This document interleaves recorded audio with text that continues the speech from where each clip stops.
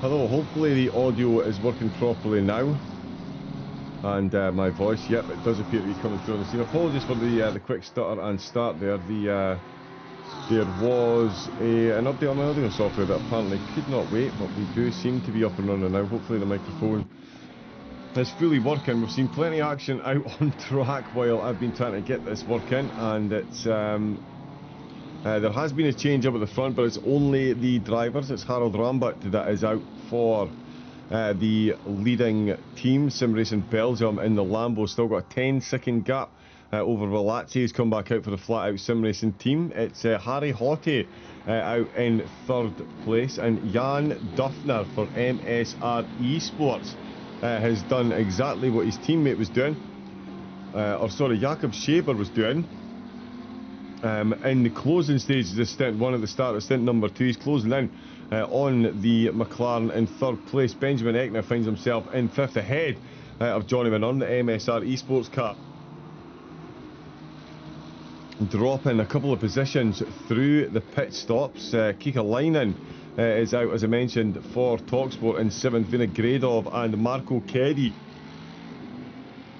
battling hard for 8th place, with Robbie Kelly in 10th. Jonathan Fell, facing the wrong way into turn number 1.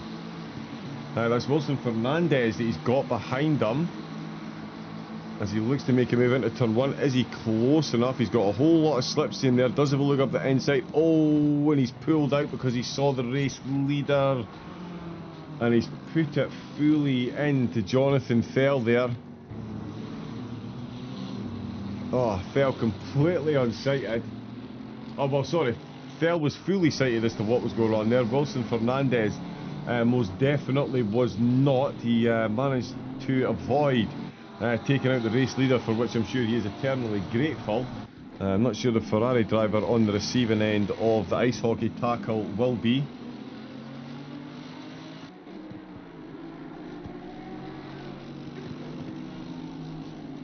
But Keddy back up to 9th. He's got Vinogradov just ahead of him in 8th place. Kika Leinen is in 7th, with Manurn in 6th. Harry Hotte in 5th place still. Benjamin Eck, as we saw, in 5th position, 4th position. So trending back towards that podium. We saw him in out of the start of the race. The MSR Youngsters car, Maxim Oberon, now down in 31st position.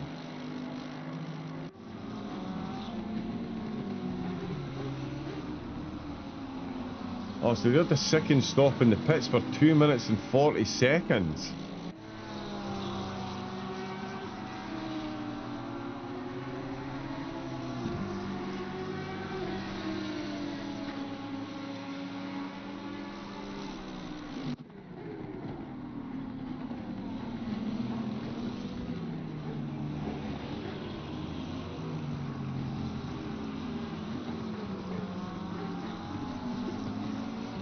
And we've got some penalties coming in. Hill picking up 15 seconds in the BMW. We did see some action early doors, but that is, yeah, Maxim Oberon, that is a lot of damage that they've had to get repaired, so a whole lot of extra pit stop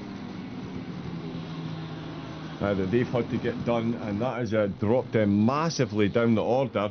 A long race to go, and it's going to be a long one for the team, but they've definitely got pace, as we've seen. Can they make their way back up the order? It's going to be a big one.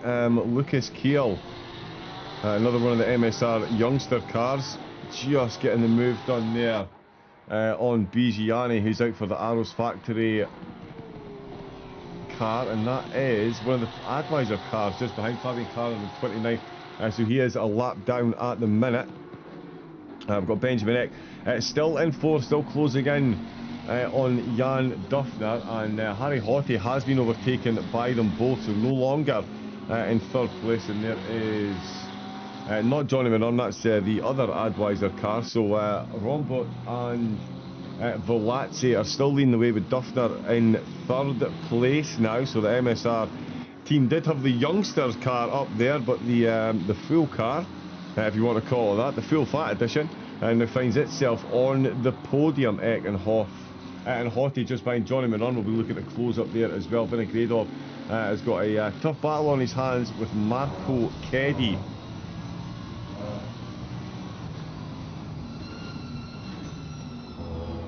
Chasing him down in the Merc. The frame rate really taking a hammer in there.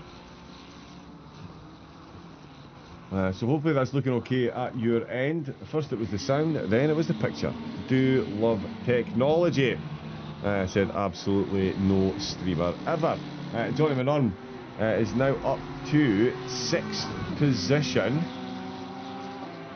Oh, sorry, still up to 6th position, but he's closing in on Hottie. So Hottie looking like it's going to be a couple of positions dropped in these opening few stints. The McLaren driver is coming under increasing pressure once again. It was Duffner, then Eck, now it is Manurm. More penalties being handed out. So we'll get a full update on those. There's Benjamin Eck getting a 10-second penalty. Vinogradov's been given 15 seconds to serve in the next pit stop, as I saw a moment ago. Hill also picking up 15 seconds.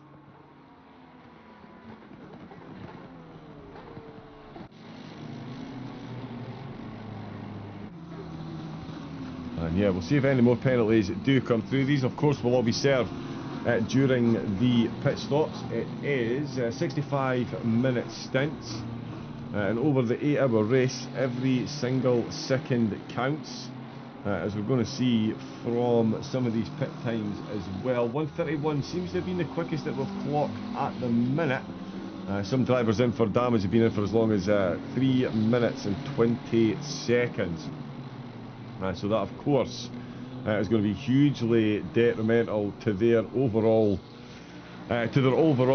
race time. So just checking Marco Keddy there. He's in 9th place still trying to get his way past Vinogradov. Vinogradov with the penalty, and they've got some back markers just in front of them as well. Can Keddy use these to his advantage? Oh, the back marker just at the last minute, jumping himself out of the way there. It's the between the Mercedes. Man, it's going just behind it into the midline straight. Where is... Oh, it's Tom Curtin that's out. My apologies, it's Tom Curtin that's out in that car.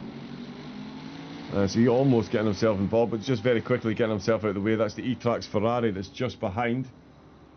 We'll definitely stay on board at the minute though with the battle between Keddy and Vinogradov. Is it going to be much of a battle for much longer though? Keddy, oh, he's got himself up the inside line. The Lambo, did he leave enough room there? It's definitely questionable. The stewards could well have a look at that one. We'll then decide as we continue to watch the action unfold. Keddy still looking to get him the car back up to 8.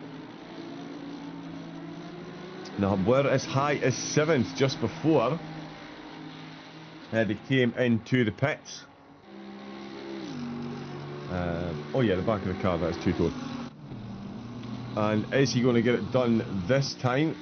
Oh, he's definitely going to be on the inside into turn number 1. The Lambo's holding that extreme outside line. Keddy just touches the curb and there's a little bit of contact on the way through. The Lambo using all the exit track that he could, made sure he avoided contact as well as possible. Keddy doing exactly the same thing through turns 3 and 4. It's still the Lambo that's holding that position. Fernandez looking to make an improvement. He's already got past Gallo's teammate. Can he make it 2 for 2? He's 12th at the minute, so another car that is trending upward in the positions. And up the inside, it's Marco Keddy in the Mercedes. Is he going to get it done this time? He's got the outside line on the way into the corner. He's going to have to be a bit later on the brakes, which he is. He did touch that grass, but he manages to control the car, keeps it beautifully between the Mayo and the Mustard. And that is Marco Keddy, got the FRL Racing Team back up to 8th place. It's Kika Leinen for TalkSport that he's got ahead of him. So he's looking to close in there. How much of a gap has he got? We'll find out momentarily. Kika Leinen will be keeping an eye on Hottie, who has been overtaken by Johnny Manurm. So the MSR Esports car back up to 5th position. and they will get past Eck by way of that penalty. There's only a 6-second gap at the minute. Eck with a 10-second penalty from the opening exchanges. Wilson Fernandez is definitely closing in on Robbie Kelly and Kiko Gallo at the minute. Kelly's had quite the interesting opening stint with a lot of Lamborghini and Mercedes action. He's now got dual McLarens hunting him down for his top 10 position. Oh, and that is getting pretty close between the two of them. Between the three of them, sorry. I'm not sure which way. Do we jump on board with Fernandez or do we stay on Kelly's rear spoiler along the start-finish straight? It's going to be a whole lot of slipstream for Fernandez in third there. As you can see, only 6 tenths separate the three of them across the start-finish line. Gallo steps out early. It's a whole lot of momentum. He is so close there, controls it well. Oh, he's had a bit of contact with that inside curve. Has it unsettled the car enough for Fernandez to potentially have a look? Not quite on this go around. Tom Curtin getting close to a Ray as well. Another McLaren involved in some battles, and Van der Stoes, has he just dropped down? No, he's not. Birzio there, we can see 26 Italians on blue car, so they're back up to 26th position. Andrea Alfonsi's out for flat out Esport. They're back up to 21st place. Tom Curtin at 19th position. Is he going to get past Array? Dogak Array out for the Majestic E-Racing team. He's out for his first stint, and he fends off the Mercedes into turn number 1 and out of turn number 2. Array holding on that position. That was for the McLaren that we saw in the back end. Manuel Novak's out for Advisor, with Jonathan Thel out for GT Performance. We saw him involved. There was a bit of contact with his car not so long ago. Gallo, Kelly and Fernandez, these three still camped right on one another's rear splitters, and up at the front, Rombo is now only 1.9 seconds ahead of Velazzi, so that gap is massively dropping up at the front. And in fact, Velazzi well in sight, and in fact they're well in sight of the battle between Kelly, Gallo and Fernandez, so that is an interesting dynamic when they all catch up to one another. Tom Curtin still closing in and keeping major pressure on Array at the minute. Kelly, Gallo and Fernandez. Oh, Fernandez got a bit close there, did he? It looked like he might have backed out of that one. Let's jump on a Forbidden Chase cam. Oh yeah, no, he's just run a bit deep there, out onto the marbles, couldn't get any traction, and that's given the two cars ahead of him a bit of space and time to continue their battle. So Fernandez, he'll have to rebuild to catch back up and rejoin in this battle. Also, there we go, Alfonsi and Alan Brown and Tom Curtin are all getting pretty close. In fact, Curtin's got a very good run on Array this time out of the last corner in turn number 1. He's easily got that done. Array's going to stay on that inside line. I would have popped back in behind the Mercedes. That's given the BMW of Alan Brown a good look as well. So here we can see out of the last corner.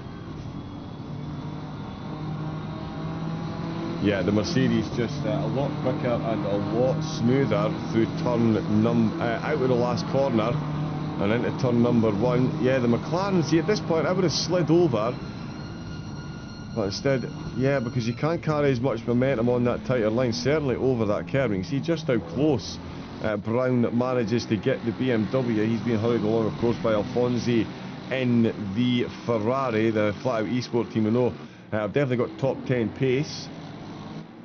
So that will be hurrying him firmly along.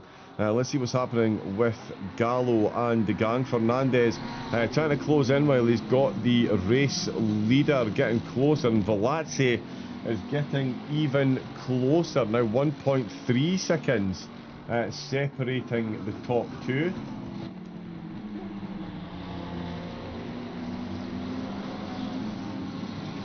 And is he going to have a look there? He's definitely thinking about it. He wants his position. He's got a good exit there. He's on the inside line. He's going to fall into the slipstream now as they tear along through the middle straight. He's a bit far back here, and the post knows that, so he's going to hold his driving line. and take turn 8 beautifully. Fernandez is getting closer, and so is Rambo in the background, and he will not want to be held up by the traffic given how close that Mercedes is getting halfway through the second stint. It's still a solid battle between Array and Alfonsi.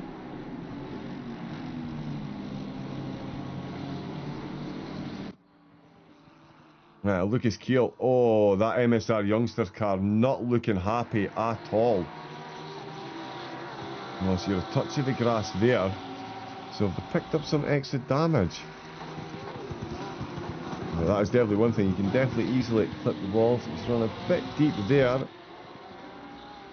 They have already been in, so perhaps some damage from earlier that just wasn't quite repaired. But yeah, trip into the pits for the MSR Youngsters Porsche.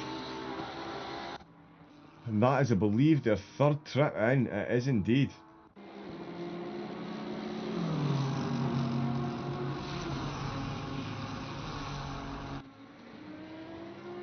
And that is a massive pity. The both MSR Youngsters cars were showing some good pace early doors, but they've been on the receiving end of some contact and found themselves with damage and definitely dropping down the order. We've got more penalties coming in as well. Benjamin Eck picking up another 15 seconds of penalty, so that's 25 seconds that he's picked up, and Velazzi has absolutely picked up the pace, and we've now got a solid battle for the race lead. They did catch up to the battle for 10th, 11th and 12th. It's given Kelly a bit of separation from Gallo and Fernandez. It's given no separation whatsoever to Velazzi and Rambo. The Lambo and the Mercedes are now fairly inseparable. There's only half a second separating them, and we're only halfway into stint number 2, so the Rambo and the Belgians have got a fair bit of battling to do to hold off the charging Velazzi at the minute. Velazzi's average lap time over the stint, 1 minute 36.3. Rambo's 1 minute 37.2. So there has been a fairly huge turnaround in the pace between the two cars, and it's all in the favour of Velazzi at the minute. So all the way through stint number 1, it was second and third that were nose to tail. It's now stint number 2, and it's first and second that are nose to tail, and the two drivers I just mentioned battling for second and third, currently fourth and fifth. But with that 25-second penalty, Benjamin Eck's going to drop down to about 7th or 8th place. Roughly about Marco Keddy, although Marco Keddy is unlikely to be 8th for much longer. He's got Kaikalainen firmly in his sights. There's 1.1 seconds separating those two.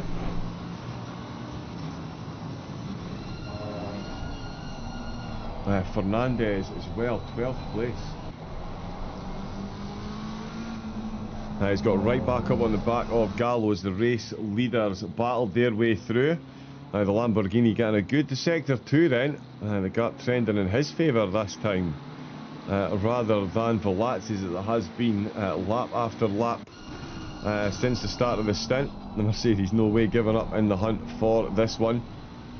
6 hours and 30 minutes to go. The track is getting warmer. It's only 10:30 AM in the morning, so it is going to get much hotter as the race continues.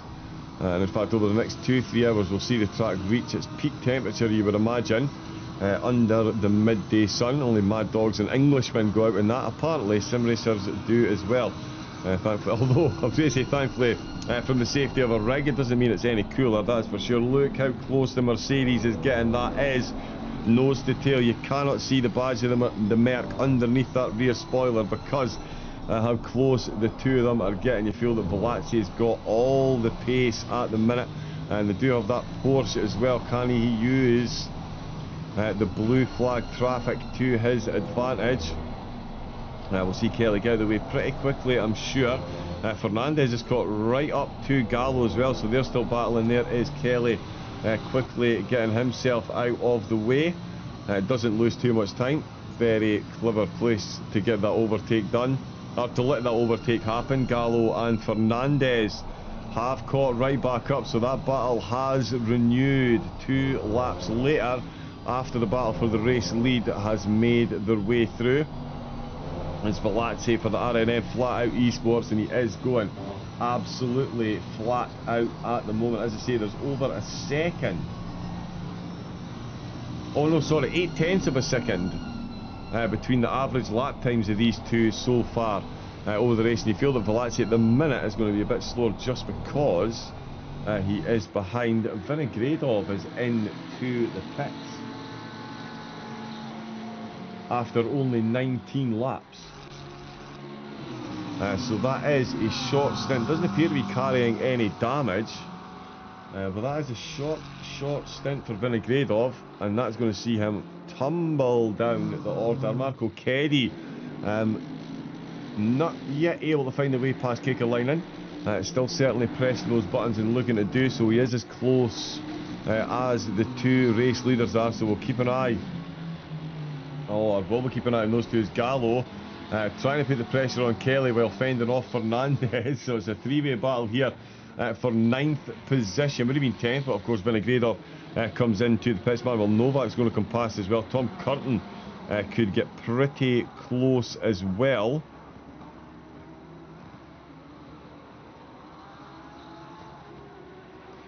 But nothing doing on the way into the infield. Velazzi now got 7/10. Marco Keddy is still chasing, so it's still Mercedes on Mercedes action. Strelnikov is back out, so a driver swap as well for the Lamborghini team.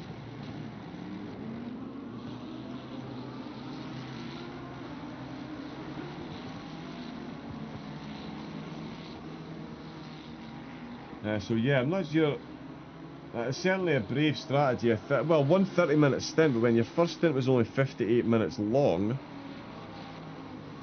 that does seem like an overly short one.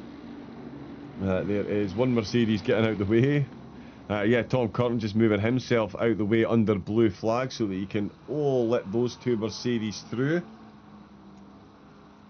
Oh, and they're going to go battling again into turn number 7. Who's going to get the exit onto turn number 8? Keddy's got himself up the inside just a little bit on that curve though, so can't quite get the power down as early. Looks for the big old cutback. Not quite able to pull off, but he is definitely running very close to the car ahead. Surely it is only a matter of time. Or can Kekalainen really fend him off for the next 38 minutes? Until the stint ends.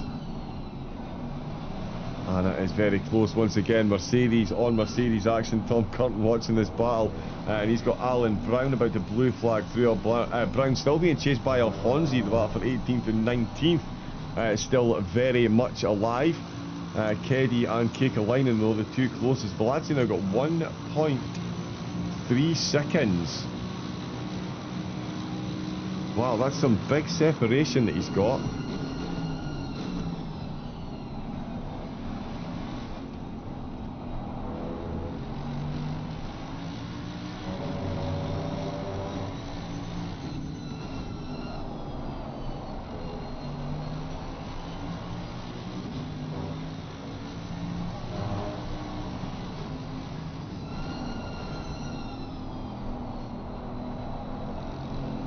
Oh, and has he got it done this time? Oh, he's not quite. He really positioned that car very well then, but Kekalainen, is he answering the question I just asked? Can he fend off Keddy for the remainder of the stint? He certainly looks like he's got the strategic nous to do so, as Keddy positioned the car very well there indeed. And in fact, Kekalainen might even have run ever so slightly wide. Oh, he certainly left the door open there. Keddy getting some good rotation, but of course being on a tighter line, more centrifugal force, less acceleration, and not the next inside apex. That was Kekalainen that fends him off once again. Titanic struggle for it. What at the minute is 7th position. We'll see how the strategies play out. Velazzi again has gone from 1 point. He's dropped back to 1.3 seconds and got back to 6/10 of a second. So just proving once again the quicker of the two drivers in this stint. Can he get the move done though? Is he going to be like Keddy and stuck back there? Gallo now finds himself behind Fernandez. So while all that's been going on, these two have traded positions behind Robbie Kelly, who's still fending them both off in the fourth. So as they two battle and swap, Kelly hangs on to the position he's got, although Fernandez really is hanging on to him out of turn number 7 on the way into the final. Out of turn number 8. Just past the pit entrance, they're coming now and into the final corner. So it's still a straight drag race for them. Velazzi still chasing Rombo as well. Can he get it done on this lap? Let's just get confirmation.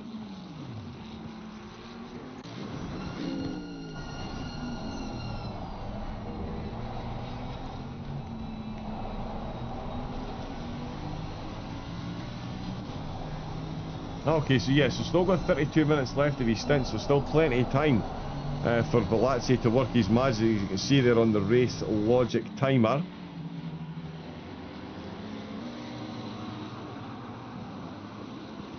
Oh, and that is that's not where the Lamborghini wanted to be. There's Hill come back into pits. There's another short stint, although they did have a short first stint actually. My apologies, that's a decent length second stint, 1 hour and 3 minutes. So Hill's team, they did a 31-minute first stint and then an hour and 3. But we'll keep watching this battle here. Oh, Kelly is now behind Fernandez, so Fernandez has got that overtake done. So let's jump back, let's have a watch of this one. Into turn number 1, you can see the race leaders coming through the foreground. And that is Fernandez, heavy on the brakes into turn 1. The Porsche leaving a generous amount of room. Doesn't quite get it done through turn number 1, in fact. Some gravel being kicked up. There is an FRL Lamborghini just ahead of them. So they'll make their way through there very comfortably indeed, as you would expect. Gallo making his way through as well. Oh, and the back of the Porsche just let go. Oh, the back of the Porsche lets go, and that is too much momentum to lose when the McLaren has got all the grip there. And along that middle straight, it's a straight drag race, and it is straight job done.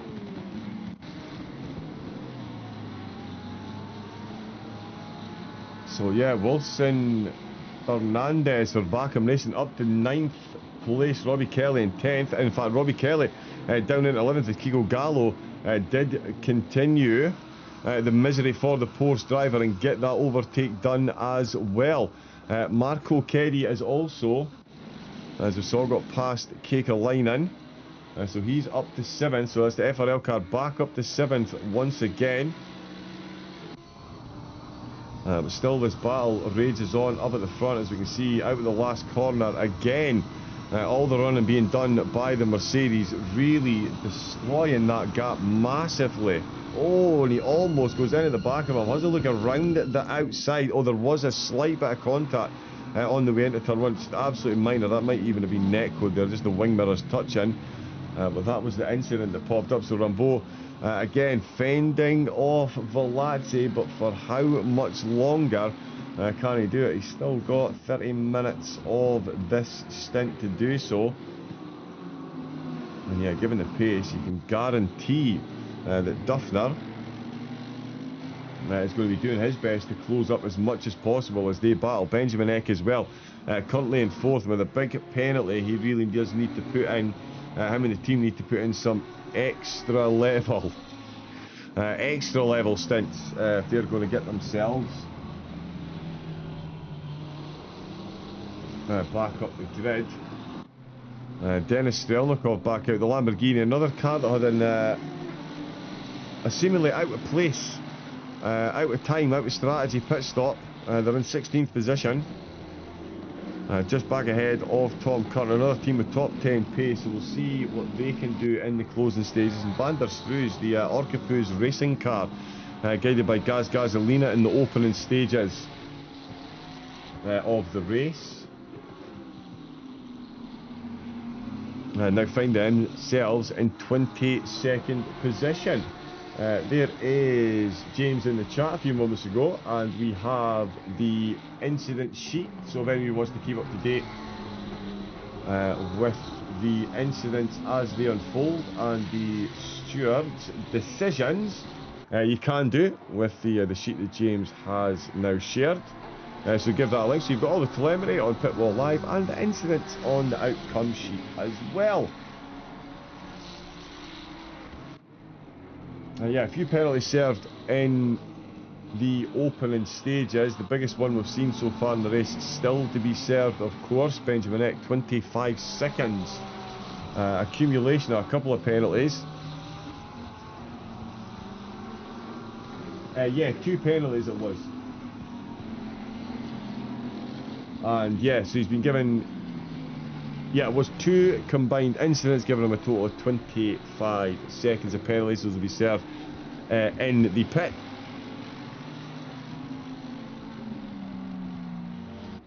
But it's still the battle between the top 2 that we are watching. Biziani and Van der Struis are getting very close to a Ray involved in some early Stint 1 battles as well.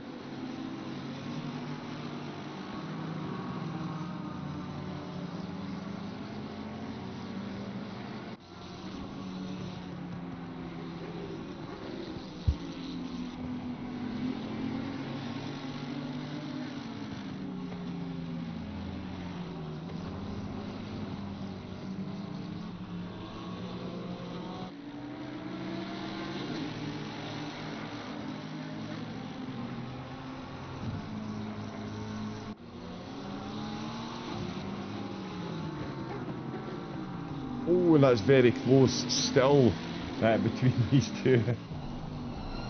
It's getting spicy, as I say. Second and third was the hot spot for the battles in the opening stint. Stint number 2 is very much the race on for the race win. That is a wayward car indeed.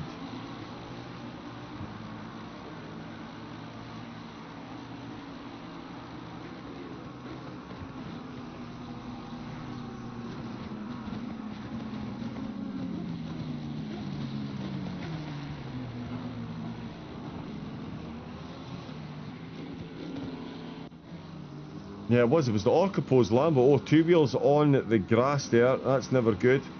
He's got the Ferrari and the Lambo ahead of him. Gets on to the banking.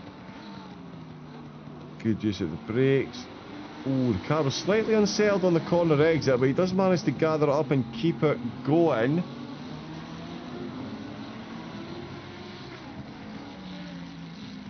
Oh.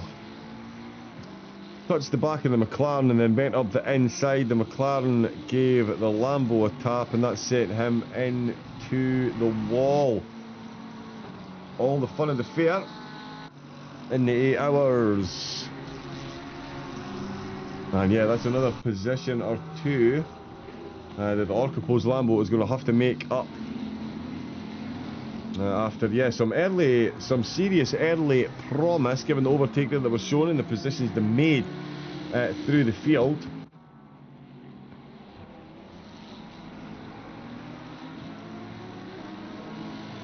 Yeah, they're going to have to do it all over again.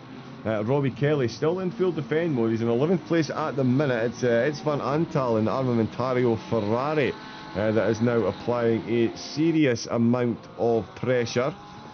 Velazzi it's still closing in, and they've got more blue flag traffic to get past. Oh, there we go, and it's already gotten very quickly out of the way.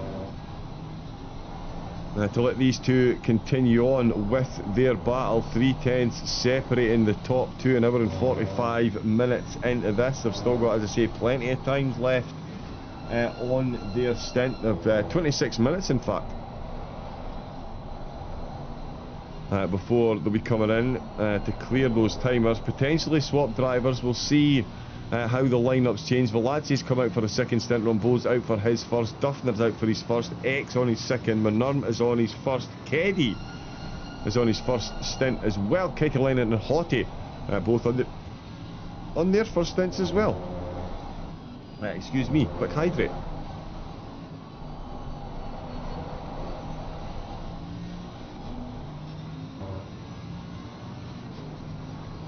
You know it's bad when the tea is as cold as the water. We might need a quick top up very soon. Antal will be looking to top up his position still. Dare we look away from the battle for the lead of the race? I don't think we should. We'll keep a close eye on this, and of course Benjamin X times, he really does need to be putting in some Olympic level laps now to try and open up a gap, because Marco Keddy up to 6th is only 10 seconds away from overtaking Eck due to penalties. So it will hold the FRL car in monstrously good stead come the end of the stint, the way things are going. And that is freezing as well. So Keddy, yeah, I'm sure he will be extra spurred on seeing that massive penalty on the driver ahead. Manuel Novak in 15th. He is all over the back of Jonathan Fell. These two cars battling in the first stint. Oh, now continuing to do so deep into stint number 2 as well. Robbie Kelly has not had a clear rear view mirror. Let's watch this one into turn number 1.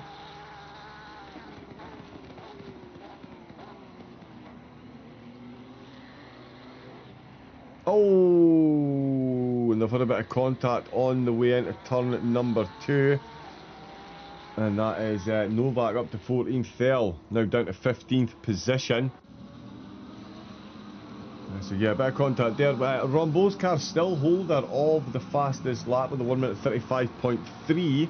Velazzi's car 1 minute 35.6, the fastest lap. But again, the average lap times on this stint. 1 minute 36.7 for Velazzi and 1 minute 37.2. So Rambo hasn't gone any quicker. He's been lapping exactly the same pace for the entire stint, and Velazzi's time has dropped by about 3/10 on average a lap.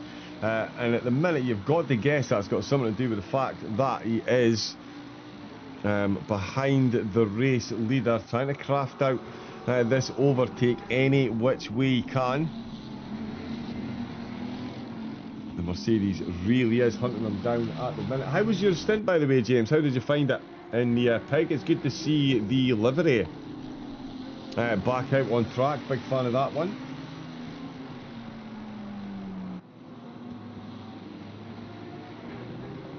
Oh, Alan Brown, he's on his own, so he can't put tickets in. That is, yeah. Yeah, that is, yeah, that's maybe a bit of an oversight on his part as far as team-wise go. I've never ever thought of that before, actually. Doing an 8-hour race or a 6-hour endurance race on your own is one thing. But yeah, no teammates at all to do anything. That does make it just that bit more interesting. Jonathan Fell, he's come into the pits. We are going to stay on board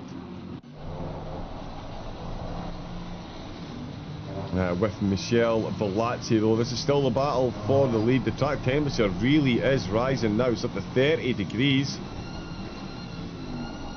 So that's up 7 degrees since the race started. It was down at 23, 24 degrees. So yeah, I did say it would get hotter by midday. It really is trending that way. We've got 5 minutes till 11 o'clock.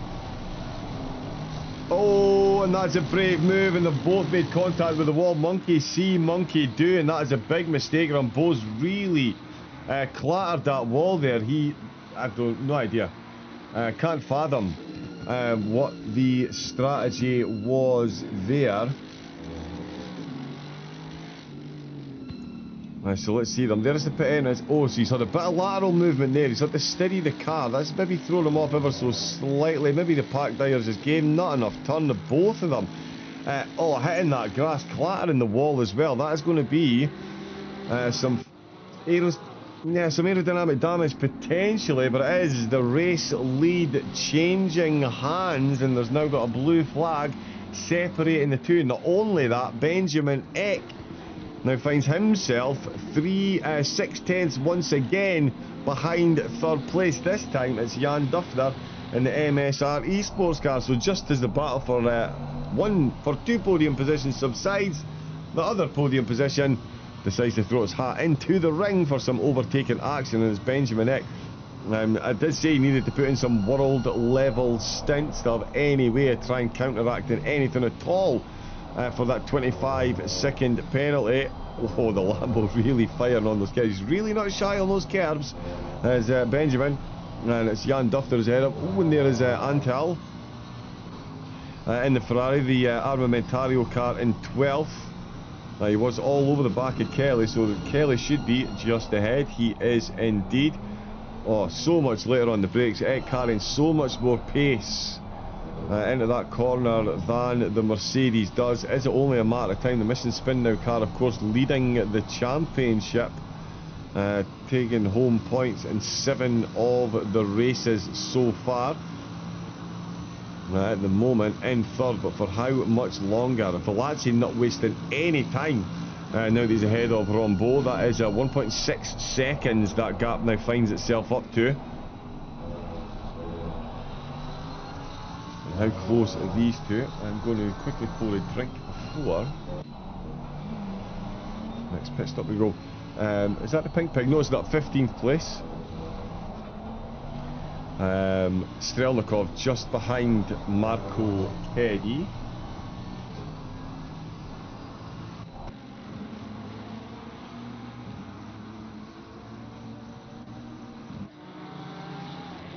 Oh, Fabian Carner.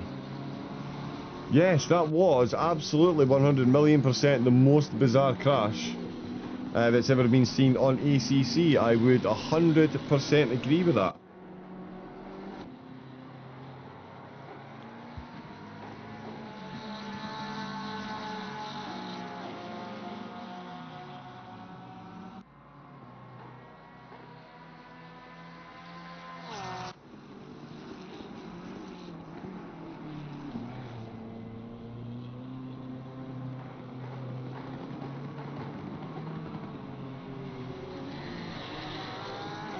So yeah, Fabian, that was very, very weird. It was one of the most bizarre things I've ever seen. There's Harry Hottie, he's coming into the pits. They've tumbled from the podium down to 7th position before they came into the pits. That's put the Mercedes of Kekalainen, Fernandez, Gallo and Kelly all back ahead. Kelly then back up to 10th position.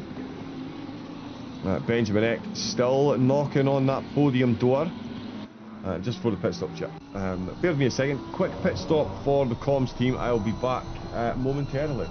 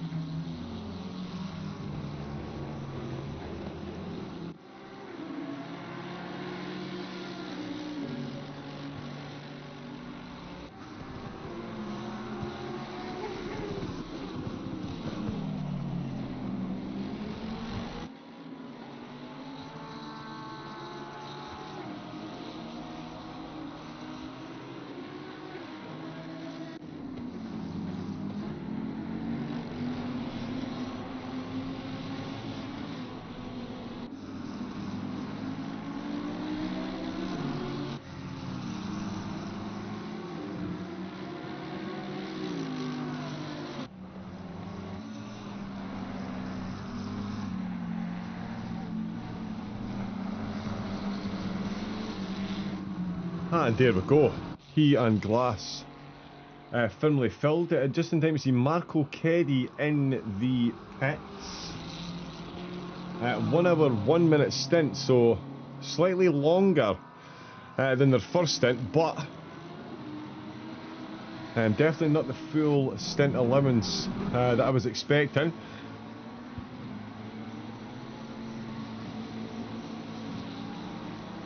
But that is them into the pits for their second stop to clear that mandated timer. Van Struis is back in as well. Biziani is going to be promoted. Budowski carrying big damage since he come out of the pits. So the car at 1.0 and he's taking a tap in the rear from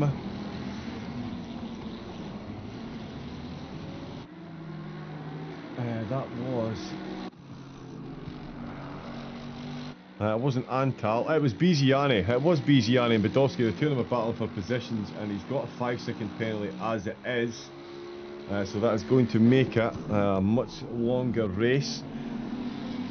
Benjamin X still trying to get his way past Duffner. Some of these battles we've seen have certainly been elongated. The defensive prowess that the Mercedes drivers particularly have been putting on so far has been quite the spectacle, and Duffner looking to continue that reign at the minute, with Benjamin Eck still firmly hunting him down.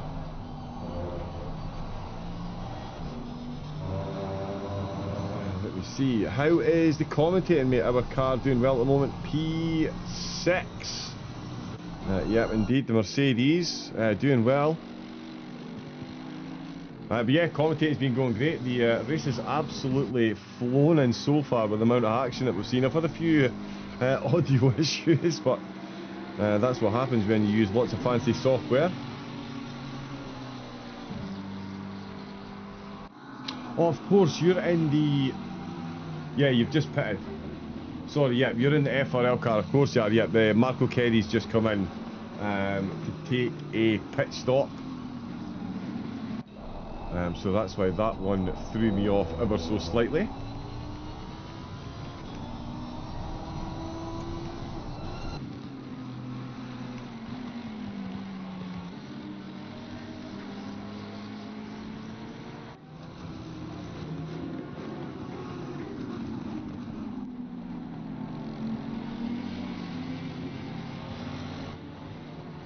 Yeah, virtual P6 now. A couple of short stints, so I was expecting teams to run much closer to the hour and 5 minutes all the way through the race, but we'll see how it plays out for them.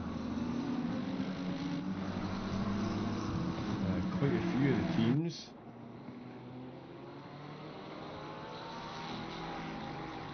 Coming in, there's Burgio in again. That was the other team I was looking for there. Burgio in the Italian job car. They're back in the pits again. That is another short stint for them, so hopefully not had many problems. Messina Maurizio in the pits. Velazzi, he's cheering on. The flat out driver, absolutely getting it done. He's coming up on a battle ahead of him as well, so more blue flags to make his way through. But since getting ahead of Rambeau, that gap now up to 5 seconds.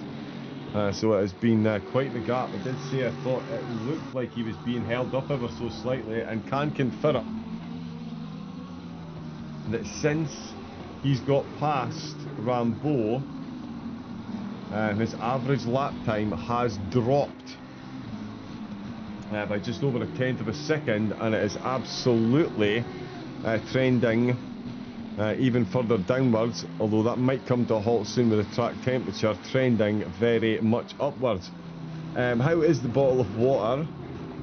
Well, the cup of tea ended up as cold as the bottle of water, so we've just been to top the tea up, and we'll go and top the water up very, very quickly indeed.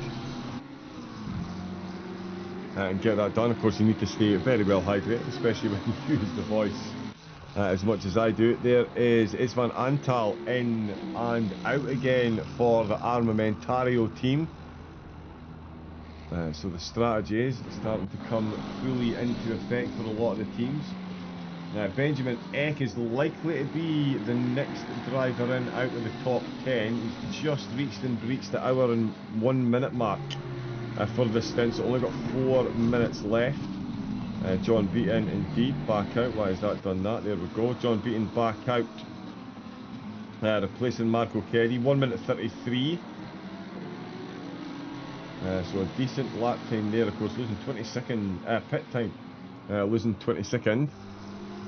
Bottle of water from Harry Potter land. I have been accused of living under the stairs before. So yeah, that could well be the case. It's Van Antal, in fact, yeah, we saw him coming in the bits. Harry Hottie came in as well after only a 28 lap, 46 minute stint.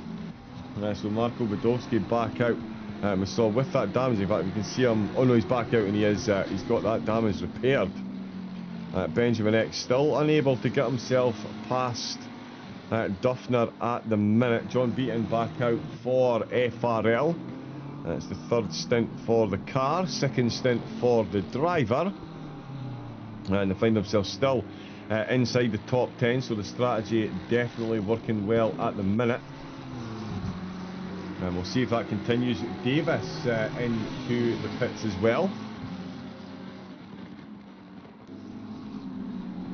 Furman is out on the track. Where is he? There he is, Silas Furman, for the MSR youngsters. So good to see they've got themselves back out despite a couple of pit stops. They're a bit of time down, but they've definitely got the type of pace that can catch back up.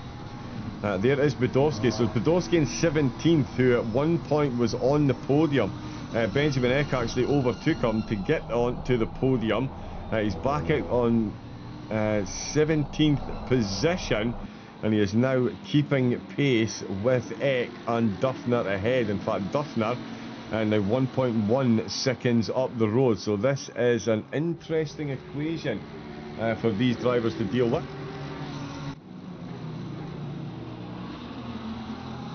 So we did see Eck unlap himself against the race leader at the start of the stint, and it looks like Budowski's going to try and do the same at the end of the stint. Johnny McNorman is the driver doing his best to catch up and take advantage of that. He now finds himself 12 seconds down the road. Gallo has come into the pit, so too is Tom Curtin for the Astro Racing team. There's confirmation, there is Gallo in the pits.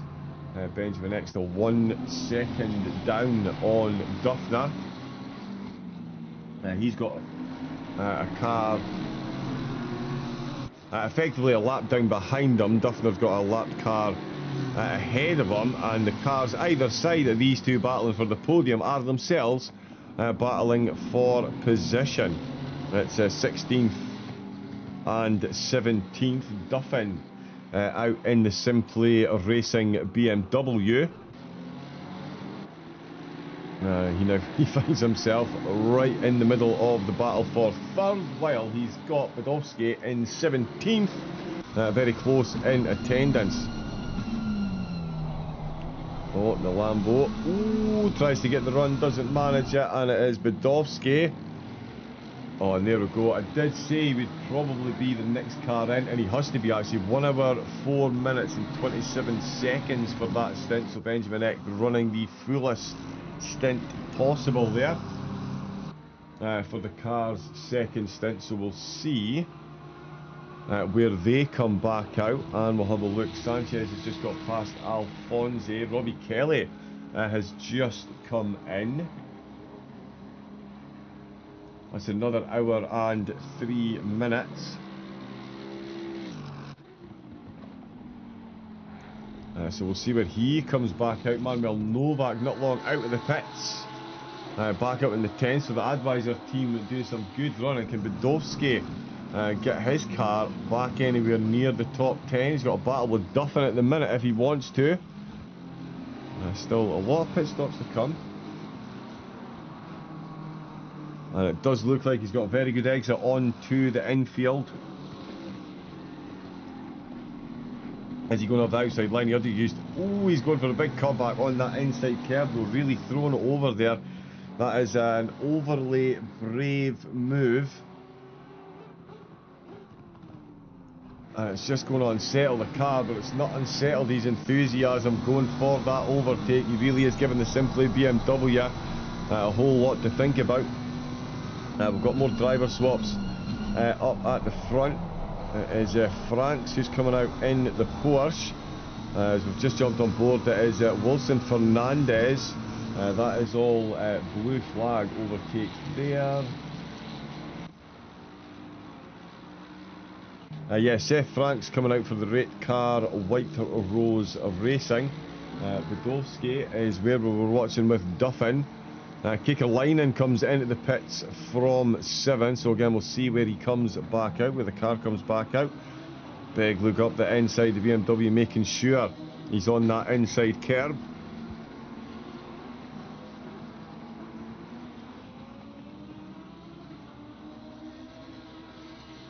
And that's a whole lot of clumsy right there, unfortunately.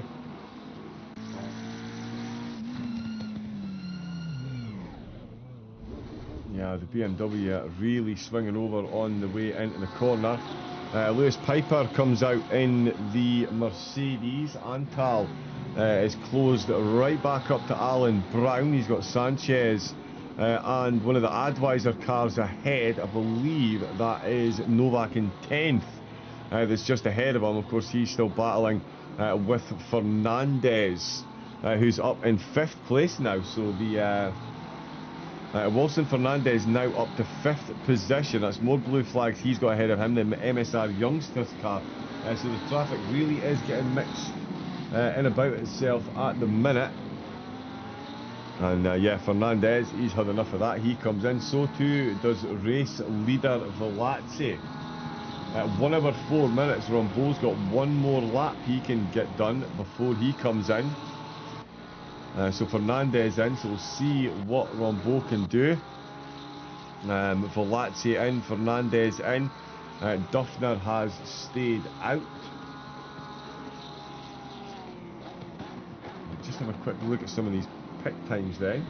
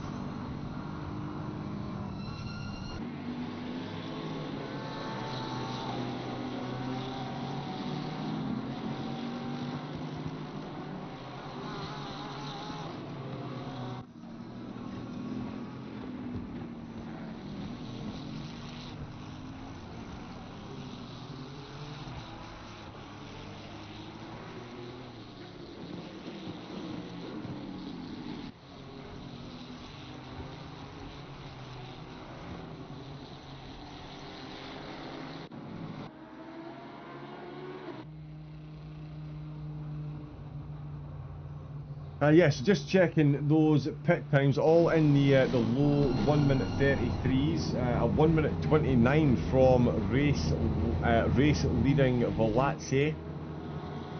So we'll see how much time Duffner and Rambo, who's now come into pit, so we'll see what their pit times are like. Alex Zakdal out for Eclipse Racing. Despite the 25-second penalty, they're back out in 5th place. Mattia Nachira is handed over to Jakob Schaber in the MSR. No, sorry, Jakob Schaber out for MSR Esports. Nachira is back out for Flat Out Racing. He's got another Mercedes just behind him. So we'll let this all iron itself out for the moment. Given how much time they're spending in the pits, it's going to change the positions massively. Lewis Piper and Bruno Pio is out for Vacuum Racing, up to 9th place.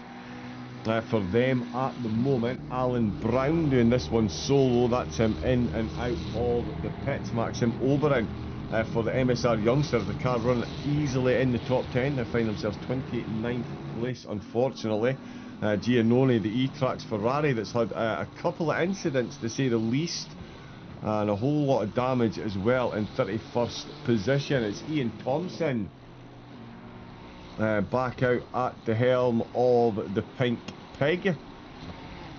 The Ferrari currently running in 26th position for the race organisers.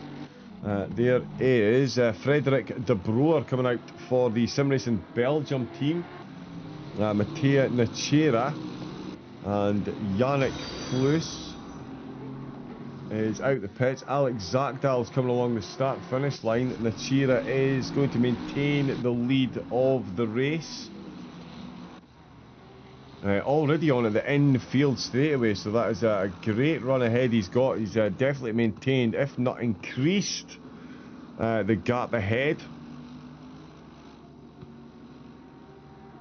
Still got the fastest lap, so we'll see how much pace he can put in and see what Nachera's pace is like in this stint. But 10.7 seconds is the gap between the leaders. Plus is still on the podium, of course, after that penalty. No Zakdal in third place, but hasn't lost a massive amount of time, to be fair. I thought it was going to be close between themselves and Beaton in the FRL car, and they have managed to get back out in front, so 5th position there.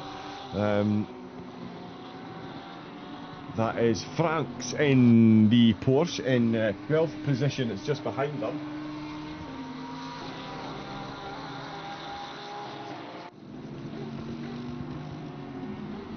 And again, Franks' car, the Reet car White Rose Racing team, once again, rear spoiler full of BMWs. It's Matthew Duffin who's at the wheel for the Simply Racing BMW that I mentioned, and it is Franks who's going to be doing a whole lot of defending on this stint, much like his teammate did on the previous stint. Eric Glerum in 17th, trying to get his way past Cody Besseling. He's got the Advisor car back up to 16th position.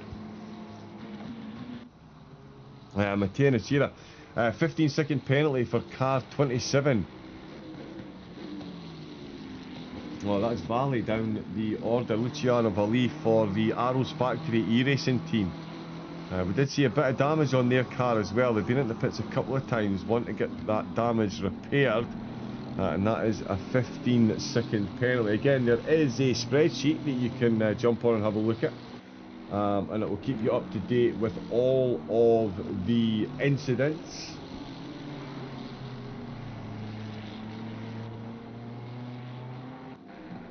They'll all be updated there with the reason.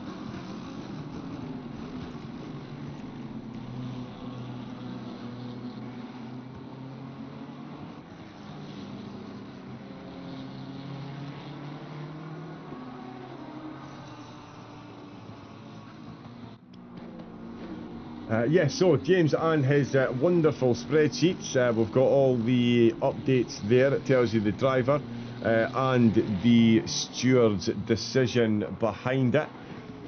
We have seen a couple of penalties so far. I haven't had a chance to read that because I have I actually broke one pair of glasses and lost another. That is the level of weekend happiness I've got going on at the minute.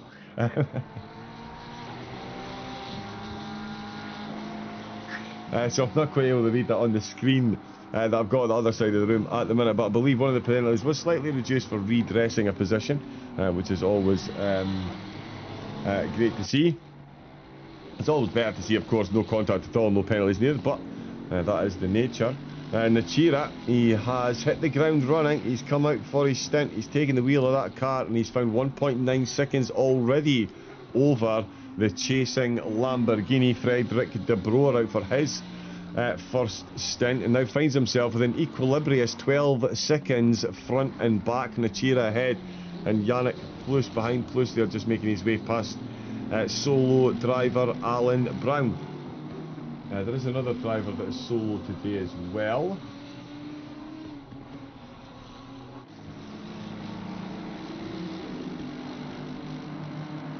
And it is Luca Giannone out for E-Tracks.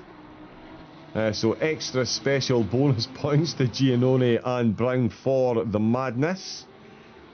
Please though, if you ever are thinking about doing an 8-hour endurance race on your own, remember it's not sanctioned by the FIA.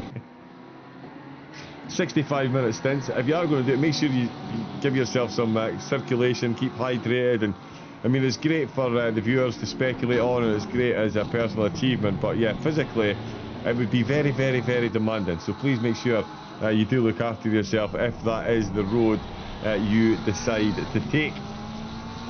We're on board again with Marco Badowski. We've seen him with an overtake not quite so long ago. It is Duffin that's now in his rear view mirror, and it is the Porsche of Franks that is firmly planted ahead of him. He's going to have a solid look into turn number 1. He's going to have to touch that inside curve, and if he's going to get this one done, no, he's not.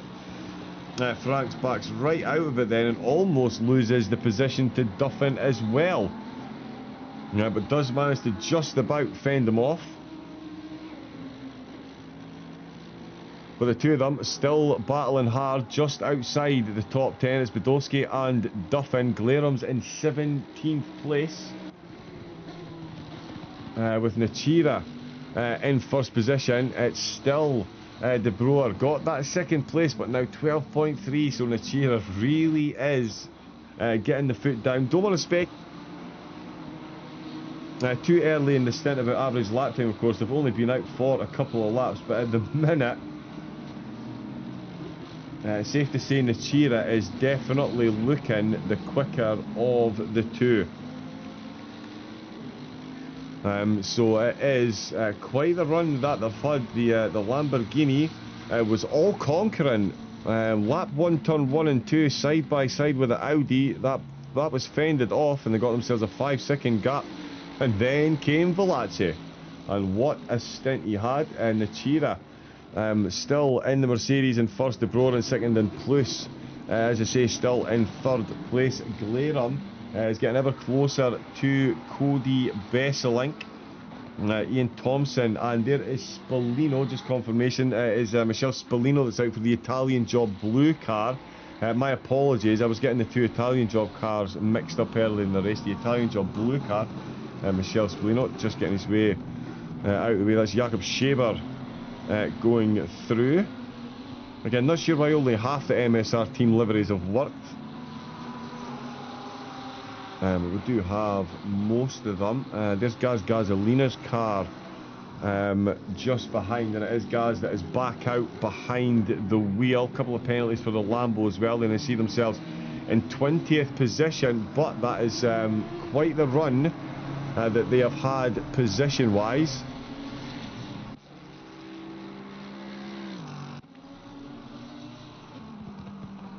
Can they get a lot more overtaking done as well? And he is just absolutely checking out up at the front. Yannick Plus is matching De Broer lap for lap at the minute, so certainly worth hanging on to there. Plus, yeah, if he can keep this pace up, he's definitely going to keep in touch with Brewer, but at this pace, Nachira is going to make this a very, very, very dominant stint. That is some very quick lap times going in there at the minute. Seth Franks has been overtaken by Duffin. It's now Leanvat 11 seconds down the road. Next battle down on track, it is this one here. There is Atkos down in 23rd position, looking to unlap himself after some extra time in the pits for damage. So got that repaired.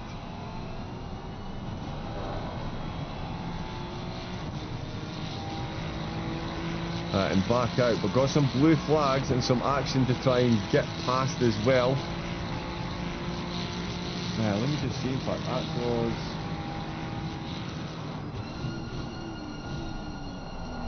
Yeah, an hour and one and an hour and one. So still ran the extras, still ran the stints with that bit of damage, which has given them an extra 48 seconds in the pits. So yeah, if it wasn't for those the little bits of damage that they picked up, they would have been 48 seconds further ahead of where they are now. So it just goes to show you the pace that they've got. And yeah, they're going to be given the GT performers. Though, to be fair as well, actually, Eric Glarham and the gang, they were in the top 10 as well. So this is not an unlikely battle between these two. They're probably matched pretty decently for pace, even though They're 5 positions apart. Although, as I say, that boss just makes his way through it.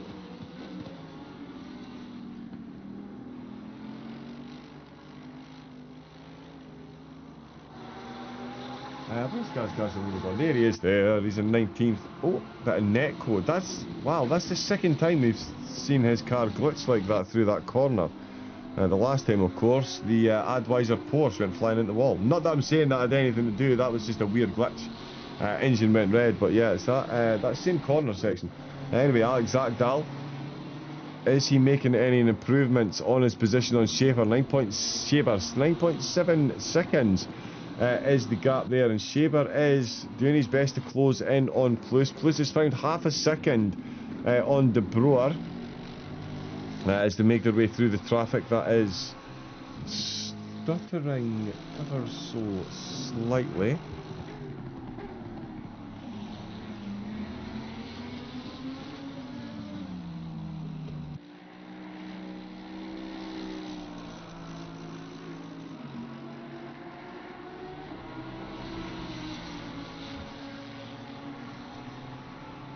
And here we go, some slipstream for the Lambo. I'm sure he'll be grateful for that. The pink peg.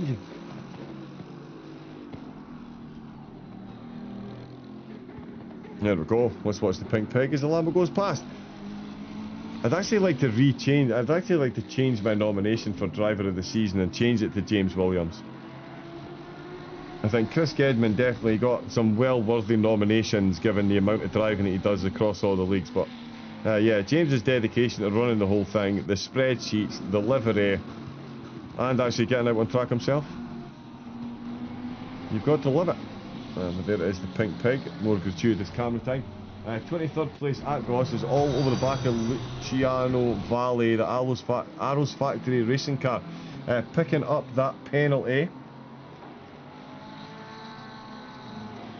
15 seconds, so that is going to be a position lost, and Craig Hill could well close in. The FRL racing team Lambo showing some good pace. He could close in and make this a difficult exit.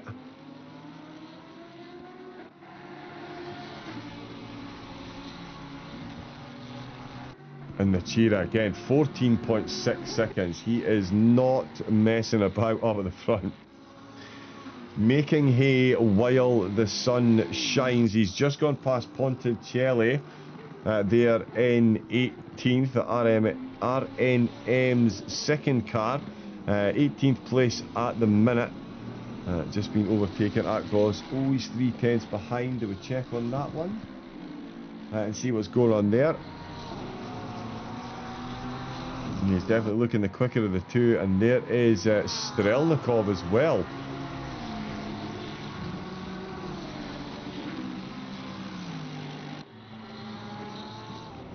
Where is Strelnikov? There is Strelnikov. Nope, that's not Strelnikov. There. Love the way the telemetry tools all start slowing down as you get deeper into endurance race. It does bode well for the next 5.5 hours. Yeah, Strelnikov trying to get his way past some blue flag traffic, trying to catch up to John Beaton. The virtual 6th position has come to fruition now that the Mercedes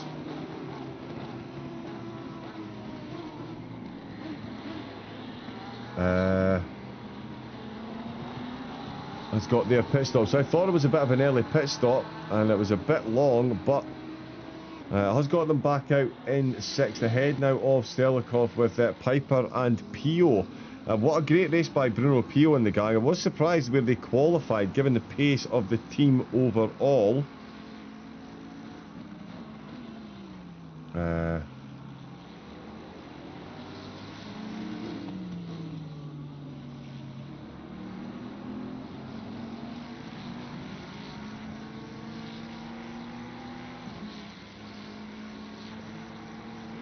But yeah, certainly that pace coming to life now that they're out on track. They've got a couple of stints under their belt, up to 9th place in the top 10. And they really need to stop multitasking and trying to read Pitwall live while I'm watching the on-track action. Oh, I do get myself caught out far too often with that one. But yeah, Bruno Pio, 1:36.9. So yeah, very, very, very, very quick average laps. Very quick laps he's putting in at the minute. That was a blue flag overtake there, but the Vacuum Racing team could certainly be ones to watch in the closing stages. They are a bit down on the strategy, which again is what I was looking to check. Stelnikov's going to be coming at the pits quite soon. That short second stint, we'll see how much that pays off.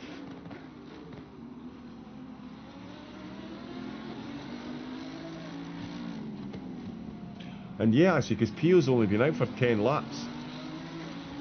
Yeah, so they're right on point. They put in some really good race pace and are definitely in the top 10 on absolute merit, that is for sure.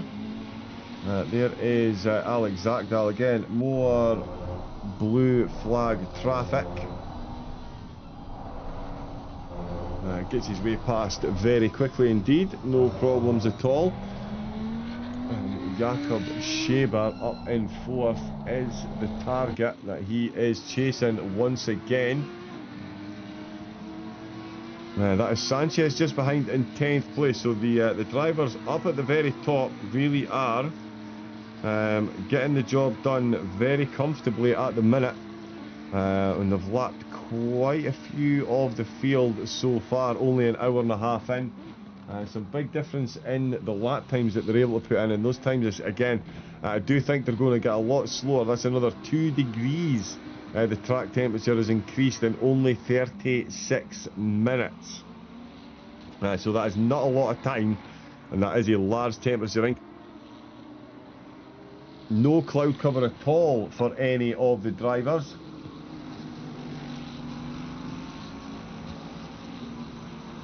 So the track is just going to keep getting hotter and hotter and hotter as the race continues. Might get a bit cooler just in the last hour or so, but I would be very, very, very surprised if that was the case. So we'll see if that has any effect on the start. There's Agos and Viali in the background. Sorry, Vali in the background. Is Agos? Is this the lap that he gets it done into turn 1? Oh, the Ferrari's left himself open to the cutback potentially. No, he's not. He's taken turn 1 absolutely beautifully there, and Agos is still going to sit in 23rd position. Nachira, lap after lap, his average time is tumbling. It's now down to 1 minute 36.3. So at the minute, that is the fastest stint, despite the increase in temperatures. That's the fastest stint of the car so far. So no surprise that that gap is 15 seconds over the front. I do think De Boer will hang on to the fastest lap. Their car will hang on to the fastest lap because of the increase in temperature. It's up from 23, 24 degrees when the race started. So low 1 minute 35s do seem like they might just be a thing of the past. But you never know as the car gets a bit lighter towards the end of the stint. Alex Zakdal, another driver, again, needs to put in, as I say, his previous, Benjamin Eck needed to put in some very quick stints to shrug off that 25-second penalty, and he is doing so, and in fact is matching Nachira's lap times. So too is Yannick Plus, in fact. So Zakdal, Nachira and Yannick Plus are all lapping at exactly the same pace. Schaber is about 4/10 to 5/10 on average slower at the minute. So bodes well for Zakdal catching Schaber. Certainly not as far as catching up to Plus goes. Owen Broer there having a big moment on his way into the last corner. That's a massively keen way to enter. Now it does manage to sell just a blue flag again. So it's going to be a lot of blue flags that we see going on. Although I think Vali has been overtaken by Atgos. Let's have a look and see. Yes, he has.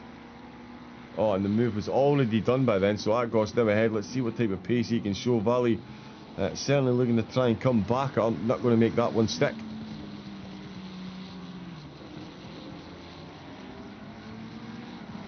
And yeah, Vali Now overtaken, so that is Atgos back up. Alan Brown out for another stint. And his pit times have actually been not too bad. Considering he's on his own. Let me just have a look and see.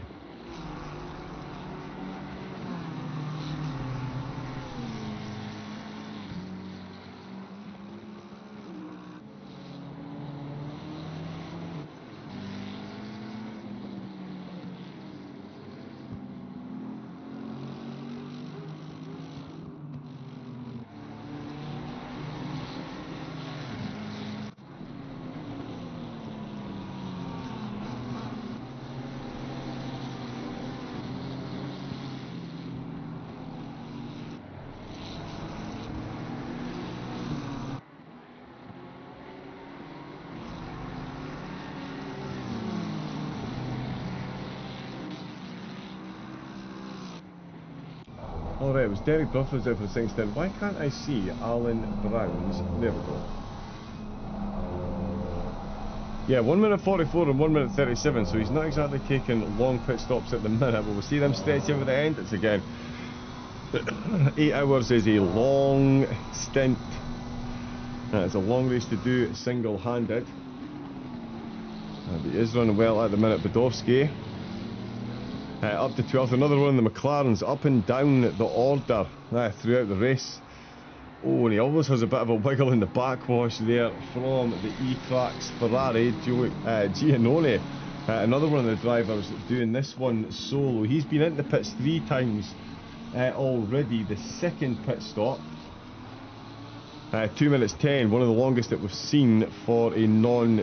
Oh no, his car was damaged at that point, my apologies.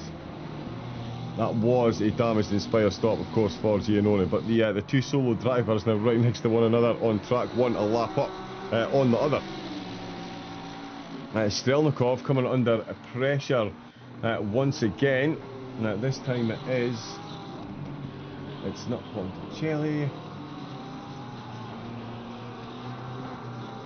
It is Lewis Piper.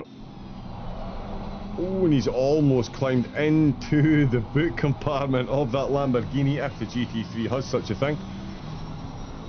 Well, Piper, again, his average lap time on this stint is very quick indeed compared to the drivers ahead, so it is likely he's going to position this one for an overtake before the end of his stint. Quite the mix in stint times as well at the minute. We've got Strelnikov at 1 hour and 1. John Beaton 36 minutes, Zach Dahl in fact, De Broer and Natira only been out for 22 minutes. So the positions are going to change massively. Strelnikov coming under this pressure from Piper, but as I've just mentioned, he's only got 2.5 minutes left of his stint, so he's either going to be on this lap or the next one. That's going to be Piper in the TalkSport WRT car, back up to 7th position. Strelnikov's going to come back out just ahead of Badowski, I think. Oh, in fact, no, it might not even be. It might be Duffin or France. Oh, the calculator brain running wild. Definitely don't need a calculator to figure out who the fastest driver at the minute is. It is still Nachira. His lap times are being matched quite closely by... Ooh, and he's almost collected the back of a wayward blue flag there. The Ferrari not getting the grip on the corner exit he was expecting. And yeah, the race leader almost catching that one. Let's check on Lewis Piper and see how he's getting on with Strelnikov. Strelnikov is... Yeah, so he stayed out for another lap, so he is going to be cutting this one close. That's 1 hour and 3 minutes, so he's just going to be in on time for the stint timer to resolve and not pick up any penalties. You definitely do not want to be picking up any time penalties for missing your driver's stint timer in a race this length. We've seen a few time penalties. Valley got a 15 seconds. Strelnikov's got 15 seconds as well, so he's going to not only drop down the order, that penalty is going to lose him a few positions as well. At the minute they're just behind Cody Besseling, got the Advisor Porsche back up to 16th position despite some technical issues. Haha, Dex, how we doing? I think I randomly stumbled across Double O Raven. Love me some Raven comms. How we doing, Dex? Welcome in. It would appear you have successfully hunted me down, my good man. How are you? Good to see you in. One of Chad Rice's Racers viewers and followers. The Chesters, there's Stelnikov coming at the pits. As expected, so Piper, that'll be him up to 7th place. So we see what happens there. Bruno Pio is going to get up to 8th as well. He's going to lose that again though through the pit stops.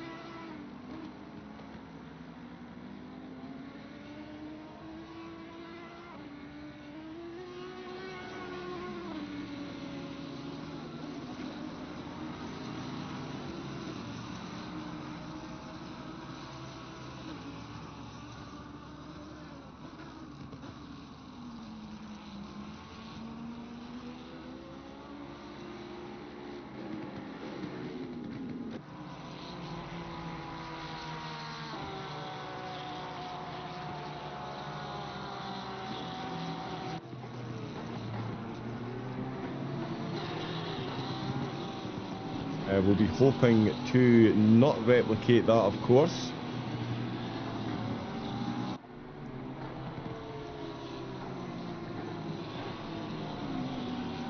So another stint there, so still as you were. Dex, I believe I may have been on mute there. My audio software is having some issues, to say the least.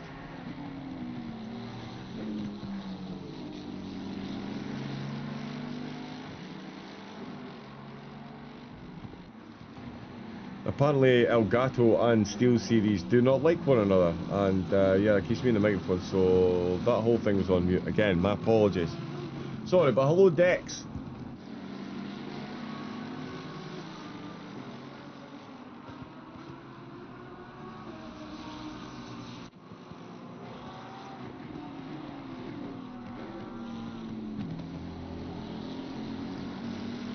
And there it goes again. Hopefully you did hear the low. If you didn't, good evening, good afternoon Dex, how are you doing? One of Chad's viewers and loyal racers. Great to see you here. You have stumbled upon Double O Raven again, apologies if I am repeating myself. I'm going to leave Discord completely. But yeah, audio updates, they are fun. But thank you for tuning in. We've got some penalties. Of course, the spreadsheet being updated. If you do want to keep up to date with all the incidents, outcomes, and penalty, there is the spreadsheet to do so.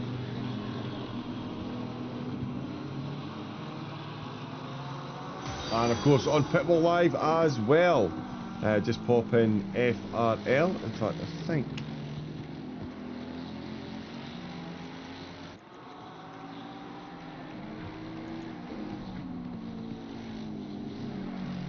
It's not on there yet.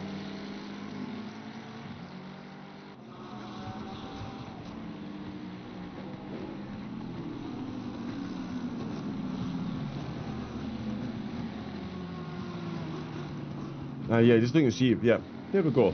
I don't actually know how to share the link to a Pitwall Live server. We'll get in there, but yeah, if you've got Pitwall Live, jump on there. FRL is the name of the server. It's the 8 hours of Indianapolis.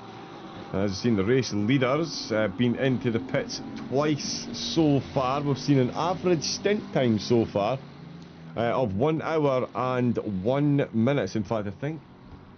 Oh, that hasn't taken into account those. We have seen a couple of 30-minute stints as well. The main protagonists in that one, of course, Anton Vinogradov and Strelnikov in the Lamborghini. Stint number 2, a 30-minute, and then 1 hour and 4. So that could be their short stint out of the way, depending on how they run this one. Nachira still leading the way in the Merc. He's trying to steal himself a bit of slipstream from the blue flag car that is ahead of him. Yeah, Nachir and De Brewer, so he's just got himself a bit of slipstream. That's the 239 Ferrari, Eric Glerum. Just gone past her, just jumped out my own skin there. A moving shadow. That's what happens when you've got a ceiling fan. Things can move, you can give yourself a bit of a fright. With Glerum in 16th position, Franks is in 15th, Cody Besseling in 14th place. Nachira still getting the job done, but for me at the minute it is going to be... Oh well, Marko Wadowski, after that long pit stop, 48 minutes, he's been out on his stint for. Glerum's at 52, and Lientvar's actually just done another stint, the Amigos BMW.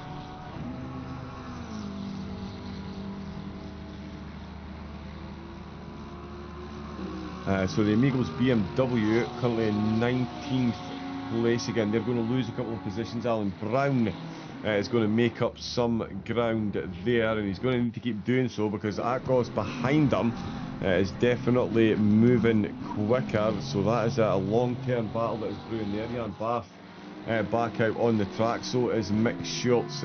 Such a tale of woe for the MSR youngsters this race. They were qualified in the top 6, started in the front 3 rows of the grid, and they find themselves in 30th position. Bath didn't quite start in 5th, but certainly down quite a few positions on where the car started. Wrong place, wrong time in a few of the corners. Karl Van Hoorn in the Astro Racing Mercedes, still chasing down Spolino, the Italian job blue car, in the top 10 in the championship, 27th. On track at the minute, just behind their team, their sister car, Eric Tassinazzo, at the wheel of that one for the Italian job at the minute. And Lucas Keel, the MSR youngsters Porsche, actually started behind their Audi, now finds himself ahead, but again, nowhere near the position that they started in. Ian Thompson in 24th in the pink pig. They've made up quite a few spots themselves. James Williams, Mark GG, Ian Thompson out of the wheel. They've gone Williams with a 50-minute stint, Mark with a 1 hour and 1 minute stint, Thompson 49 minutes into his stint, and Chico Lientvar just out the pits. Craig Hill, fellow FRL team, they're 56 minutes into their stint, so they'll be in a bit sooner than their teammates potentially. Of course, that depends on the strategy. Maybe going for a 30-minute stint in the middle of the race. Temperature 32 degrees, so it's still definitely trending upwards, that is for sure. So is the gap up at the front. Hachira,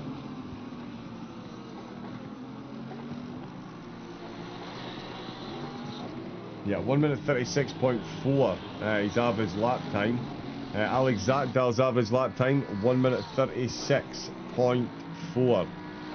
Yannick Plus as well in the same category, 1 minute 36.4 for his average lap time. Although Jakob Schaber, he's currently averaging a lap time of 1 minute 30. 1 minute 36.3. So he's actually averaging slightly quicker than the cars around him. De Brewer 36.8 is actually the slowest out of the top 5 at the minute, by quite a few tenths of a second. That's why we're seeing this gap between himself and Yannick Plus down. 12 seconds it was after the pit stops, is now down to 5 seconds. So Plus really is the quicker of the two at the minute, and De Boer could be looking over his shoulder sooner rather than later. We're only 34 minutes into this stint, so still 31 potential minutes for these drivers up at the front before they're coming into the pits. Let's see, this is Antal just being unlapped by Valley in 21st position. Valley getting that done very comfortably indeed.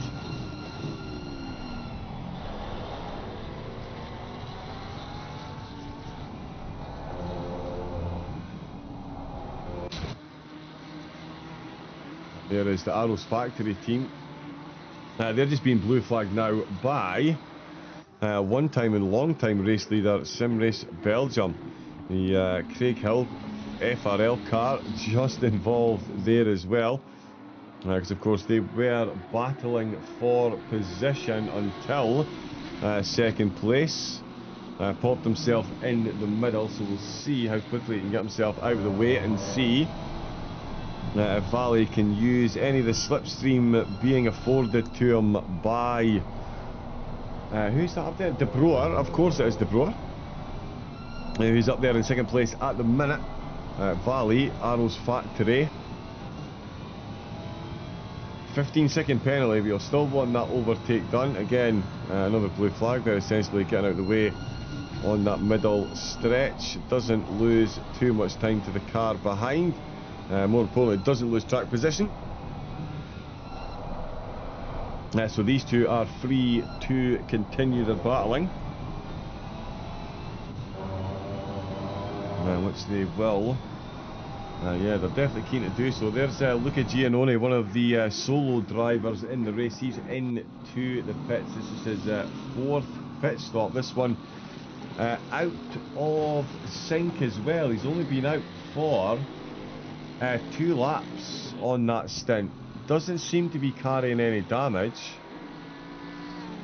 In fact, that's him already on his way out of the pit, sorry. So that's him on his way out, so may well have been carrying damage, but only out for 2 laps there. So Giannone, unfortunately, yeah, another one in the pits. Chico Lindvar's car is the one I was also looking for.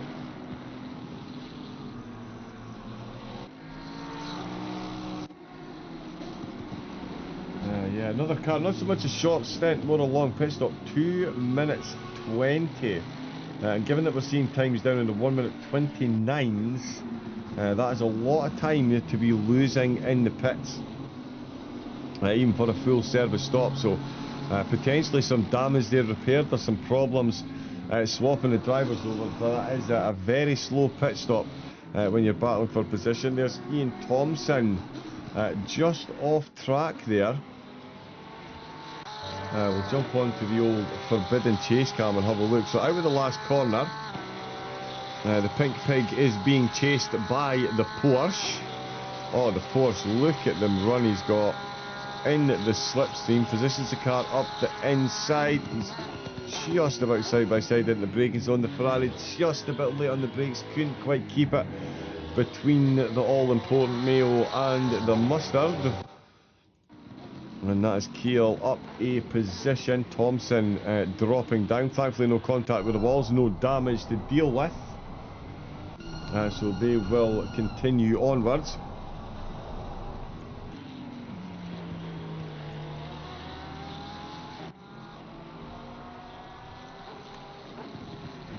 And there's Eric Clearum. Craig Hill coming into the pits. As I mentioned a couple of laps ago, he was getting pretty close to that stint timer. It was going to bring his teammate ever closer. And 1 hour 1 minute. So Brough did a 42-minute stint. That's Hill done 2 stints at 1 hour and 2 minutes. That is him in. Keel and Spallino are going to take some positions on track there. Beaten. Now, is that... No, it's not Shaver. Oh, so that's the MSR youngsters. Wow, so there you go. It just goes to show you. No, it's not. Oh, yes, it is. My apologies, it is. Schultz. One time running in 4th and 5th. Now right behind 6th position, and it's not a battle for position. And at the minute he does actually have the pace to unlap himself. His average lap times certainly in keeping with the times that Beaton is putting on as well.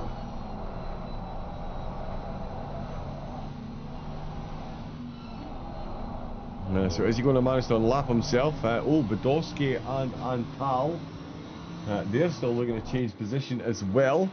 This Jakob Scheber, that is not an overtake for position. Oops, give me my mouse back, please.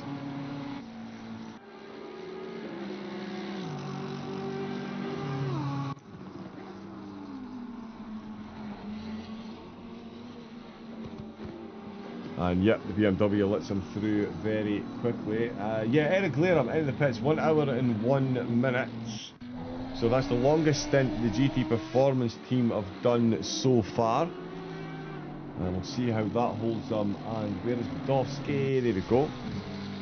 There's what we were looking for all those corners ago.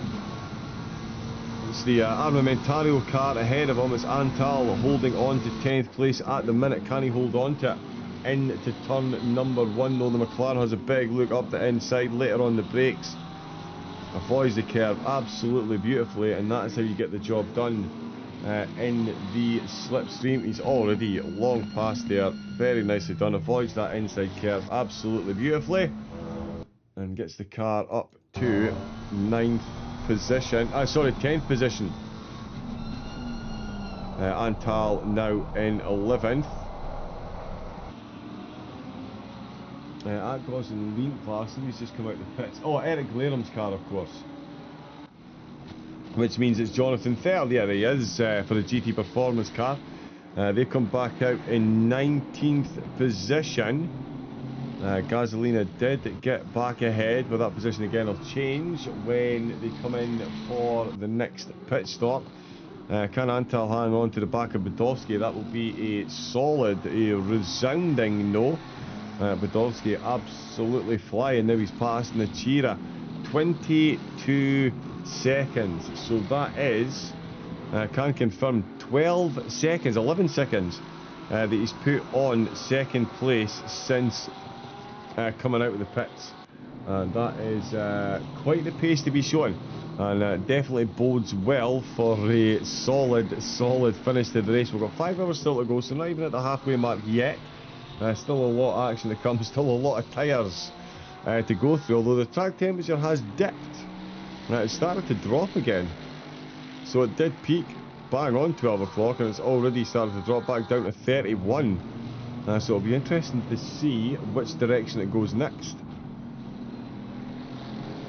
I'm seeing a bit of cloud cover, sorry, that's the information that I probably should have looked at a bit quicker. There is cloud cover now from the sun, so that will bring the temperature back down. So maybe we will see some quicker times. We'll see Jonathan Third get past Alan Brown into turn number 1. He's certainly in the slipstream. Brown in the BMW, holds the outside line, holds the racing line. Third holds on to that rear diffuser on the back of the BMW. Something has gone wrong with the pit wall.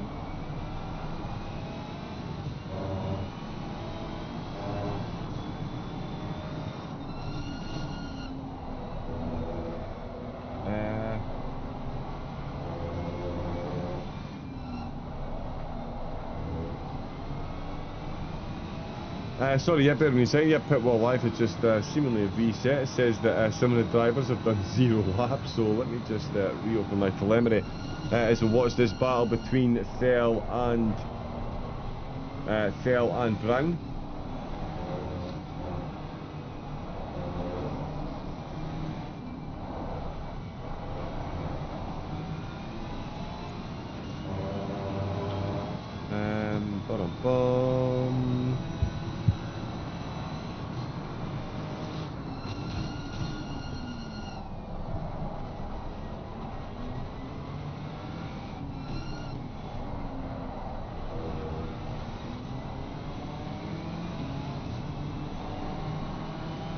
Oh, and they're getting very close there. Yeah, so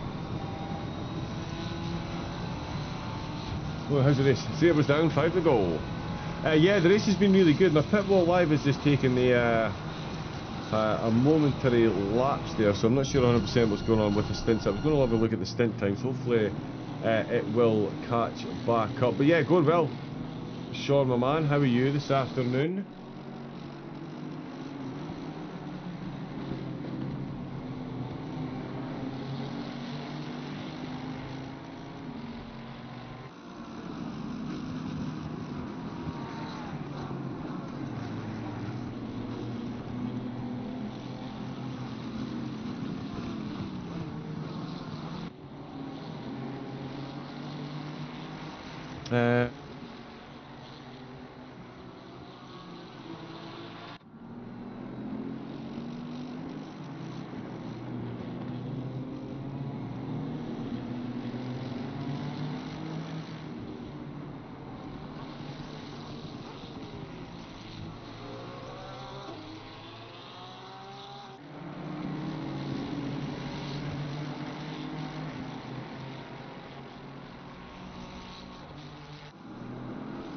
And now the audio's going as well. Oh, there's the race leader coming through. Podolski's in the pits from 10th. Yeah, pit wall line for some reason it just reset slightly and it's not giving me accurate stint timers. Hopefully, we can carry that on from now when we get accurate data. We can, of course, jump on board the old Alt-D trick and see what the driver's actual stint timers are. But we'll be coming into the pits again pretty soon. Podolski in, as we did see. Unorthodox, you won't be able to share the link, but it's just popped up as asterisks there for me. Good, thank you. Just getting prepped for competition, but on the game we don't talk about GT7. GT7 is a phenomenal place to hone your racecraft. Good pit stops and fuel and stuff. It's definitely not a bad game. Does need a bit of improvement. They've taken a few backward steps since its initial release, but there we go. Manufacturers round 2. So what track and what manufacturer are you, Sean? Oh, Wilson Fernandez is in the chat. Good afternoon. I did not see that while I was fighting with Pitwall Live. Awesome first stint. I was surprised at your quality time because I know Vacuum Racing, of course, from Trackalicious. But yeah, some great pace. So far, I get back from 20th up to 7th. That is quite the run. I mentioned that Yannick Plus was one of the fastest on track at the minute, and Jakob Scheber was another one who was putting in some very good lap times. I can no longer confirm that data, but I think it's safe to say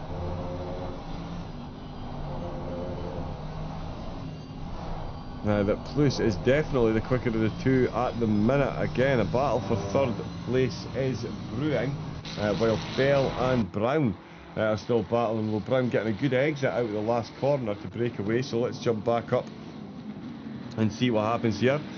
The Porsche of Franks quickly gets himself out of the way. 13th position for the red car at the minute. What can the Mercedes of Plus do against Schaber and Plus, no strangers to battles for podium positions in this race so far. And it looks like one is going to ignite. In fact, yeah, let's check the stint timer, because again, Pitwall Live has just tapped out ever so slightly.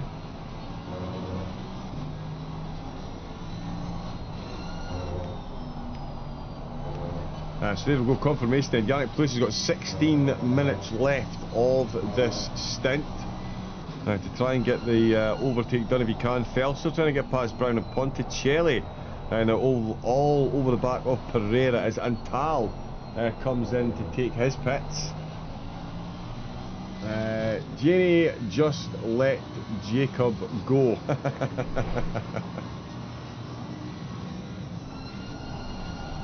Okay, so Yanni would be Yannick, and Jakob, of course, would be Scheber, who is ahead. Antal still in the pits, or sorry, he's just come into the pits Fell and Brown. Oh, in fact, Fell is ahead. So let's have a look and see how this one played out.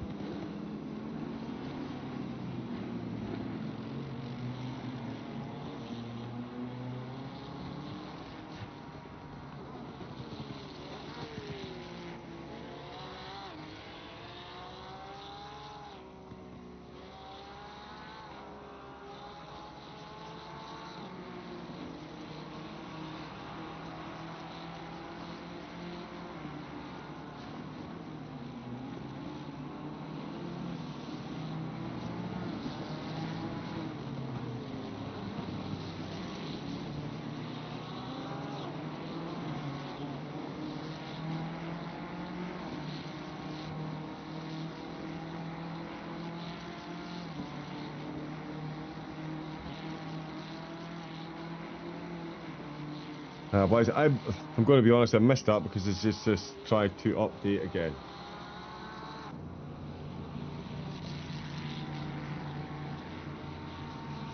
Audio is just so much fun. Gasoline is in at the pits. It's been quite the race for the Orcapose car.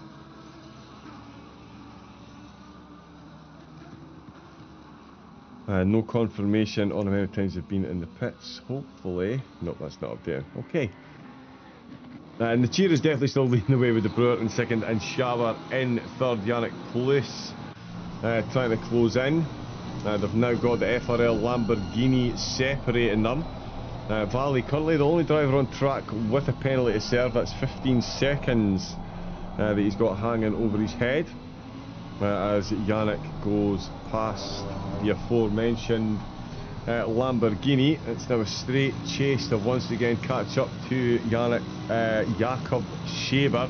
Less than 14 minutes before he's mandated to come in to take one of the pit stops to clear that stint timer.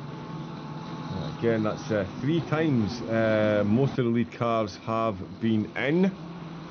They've got another 3 trips at least.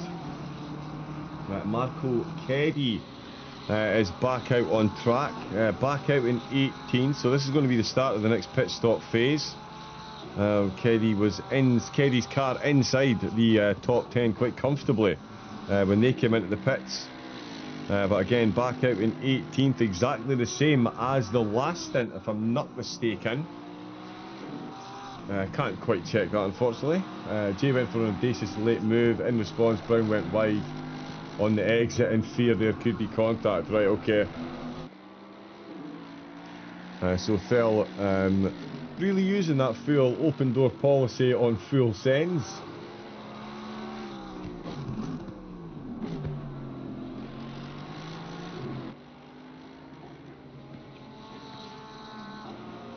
But yeah, so no contact there. There is a contact sheet, of course. We've only seen 7 or so penalties handed out so far, despite a rambunctious couple of opening laps. 2 of the penalties, of course, bestowed upon Benjamin X car. A car which we see coming in to end another stint. Zakdal at the wheel. We'll see who comes back out. Let's see how his stint timer looked. Oh, it won't change when they're in the pit lane. That's sad times.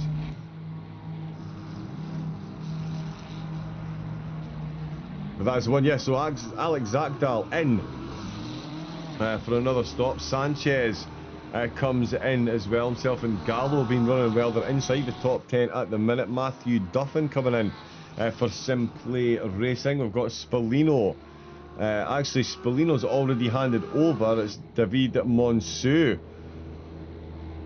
Here, another driver whose name you expect to be saying up at the top of the grid. Monceau 25th at the minute. Schultz back up to 26 while the pit stops iron themselves out. And Eric Casinazzo back out for the Italian job. This will be his second stint. Jan Barth and Tom Curtin. Oh, the Astro Racing Mercedes. That is a bit more damage being carried there. I hope we've got a driver.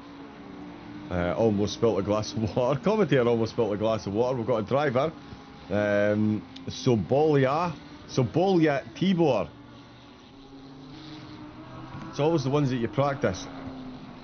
Now he's out for Armamentario. I did promise we were going to have a look at their livery.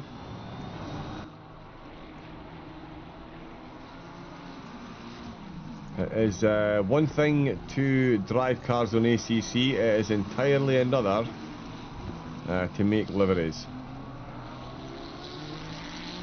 So yeah, full hats off to the creators.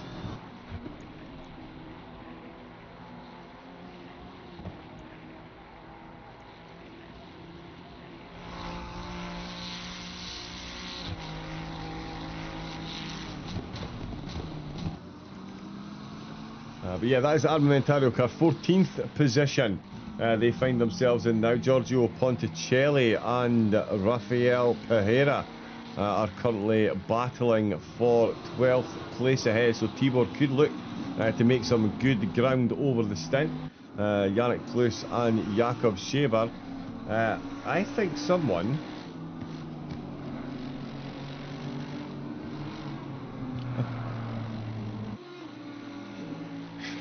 I can neither confirm nor deny.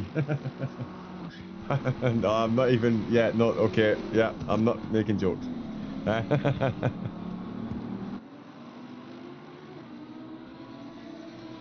What else is looking for there? Jan, 6765. Do you actually have a direct line to the drivers?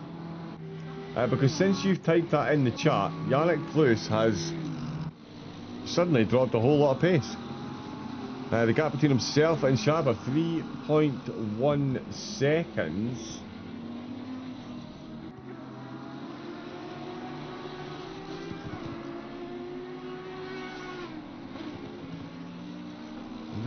Overall championship standings. But yeah, pretty much since you've said that. Oh, you are driving Yannick. Right, okay. Multi...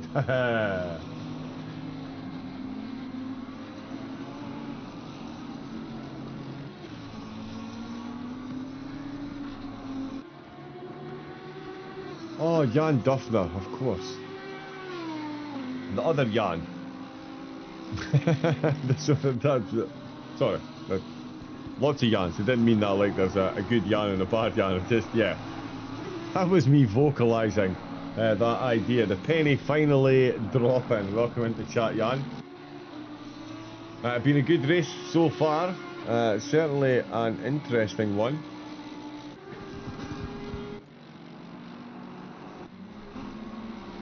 Yeah, too many everything's, not enough brain cells, my friend. That is the real issue. Let's not try and sugarcoat it too much. Jonathan Fell, he never sugarcoated it. He got the overtake done, and Alan Brown now finds himself back in 17th position. He has got Marco Faster Keddy looking very fast, and ironically finds himself right behind Alex Zakdal. Now, I did mention that I thought with the penalty that Zakdal had, it was going to be likely that Keddy and the Zakdal car were going to get quite close when they came out of the pits. That didn't happen on the previous stint, but lo and behold, Zakdal coming to the end of his stint finds himself with Keddy plastered on that rear spoiler. Oh no, he's only just come out of the pits. My apologies. What on earth am I talking about? Zakdal has just come out of the pits. He's in 6th.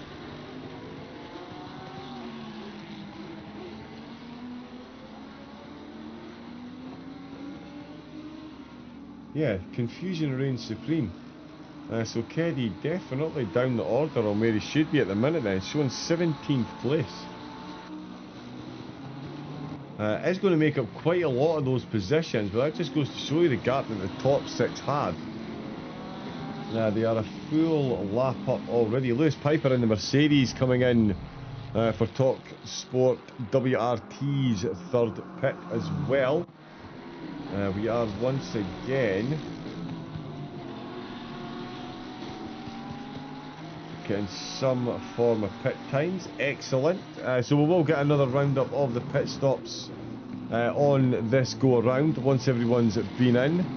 Zach Dahl freshly out. Marco Keddy looking to unlap himself here in the Mercedes. This could easily be a battle for 7th, but in the minute most definitely is not. INDIANAPOLIS easing off ever so slightly. Jakob had quite the opening stint. Was definitely in the hunt for a podium early doors. Have fought their way back through. And Audi shown some good pace. Frederick de Boer though on this stint has definitely been the slowest of the top 10.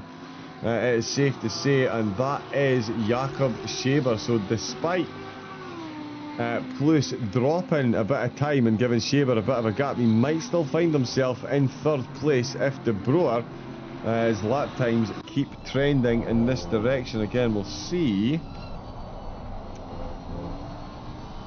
And yeah, they've come back together because he is just out of the pits. So it's De Boer out for a 2nd stint. He's just been in the pits.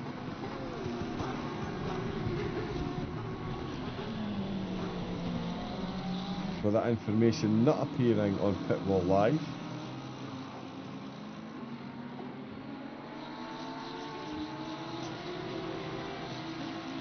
That is strange.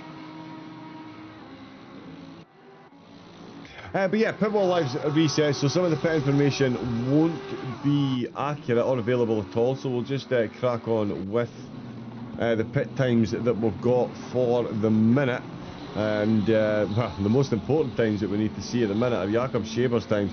He really is closing in on De Boer, and based on his in-car stint timer, he's only just back out of the pit, so this could be a very long stint. Bruno Pio comes in for Vacuum Racing, 6th position. With a 30-second gap over Mortensen, so Mortensen will take the position back, but it's going to be close between the two.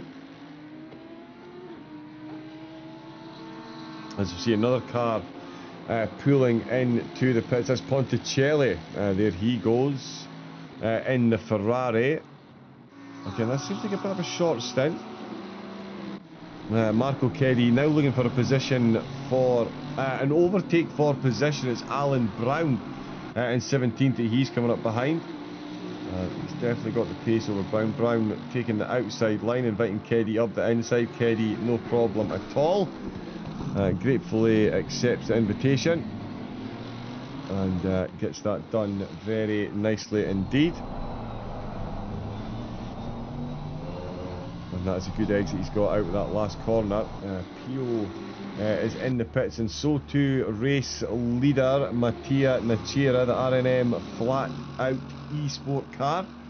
Have more than certainly been flat out up at the top of the pack. They've got a 27-second gap over the chasing field, and the chasing field have chased them straight into the pits. De Boer and Schaber in the pits, separated by 9/10 of a second. How close is it going to be on the way up? Pit times have ranged from 1 minute 29 seconds to 1 minute 34 for the quicker end. We've seen some as slow as 1 minute 58, some 2 minute 20s as well with the damage. Bertoncello comes out for his first stint. De Boer and Schaber, both sets of engineers furiously working. Corey Besselink comes in to the pits. And in fact, Manuel Novak already taking the wheel. And is that Jakob Schaber rolling?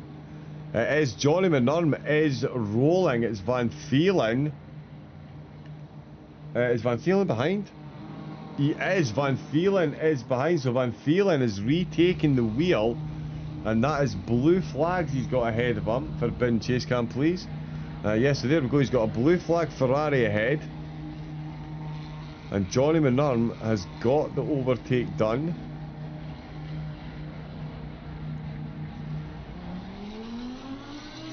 So all down to that pit stop then. Please tell me we've got their pit times. We do.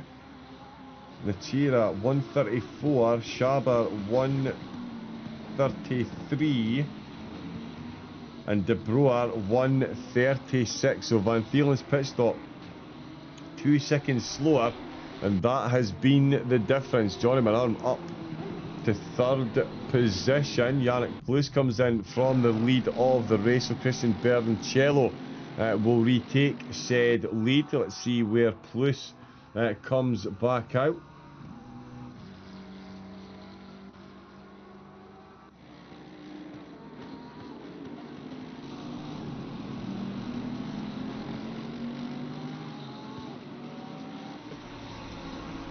Frank's in 8th, actually, closing up to Tirone. This course has been involved in action right through the race so far. There's Alan Brown coming in to take a pit stop. James Williams is out behind the wheel.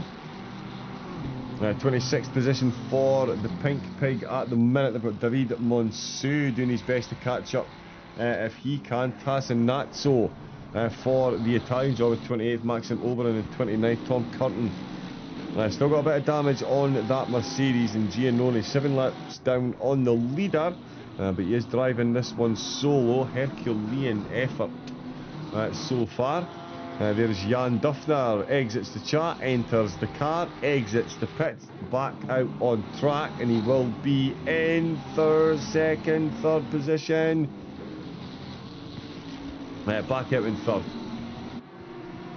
Yep, Manurm making it. Bertoncello through, Duffner through, Manurm through, Van Thielen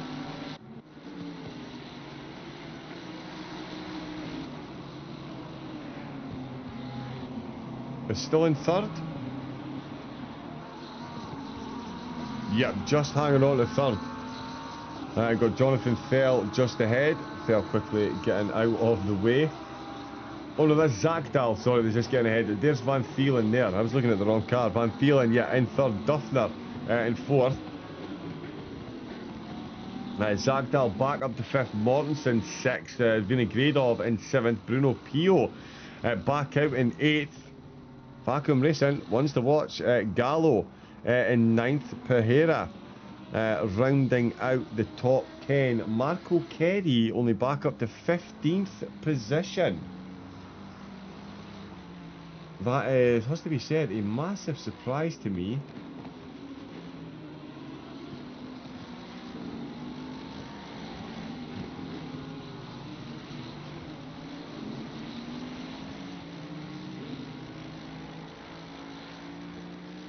So yeah, they were more than trending in the top 10.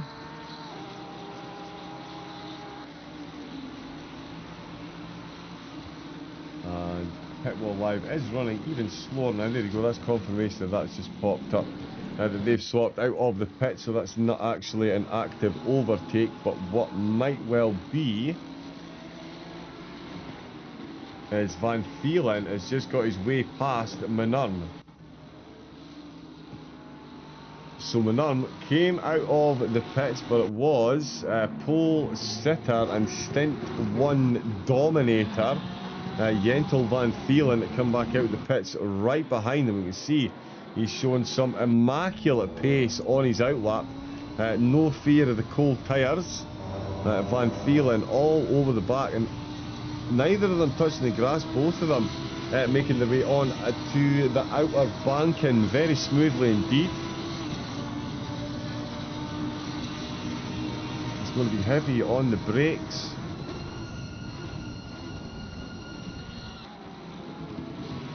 Wow, he made that stick. Everyone breathed in there. The Audi got himself well and truly out of the way. I think he realised the Lambo had a lot more pace thanks to that slipstream. But that is Van Thielen back up to second position. Not wasting any time hunting down that race leader either. It was 27 seconds of a difference between the cars before they came into the pits. It's now only 25 seconds, and Alex Zakdal is looking to make it even more interesting as Jan Duffner. This car might be regretting the decision to slow down ever so slightly. They lost 4 seconds to the car ahead, which means they could have an extra 4 seconds of clear rear spoiler. They most certainly do not. Alec on a charge, Zakdal 3/10 off aforementioned rear spoiler. And despite that 25-second penalty, they're still in 5th position. So it just goes to show, without that penalty, they could well be giving Johnny McNurn a real... In fact, they would be miles ahead of McNurn. My apologies. Yeah, they would. There would be a sizable gap there to McNurn now that I'm looking at this. Despite, if it wasn't for that 25-second penalty, so it goes to show you just how costly that really can be. Not as bad as the drive-through around this track, of course, given the length of the pit lane. Jonathan Fell still hanging on the back of Marco Keddy as the pit stops iron themselves out. He's made it back up to 14th position, but still a long way from where they were when they came into the pits. This Alan Brown just being blue flagged by 4th and 5th. Jan Duffner in the background. That is the Advisor Corsa of Manuel Novak, in fact. That is just behind. Mark GG into the pits. That's damage. Oh, it's just been dropped, so in for a driver swap. Vinogradov finding himself being hunted down by Van Thielen. He was the driver that set the fastest lap of the race. If you can show that pace again. As the clouds have actually cleared, so we're seeing another increase in the track temperature.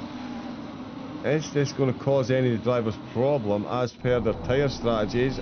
Oh, and look at this move by Zagdal. Really is showing the pace over Duffner in that Mercedes. The Lamborghini doing all the running on the exit to the corner. Sets him up for the outside, cuts it into the inside. The Mercedes not falling for that one, stays exactly positioned as he was.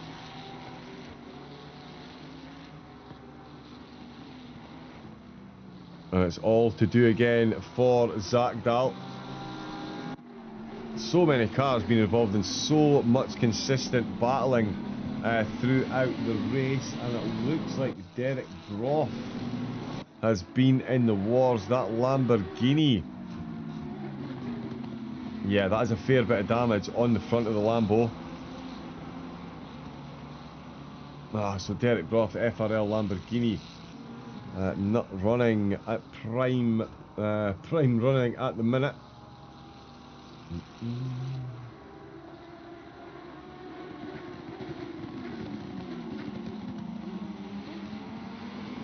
As we can just see quite a few cars making their way through. I'd imagine he's going to be in the pits pretty soon to get that repaired. Oh yeah, because at the minute not got much grip at all. There goes Johnny McNurn just making his way past, as well as Anton Vinogradov puts another lap up. Vinogradov a lap down on the leaders, still in 7th position. Mortensen, the leader of the chasing pack still, he too a lap down on the leaders. Alex Zagdal, the last driver really on the lead lap. As you can see in that middle section, a lot of cars still making their way through the Indianapolis circuit. Still got 31 cars that started the race, all still out racing. Although Matt GG is still in the pit. The car's dropped a couple of times now.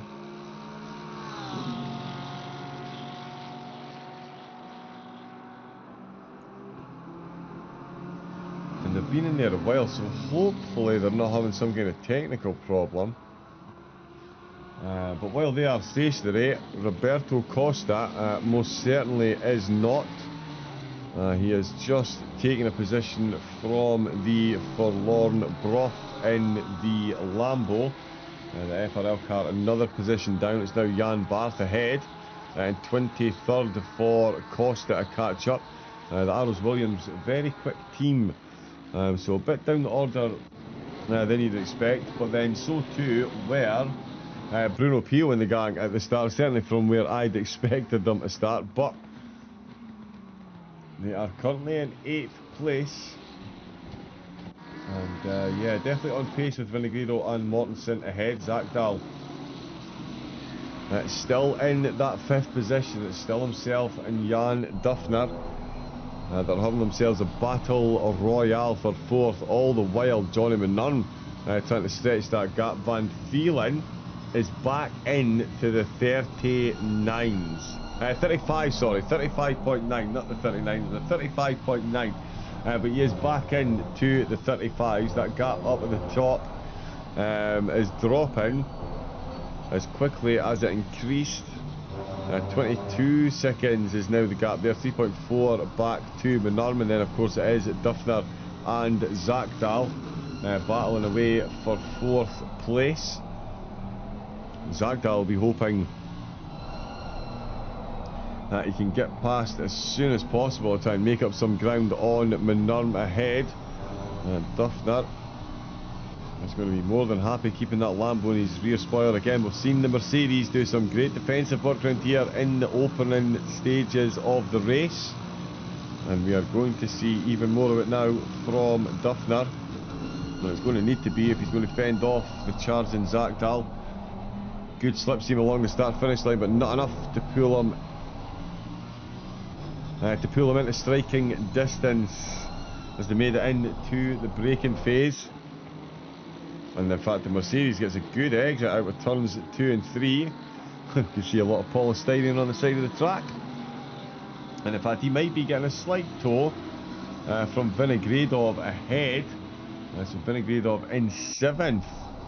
Again, another car that's going to go a lap down. He was the close. Oh no, sorry, Mortensen in 6th is the closest to the lead pack. There is Giannone just getting himself out of the way. Oh, and I don't think he realised there was a second car trying to come through. And they've all made their way through there. And Giannone's made his way back through, and followed through is Alex Zagdal. So Vinogradov there. He was in, he was out, he was shaking it all about. We'll call that the hokey cokey blue flag right there. Blue flag edition. We're going to see a bit more of it as we see Alex Zakdal positions himself nice and high. Vinogradov. Ooh, that was a bit lively there for Zakdal. He maybe had a bit more pace than he thought he had there. But avoids the apex and just avoids putting all 4 wheels on the grass. Does get 2 on there, does get the car a bit unsettled, and it gives Jan Duffner the biggest bit of breathing space that he's had for quite some laps now. And with the pace that Zakdal's got, let's see how long it takes for him to catch back up and try and craft out an overtake. At the minute, it is still the RNM Flat Out eSport team that are leading the way. Van Vielen for Sim Racing Belgium finds himself in 2nd. Johnny Manum, the MSR eSports lead car, at the minute in 3rd place, with Duffner closing in despite trying to fend off Zakdal. Still not far behind for MSR. Then it is the Eclipse Racing, Alex Zakdal in 5th. Mortensen for TalkSport in 5th. Vinogradov. Iron Lynx is not the name of the team that he's in. They're in 7th. It's Pio in 8th for Baco Mason. Gallo in 9th for the Eagles eSport. They're certainly flying high in this one. Disclaimer, I am a dad, so I am... audio is super crap.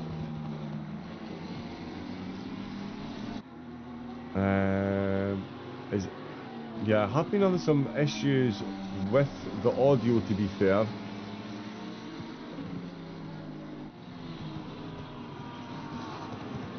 Is anyone else having any audio issues? I don't have. Let me just check and see if I can get the stream up and have a listen myself.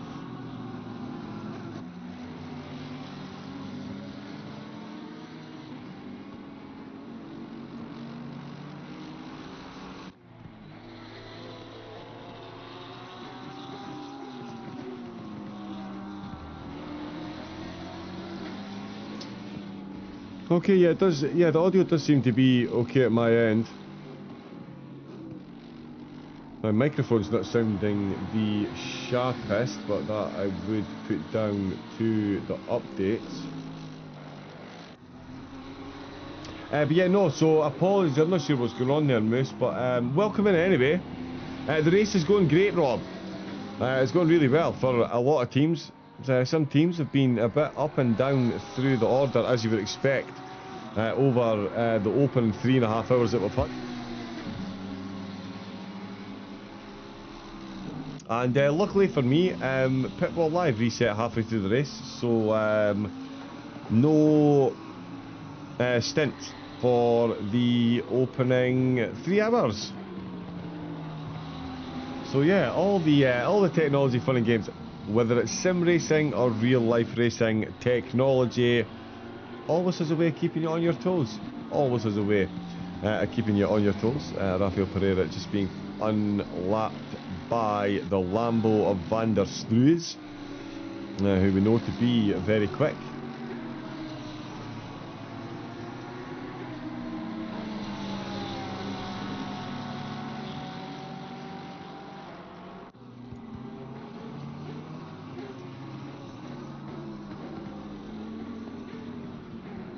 Yeah, but you know, hopefully the audio is running okay for everyone. Let me know if anyone else is having issues.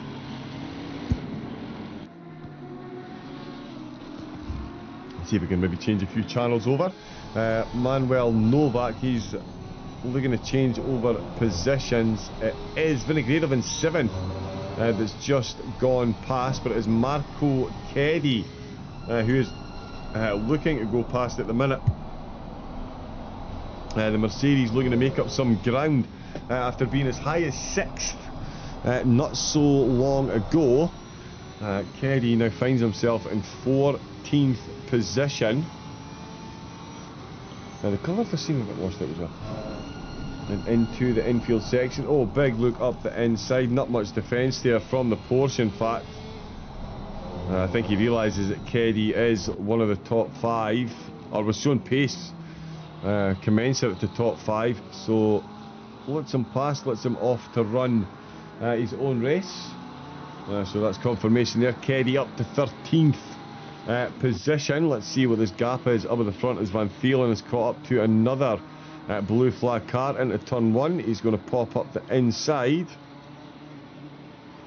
and sail on past. The gap down to 18 seconds.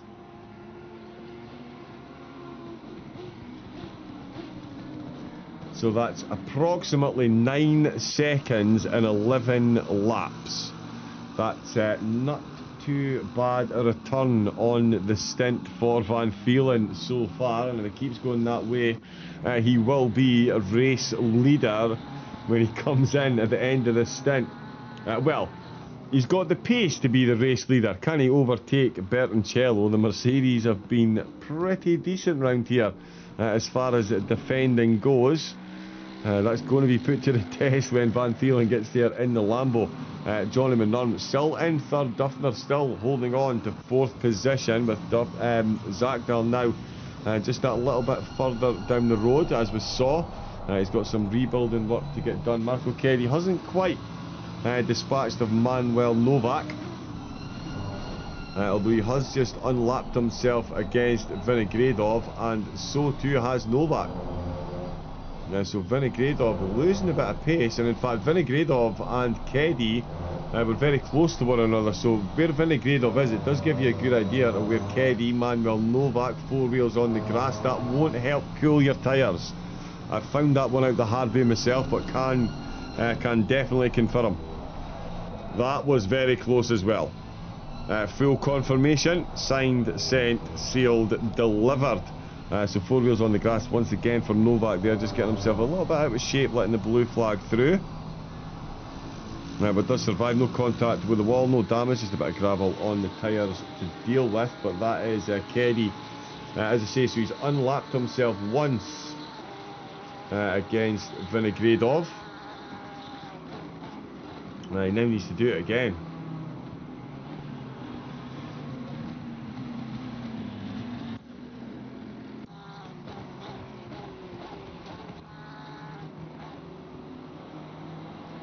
Yeah, looking at the lap times, it's going to be a long race for Keddy to catch back up. Van Thielen down again, 17 seconds is the gap there. Jan Duffner finds himself with only a second. separating him from Johnny Manun, where Zagdal really is dropping some pace at the minute, now down to 2.8 seconds. So not effectively able to catch back up in the past couple of laps. Still does a fair bit of his stint time to go, but he'll be looking to get on that slipstream sooner rather than later. He's 18 laps into this one. Duffner and Manurm, they're only separated by a second. As you can see, the Mercedes looking very quick indeed. A little bit of net code there at my end.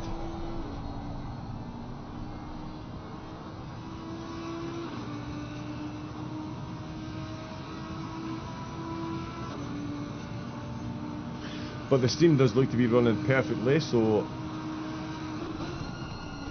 that's all good. I maybe need to make a couple of changes. Yep, we could pop that in at half time. Manurm and Duffner is what we're watching on track. Keel's come into the pits for the MSR Youngsters Porsche. Still ahead of the MSR Youngsters Audi, which of course was front row of the grid. More battles for Dogac Ore. More battles for me with my mouse. Jan Barth has actually just got the overtake done. Let's have a look at this one. So here is Barth closing in. That is out of the last corner. Oh, and Array really did not get a good exit there. Barth, on the other hand, absolutely did. Forbidden chase cam confirms it. And on the way into the braking zone of turn number 1. The Porsche perfectly positioned up that inside. Takes a good line on the exit. Move done. 22nd position then, back up for Barth and the team. Silas Furman coming out of the pits for the MSR Youngsters. As Craig Hill comes in for the FRL team. I was about to make an old Codgers joke, but I'm not sure how old Craig is. Yeah, Craig is. But I'm certainly throwing the rest of them under the bus, that's for sure. But Craig Hill in the Lambo. We saw a fair bit of damage on that early in the stint, so they've done well to have finished that. James Williams has made it out. Oh, he's got a drive-through for speeding in the pit lane.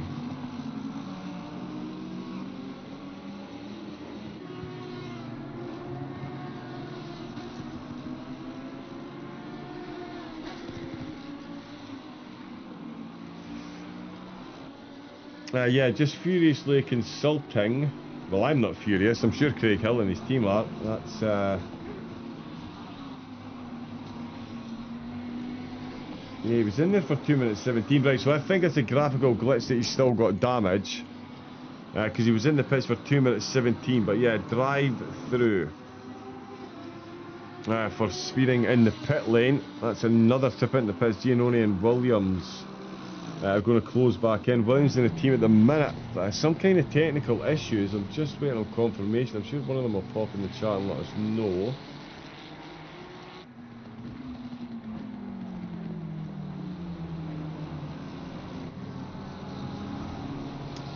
Yeah, they've had some kind of issue. They've spent a long time in the pits on their last stop. 11 minutes. 11 minutes, so one higher than 10. That's a long time to spend in the pits. So yeah, they find themselves well down the order, but of course still running to the end. Vinogradov is in the pits. Another mandated pit stop.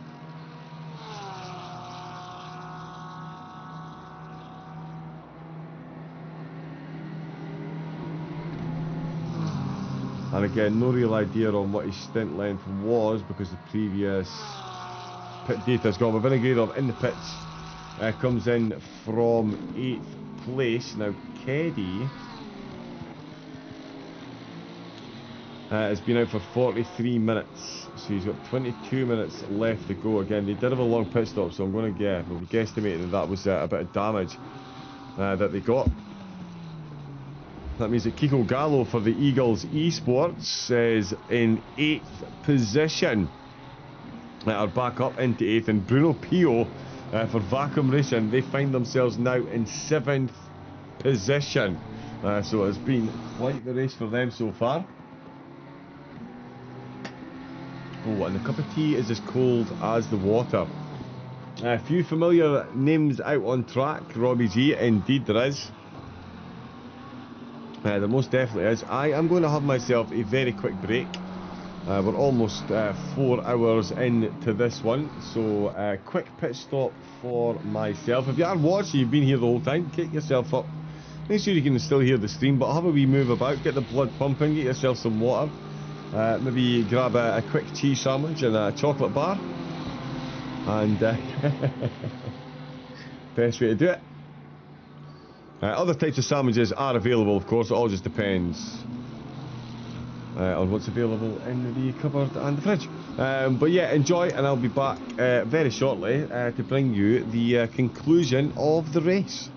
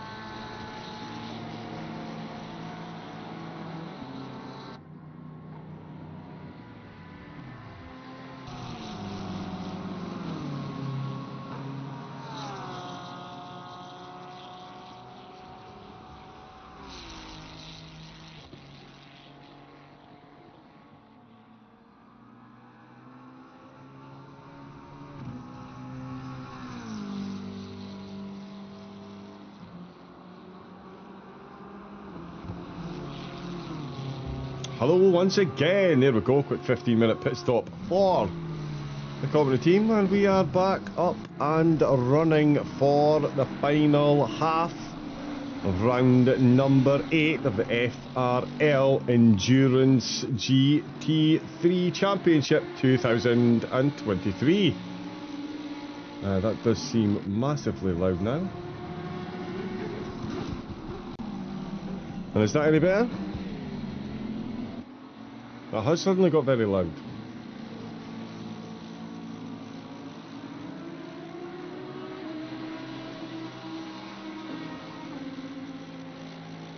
Confusion reigns supreme with the audio. But there we go. Assetto in the chat. Go RNM flat out. They are going absolutely flat out. But you want to know who else is? That would be Jentel van Thielen, the Sim Racing Belgium team. Are absolutely crushing the times at the minute. And up at the front. 1 minute 36.4 the average lap time compared to 1 minute 37.3 for Bertoncello. So it is certainly so it is definitely a case of can Bertoncello still be in the lead? Oh, drive-through for track limits. I said earlier I didn't expect there to be many.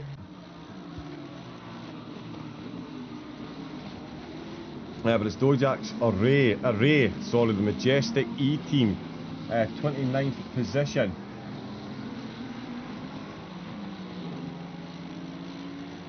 And he's into the pit straight away to serve that drive-through. That is going to be a monumental stop in the pit. Craig Hill in the Lam, as you can see. Again, I don't think that damage is correct. I think that's just a graphical glitch. I'm pretty sure that has been repaired, although the lights were flashing when he was on the brakes there. That would suggest the car is still carrying damage. And we'll see. Van Thielen, we've seen a few times. That Lambo really, the Lambo driver's really brave on that turn 1 entry curve. Oh, and Alex Zagdal did get ahead of Johnny Manon. Wow, that 15-minute break, there we go. Everything has all kicked off, and Zagdal has got ahead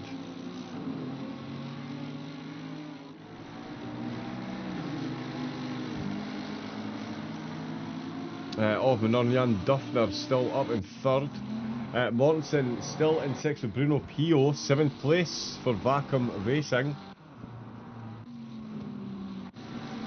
Yeah, they could end up the lead chasers here to the rest. The top 5 at the minute on the lead lap. Mortensen then in 6th, a lap down. Pereira at the minute 2 laps down. So the field well spread out at the halfway mark. But again, the pit strategies are going to play a huge part in quite a lot of that. There was a couple of teams that did 30-minute stints. That data no longer available, unfortunately. But we'll see how it all plays out towards the end. Here's Gaz Gasolina just leaving the pits for the Orcapose Racing. So many overtakes in the first couple of stints, but 21st position at the minute. With Bertoncello in first place. Again, that turn 1 curve. That really is not the place to be parking the car, and Van Thielen is going to pounce on any opportunity he can. We are 47 minutes into the stint, and we once again have a battle for the lead of the race, only this time it's RNML Flat Out Racing that are doing the defending. It was an incredible stint for Bertoncello's teammate Mattea Nachira. No surprise really, I know that name very well. He is very quick, as we saw, because De Broer was no slouch himself. Oh, and Van Jentel already looking for the move up the inside. He's only just kept up in the track limits there. I think far chase cam, forbidden chase cam as we should call it. I shouldn't have done that. Not enough honey in the throat and too much heat in the air. So yeah, he is definitely the quicker of the two. Doesn't waste any time at all looking for an opening though. Really on the inside kid there, throws it up the inside. He's on the inside of the white line then, so that might be a bit of a warning from the in-game stewards, but certainly Jentel van Thielen is back where he started the race 149 laps ago, and that is P1. It's Bertoncello for RNM Flat Out Racing, now in second position. And that's the Italian job blue car. There is Sergio Ballet for Armamentario, leaving the pit to make his debut in the race. 15th at the minute. Justin De Jong is out for FRL's team car. He's been handed the reins from Marco Faster-Kerry. I hope I'm doing that justice, the Scottish accent, by rolling the R's so much. Yeah, it is Justin De Jong, who was in the chat, of course.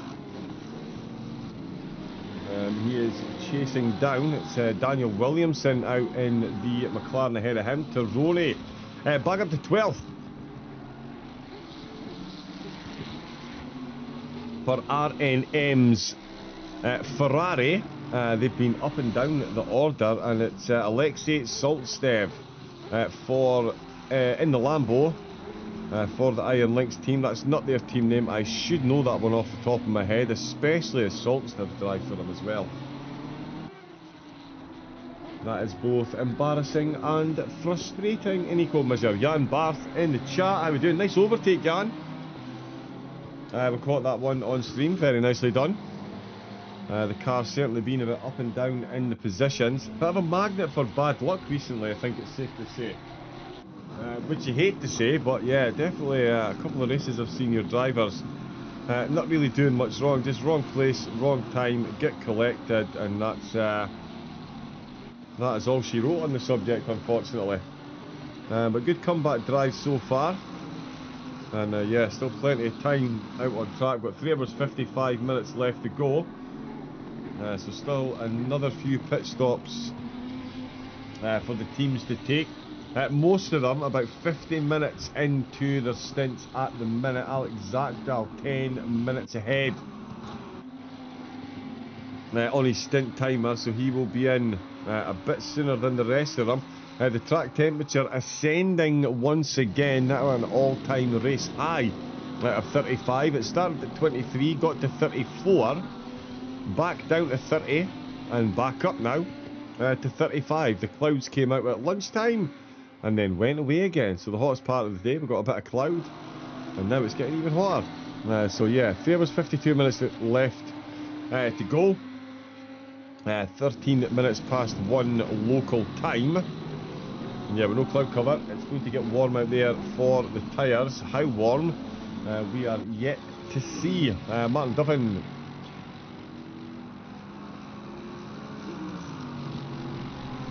And Dan Davis, is Dan...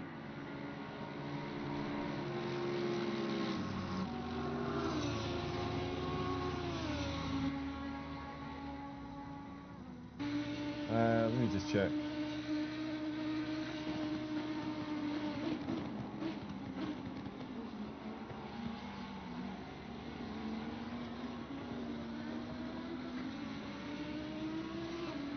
But yeah, so Van Theron, still up in front. It's Davis that's in the pit for Simply Racing. James Williams still 31, so all 31 cars still in. So yeah, I think there was a quick driver swap there between Davis and Duffin. Seth Franks, 15th place for the Red Car White Rose Racing team. They've got the Advisor Porsche just behind them. Silas Furman, another one of the Porsche drivers. This one, the MSR Youngsters car. Still running in 20th position, Spallino and Passanazzo in the Italian job car. Both of those into the pits for another round the pit stop. 65-minute stint timer, so they've managed to save 10 minutes over the opening 4 hours. So we are going to be looking, I think, for a lot of the teams at a 30-40 minute final stint. So you might see some of them bravely double stint the tyres depending on the track temperature and the track position. Is it worth the chase, or do you just want to bring it home? There is De Jong looking for an overtake on Williamson, so he's out the pits and he's already taken positions. Gets a good run out of the final corner, and he's got that done through turn 1. And in fact, the McLaren was all at sea heading into the final sector. A bit of lateral movement from the Mercedes as well.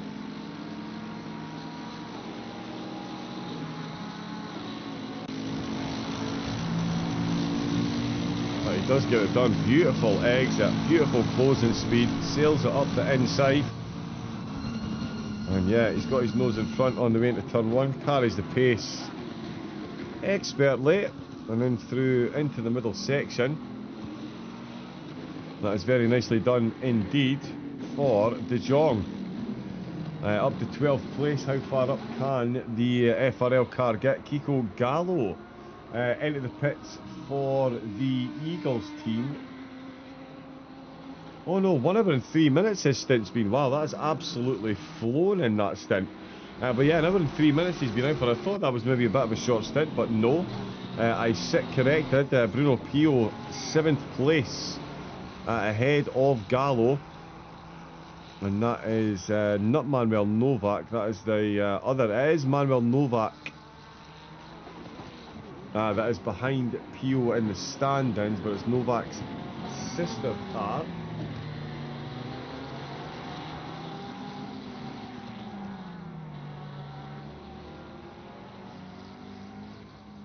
Fabian Carner. Oh, he of turn 1 mystery glitch. Definitely was a bit of a strange one. But Carner, he's got some blue flags as well, so he's just unlapped himself against Franks.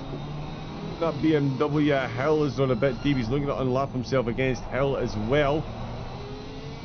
So that's 24th, just unlapped himself against 14th, while also trying to do the same against 15th. So I think that's about the update on the sheets as well, I think. Oh yeah, so that is Hill now ahead, and Franks has come into the pits to end his stint. Oh, heavy on the brakes. Hopefully he's not breached that line. There is Alex Zakdal.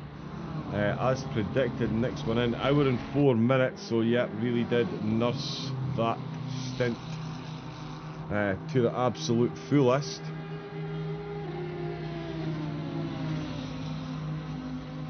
And that is 5th position. We'll see how far down he drops. Mortensen crosses the line. Pio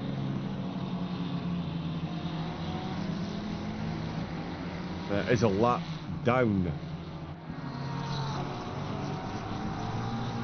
So he'll then be on the same lap as Eck when Eck comes out, but Pio will still need to pit. He's got yeah, he's got Sanchez right behind him, in fact. So this is a battle for position. But Sanchez, I believe, just out the pits. It is, yeah, Kiko Gallo is just handed over. So the Eagles have come back out in good track position in 9th place. Manuel Novak and Pio ahead of them, still to take their pits. Justin Zhang is out for the Red Car White Rose Racing team. The Porsche, the third driver to take the wheel for the Porsche today. 4 hours 15 into this one. Van Thielen, 144 laps and 4.5 seconds to the good. Really is putting in those laps. Bertoncello still in second with a 7.5 second gap back to Jan Duffner, who's got 8.3 seconds to Johnny Manurn.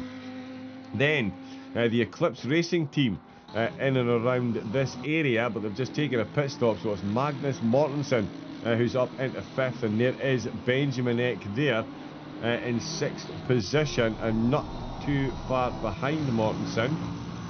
In fact, he's just at the end of the start-finish straight. Mortensen is at the start, so of course Eck will retake 5th when Mortensen comes in for his next pit stop, which is going to be within the next 2 laps. And in fact, all the drivers in the top 10 are going to be in within the next 2 laps. Magnus Mortensen that we're on board with now, he is likely, he's going to be the next, I would say, because he is over the hour mark.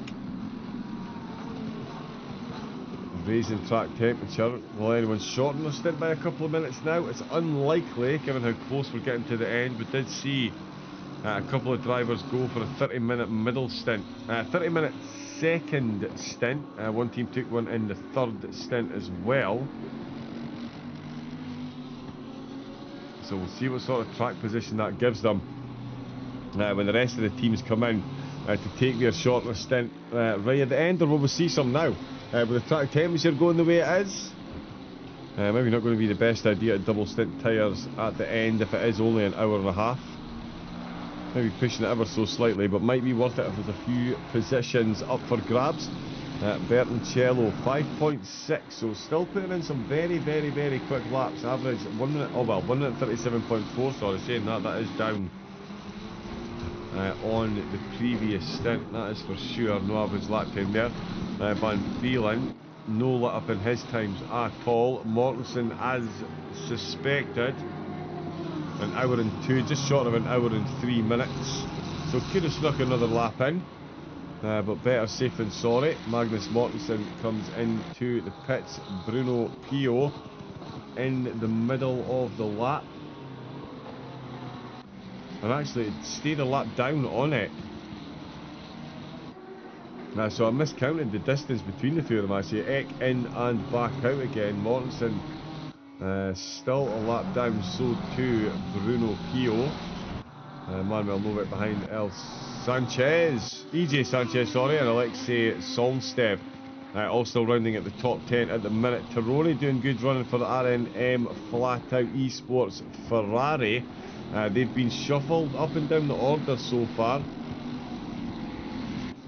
Outside 25th at one point, and they find themselves back up to 11, and their sister car, the AMG, there we go, very quickly getting out of the way, but slipstream slingshot as they went past as well, I'm sure.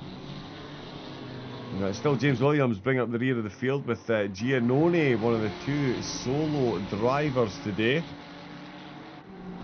Giannone now finds himself with the race leader going up the inside. Italian Job Blue just in the back end there as well. Dogak Carre, after that penalty, finds himself at 29th, with Craig Hill down in 28th position. Antonio Pina is out for the Italian Job. They're 27th at the minute, but Astro Racing, Domenico Bellotti, I know, down in 26th place. It shows what a shake-up it's been for the McLaren.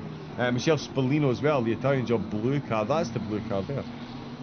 In 25th with Fabian Carner for Adweiser. 24th, Roberto Costa for Arrows Factory E-Racing team. Just about to lose another lap to the lead FRL car. Oh, and the Mercedes has touched the curb. And that was Bellotti, in fact.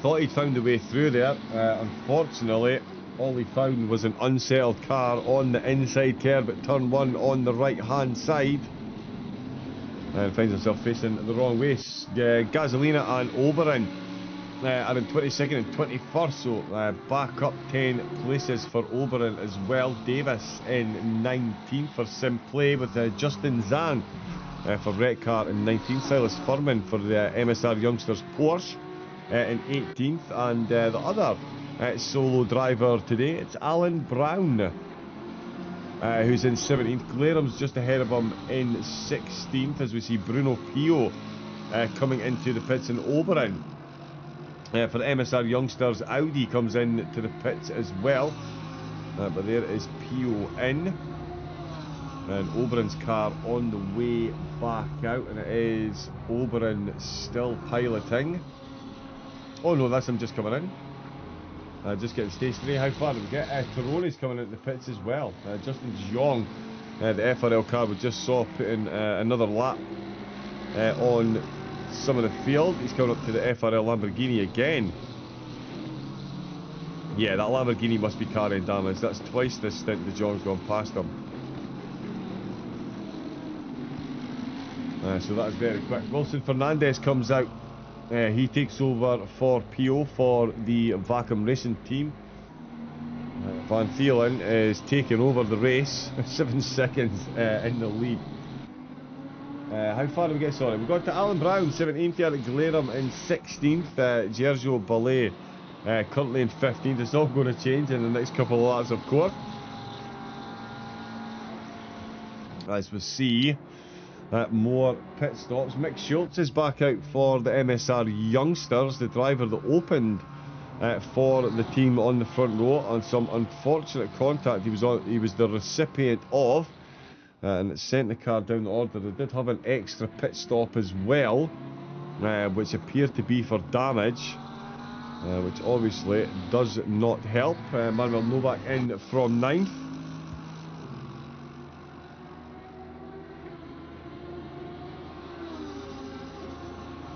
Yeah, I suspected. I didn't think it was going to be long before he came in. Andrea Alfonsi comes out for RNM Flat Out Sim Racing. Flat Out Esports even. Now he's coming out for another stint. And there is Benjamin Eck in 5th place going past. Jan Duffner takes the lead of the race as Van Thielen and Bertoncello follow one another into the pits. They find Luca Giannone in there as well. Corey Besselink on his way back out for Advisor. Johnny Manurm follows the top 2 in. He comes in from 4th. Benjamin Eck is not long out the pit, so we'll see how close he can get to Manurm and Bertoncello. He pitted 5 laps ago, so he's definitely going to have warmed up tyres. De Brewer on his way back out. Bertoncello drops. Is he moving? Yes, he is. Johnny Manurm, how far behind is he going to be? And where is Benjamin Eck? Benjamin Eck is coming out the final sector. He's going to need to be quick out of the last corner. De Brewer is still slowly making his way to the line to be released. It's Velazzi. So Velazzi v De Brewer again. We saw how this ended on the last, and we're going to see the lead change hands again. Schaber is moving. He is at the wheel. Here comes Benjamin Eck. And, oh, he's along the start-finish straight. Velazzi is still stationary. Where is Benjamin Eck? How close is he going to get? He's on the brakes into turn number 1. Velazzi is still stationary. De Brewer is still in the pits. It is the race lead for Benjamin Eck and Eclipse Racing Esports. Jan Duffner's come into the pits, unless Jan's pulled an even bigger undercut. Oh, goodness me, no. My apologies, my apologies. He's absolutely not in the lead. I've looked at that all wrong. Wow, there we go.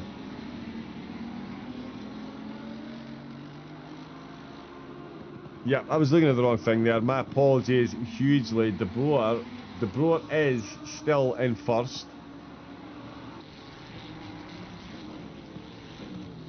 But Benjamin Eck is up to second. He is ahead of Velazzi.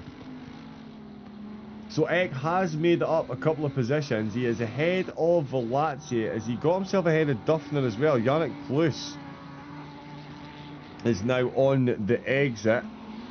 Oh, and this is exactly the same place that he's in once again. So this is going to be close. De Brewer is going to maintain the lead of the race, I believe. But don't quote me because I've made a complete pig's ear of this before. Yeah, he does go past Plus, who is still rolling. Here comes Benjamin Eck. And there is Plus in the Mercedes, still rolling. Velazzi is going to be coming along the start-finish line as well. Do we have a completely new top 3? No, Yannick Plus is on the exit. He's made it out. He's got a rear spoiler. that is clear of race protagonist is Velazzi a little bit down the field, but we saw Velazzi was the quickest driver on track during his stint. So this really does bode well for an interesting next hour of racing. Stop go cleared from further down the field. So Sim Racing Belgium in the lead of the race. Benjamin Eck for Eclipse Racing. They're up to second place despite a 25-second penalty bestowed upon them during stint number 1. So yeah, great drive by the team so far. Yannick Plus in 3rd place for RNM Flat Out Esport. Sorry, 4th place. Yannick Plus for MSR is in 3rd. Velazzi for RNM Flat Out is in 4th. Shaba in 5th position now, with Lewis Piper in 6th place. The Mercedes having a great race. Wilson Fernandez for Vacuum Racing now find themselves in 7th position. So they really have got into 7th and made it all their own. It's EJ Sanchez for Eels Esports. That is in 8th. Solstev is in 9th, and it's De Jong for the FRL team, despite having that extra long pit stop to get that damage repaired. That is quite a comeback they're on. They're inside the top 10 now, ahead of Williamson and Hill.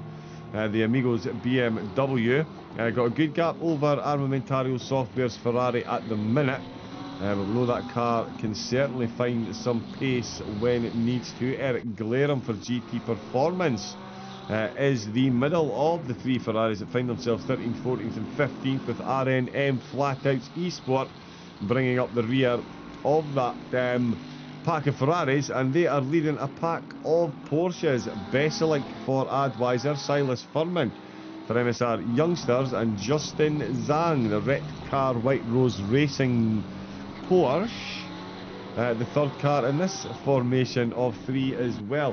The other Advisor car at the minute, Fabian Karner in 23rd place. Alan Brown, solo driver, back out the pits in 21st position, and straight back into the thick of the action. Mick Schultz, as I mentioned, he's back out as well. Showed some very good pace in his opening stint, and he's almost matching that already with his lap time down 1 minute 36.5, so only 4/10 slower than his fastest lap of the race. So Schultz certainly looking to get that Audi a bit closer to its starting position than it currently resides. Benjamin Eck, worldy of a pit strategy and stop despite, again, the 25 seconds. He now finds himself up to 2nd place, 3.5 seconds ahead of Yannick Plus. With Velazzi 6.5 seconds down. Now this is the interesting one. Was Eck on track? Again, I can't check on Pitwall Live, but if anyone does have a full active Pitwall Live, was Velazzi on the track at the same time as Benjamin Eck, or was it Alex Zakdal that was it? Because again, we've seen Velazzi versus De Boer, and that was overwhelmingly in Velazzi's favour. The Lambo and the Mercedes drivers swapped, and that story very much swapped as well. We're now back to the original battle that we saw between these two teams, only Velazzi in 4th, and it does look like he is moving a bit quicker than Yannick Plus. Oh, there's an Italian job car just running deep into turn 1 as the RNM Ferrari goes past. So Belay and Alfonsi, I think that is, swapping positions there as Velazzi exits the last corner. We'll see what the time is across the start-finish line. At 5.7 seconds, so he was almost a second quicker than Plus on that last lap. So definitely showing the pace that he was showing in his first stint, despite the increase in track temperature. 35 it's up to at the minute with 3 hours 30 still to go. 15 minutes from now, any car that comes into the pits could theoretically then make it to the end of the race with 2 more stops, as long as they manage to do 65-minute stints. Of course, you want to be running them 64 just to make sure, just in case you don't want to get caught up in traffic or an incident and find that you miss your driver's stint timer by a few tenths of a second, because that is a big penalty that is bestowed upon you for that one. I'm still watching Velazzi. I'm going to keep an eye on his times. He is at the minute the fastest driver on track, and he's in fact within 2 tenths of his own personal best lap of 35.8, which itself is only 3 tenths of a second.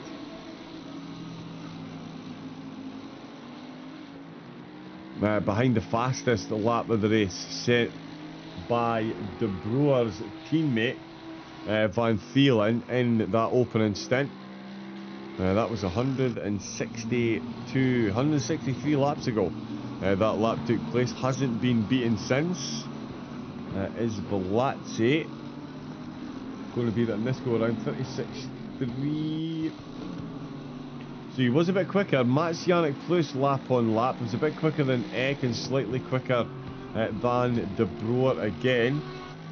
So the podium drivers are all going to be closing in on one another over this stint. It's just going to be who is going to get caught with who's going to battle with who.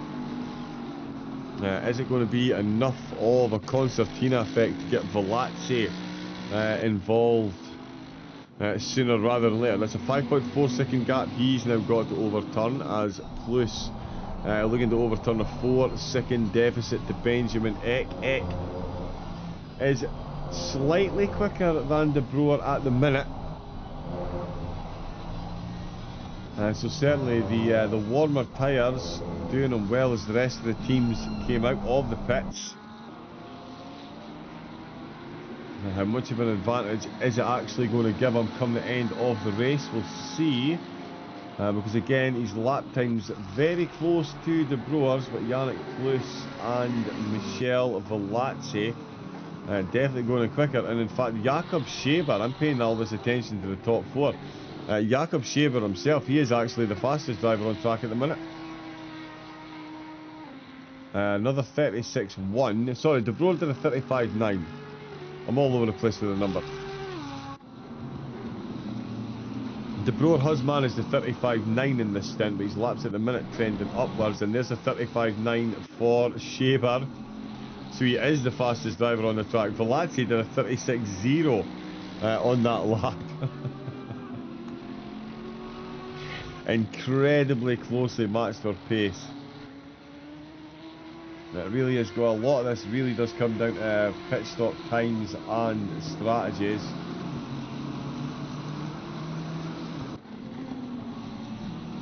In fact, Velazzi's pit stop 9 seconds. Wow, so there's what happened there. Velazzi lost 9 seconds in the pits to the rest of the top 4. Top 5, in fact, Scheber as well. 1 minute 32, 1 minute, yeah, 1 minute 43 for Velazzi, 1 minute 34 for Duffner to Plus, 1 minute 30 for Zakdal to Eck, and 1 minute 31 Van Thielen to De Brouwer. So yeah, something not quite gelling for the pit stop for R&M flat out. That is a lot of time to lose, and we can see just how detrimental that is. Again, if you play that quick game, if you hadn't lost that 9 seconds, they would definitely be challenging for second place as we speak. Jakob Scheber goes past the R&M flat out Ferrari. Is the word I was looking for there. And into turn number 1, another nice clean blue flag. Silas Furman, he is caught up to the back of Wilson Fernandez. 7th place. Again, the car started 19th, 20th, I believe it was, if memory serves, and they have made up 13 positions so far.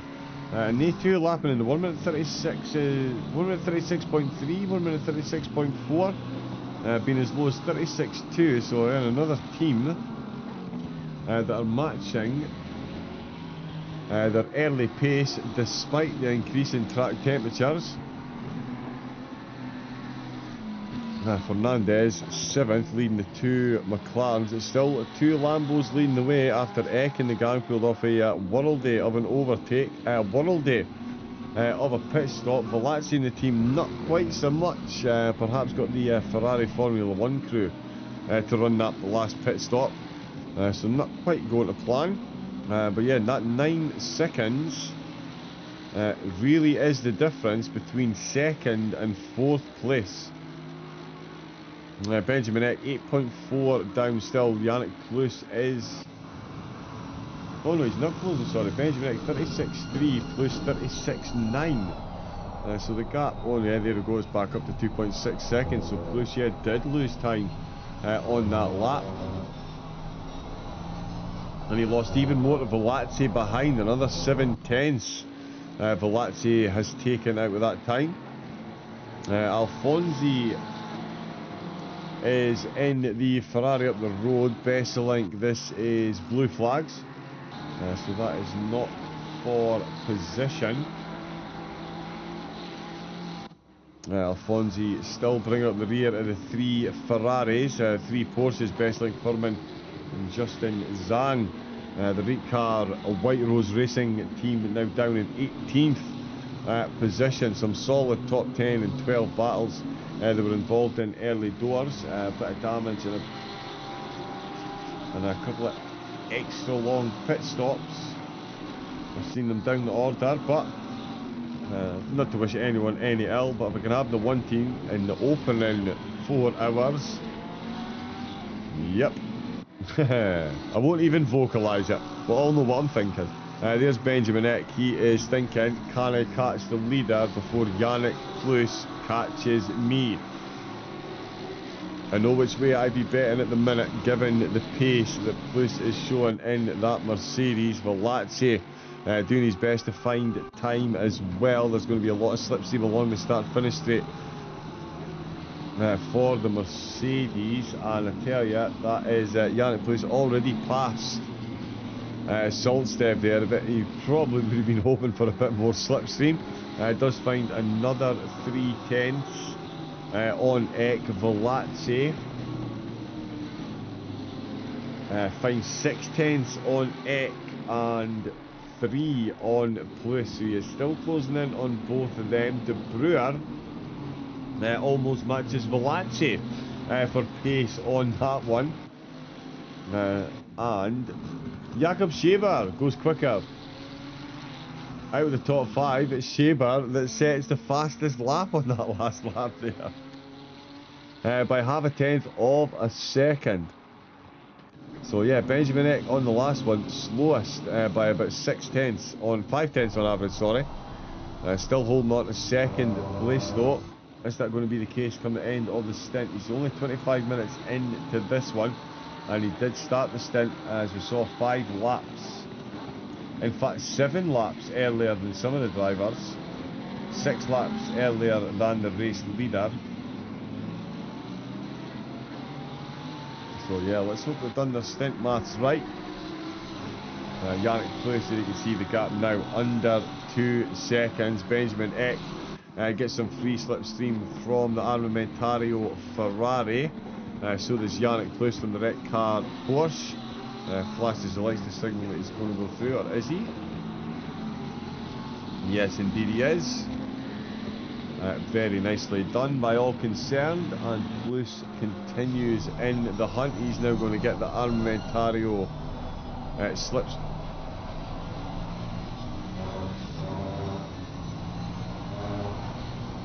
Oh, now this is going to be interesting. Oh, I was going to say, is he going to have the slipstream on that middle straight? Not to be. So it's all going to be about the Mercedes running power, and it is certainly running with some power at the minute. He is putting lap on lap on Benjamin X. 9/10 it was in fact on the last one. 1 minute 37.1 for Benjamin X last lap, so he was down on pace. The blue flags taking a bit of time to make their way through, or the drivers occasionally taking their time to get past. And yeah, 1 minute 37.1, which is why we're seeing such a huge drop in the gap. Plus threatening to do another 1 minute 35. And if he gets a sniff of that slipstream on the start-finish straight, that would be a great way to start the lap to do so. The end of lap number 169, firmly on its way. We've got 3 hours and 20 minutes left to go. 65 minutes stint timer, so officially 3 stints left in 5 minutes time. But it would have to be full stints, and I don't think there's anyone. Oh well, David Hill actually, 52 minutes left on his stint. Silas Furman has got 4 minutes left on his stint. So there we go, the 30-minute stint early door for Furman and the team has actually held them in good stead. I mean, would you rather have 3? Well, yeah, if you've already done your 30-minute stint, you obviously want to move it away from the end of the race. Do that last hour and 5 minutes in one sitting. Fabian Carner as well, who's just been lapped by third place there. He's 53 minutes into his stint, and Craig Hill is 55 minutes. So there are 3 cars that could pretty effectively take advantage of the fact that you're going to have 3 1 hour 5 minute stints. Because remember as well, it's safe to say, yeah, you have to come into pits before the hour and 5 minutes, an hour and 4 or whatever, but the drivers are spending on average a minute and a half in the pits. So yeah, that's an extra minute and a half that gives you to play with over those 3 stints. But yeah, bottom line, 3 cars are in a position to be able to take advantage of the fact that we are approaching the 3 stint marker. Or 3 stints left. 1 pit stop now would give you 2 more. Is it worth doing it now? Of course, yeah, again, a couple of teams are going to have to come in the next 10-15 minutes because of the stint timer, but the track temperature has been up and down. 35 degrees has been sitting at pretty stably. And I say that, I realise it's only been about 48 minutes, but it has been up and down. 23 up to 34, down to 30, 31, then back up to 35. And over this lap, Yannick Plus has absolutely destroyed the gap between himself and Benjamin X. So X, much like stint 1, is going to find himself in a battle for second and third. And it's going to be himself in third, himself in second, Plus in third. 4.2 seconds between Schaber and Velazzi. Schaber well down on his lap times there, so not sure if he's done an off-track excursion or just making his way past some blue flags. Certainly the train of traffic behind would suggest that would be the case. Yep, he's right in the middle of that, but that has cost them a bit of time. Furman comes in to the pit, 17th position for the MSR Youngsters Porsche. Schultz for the MSR Youngsters Lambo picking up a penalty. And Craig Hill in the pits. Derek Brough making his way out in their Lamborghini. There is race leader has been given a 10-second penalty. So we can get confirmation on that. That'll be uploaded onto the spreadsheet. Hey Jan, welcome back in.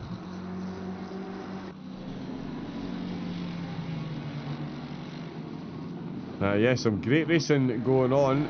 The podium drivers have very rarely had any time to themselves. The Broer starting to match them for pace, but that 10-second gap means the Eck is still knocking on the door, but so too is INDIANAPOLIS, as we can see, the MSR Esports car. That is phenomenally quick laps and consistent as well. That is the important thing, and it has been consistently quick, and gasoline as well. Actually, let me just confirm this. Yeah, up to 19th. So the Orcapo's Lamborghini back up to 19th position. Bellotti is back out after that penalty and now finds himself in 25th position. Got some damage repaired as well.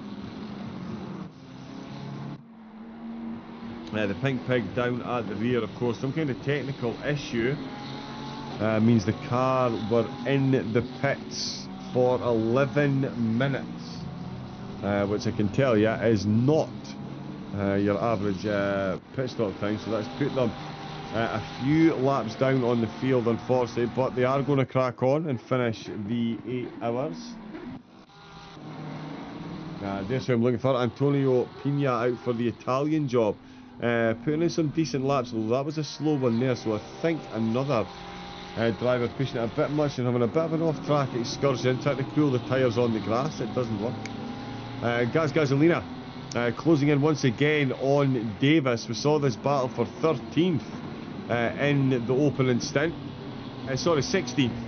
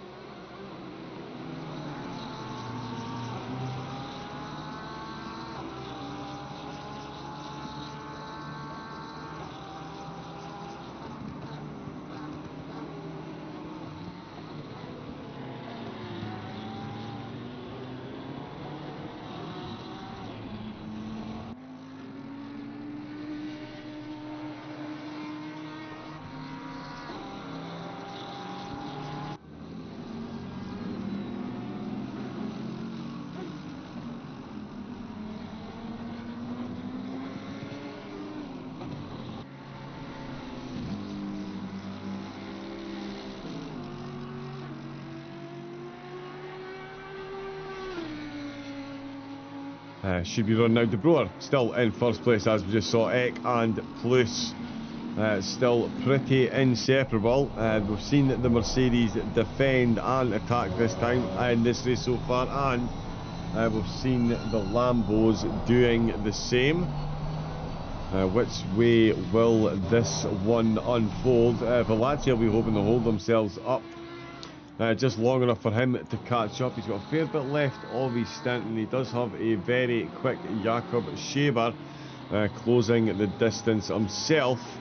Not too far behind in the background, Andreas Alfonsi in the Ferrari. Still in the back of this pack. They're still very close indeed. Belay and Glarum not too far ahead. Volkov is out in 12th position. Konstantin coming out to take his first stint in the race. Still got all 31 cars in. Love to see all the way from the start. 9 seconds is the gap now, so Eck losing a bit of time through traffic on that last lap. Yannick Plus still only 6/10 off the back of him, so I think we're going to... Ooh, are we going to stay here, or do we keep an eye on Andre Alfonso? That seems to be a much bigger gap.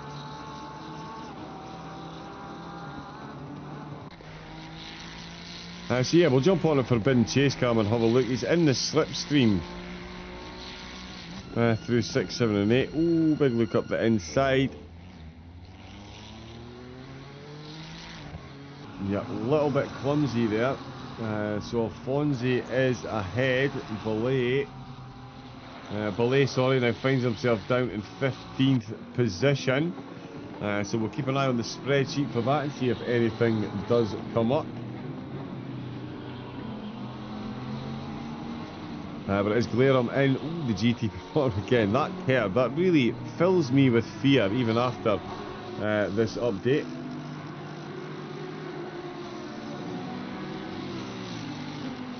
Jan Barth going back into the car for another double stint. On you go. Looking forward to seeing Jan back out there.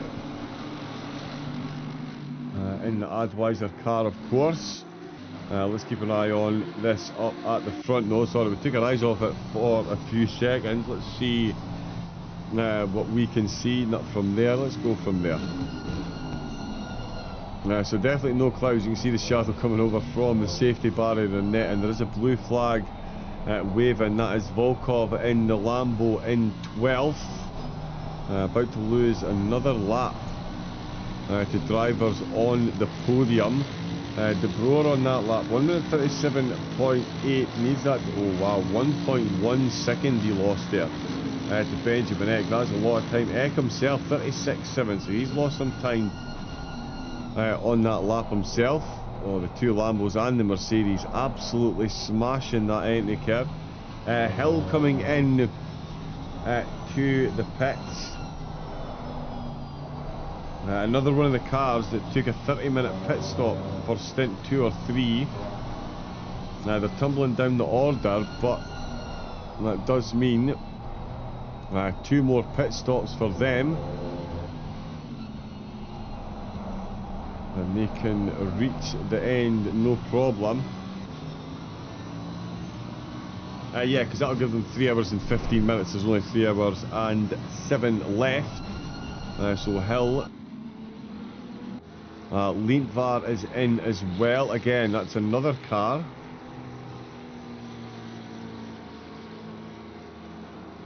There's going to be able to do that. Fabian Karner, as I said, they were the 3. They did say they were the 3 cars that were the best position to get their final 2 pit stops lined up.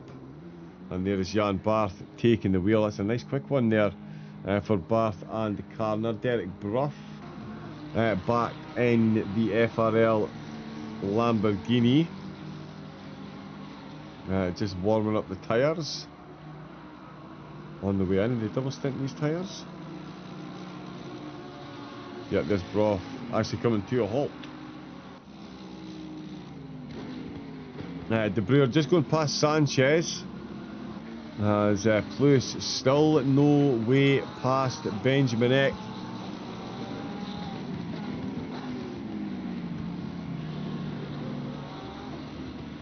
And at the minute, it really is just a game of cat and mouse of the lap times. Not much is changing in the gaps. A little bit here, a little bit there. Goes in De Boer's favour, goes in Eck's favour, goes in Schaber's favour, goes in Plus's favour. They're all just taking little turns here.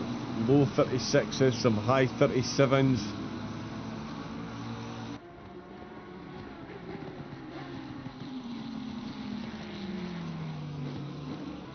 So yeah, all going to come together nicely in the closing couple of stints.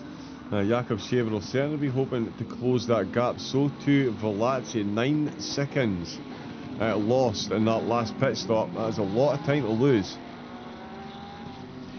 Especially when you're only 8 seconds off of second place. So Velazzi and the team still got some work to do, but we've seen the pace that they've got. We've seen the pace that they've all got in the top 5. So yeah, long range game of cat and mouse at the minute between the strategists and the drivers. Down at the back of the field, Luciano Viale is out for the Arrows Factory e-racing car. They did have an extra trip into pits for a drive-through. They are now back out. And running just down at the order, Eric Clarum still the lead Ferrari, as they've got the Porsche of Zhang looking to make his way through. He's got himself right into the middle of that one. Oh, he's just a little bit of a wiggle on the exit there. Alfonsi dropping some time to Clarum out of the last corner. Blue flags are waving. Benjamin Eck, is he still coming under? Obviously he's still coming under pressure, but how much pressure?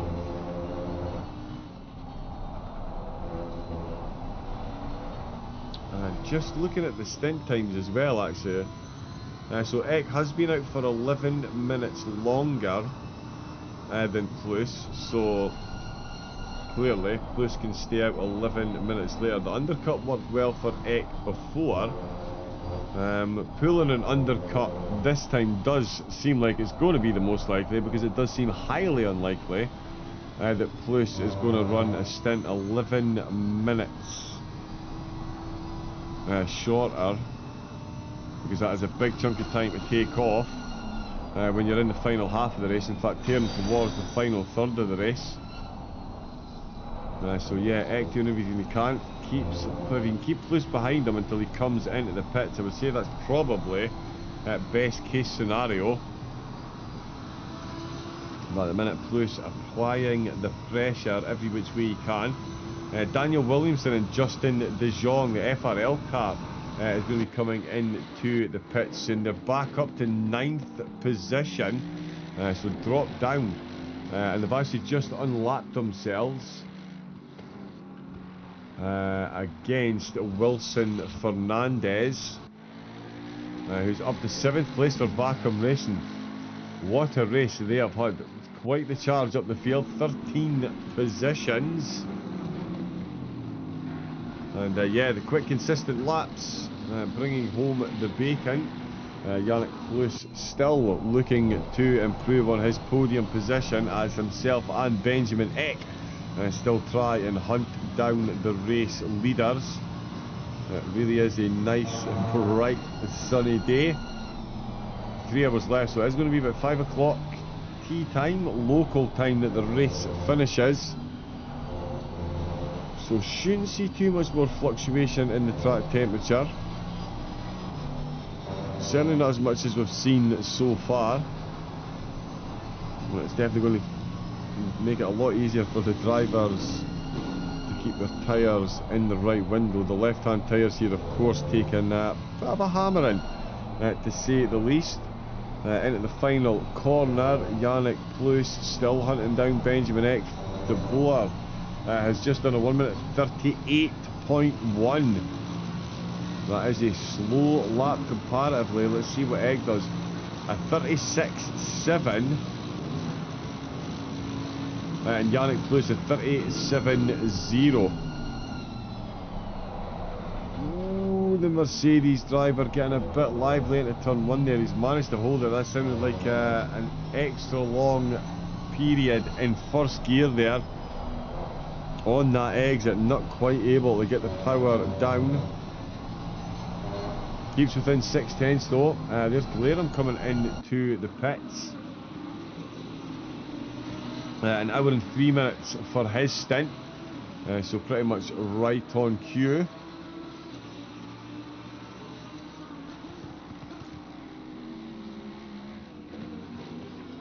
And yeah, he's going to drop down a couple of positions. I think Beslink is going to just about get past. It's going to be close. Lindblad is closing in there himself.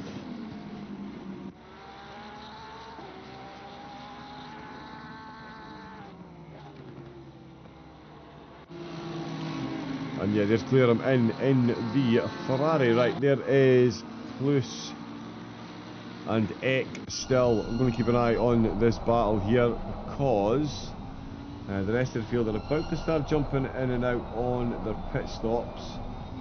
Belotti's going to be in a lap or two, then it'll be Pina in about 5 laps time. And then the drivers up at the front, Benjamin Eck of course, going to be the first one in again. Lewis Piper won't be far behind Wilson Fernandez, neither to EJ Sanchez in fact. And Justin De Jong, 5.5 minutes he's got left of his stint. Needs a quick pit stop for this one if they're going to maintain this top 10 position in the closing stages. Definitely going to be going to be a bit of an uphill battle, but we'll see if they can get it done. Lane bar is closing in on Besselink.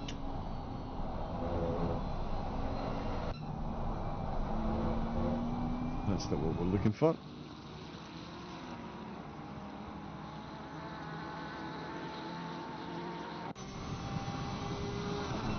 Yeah, so this one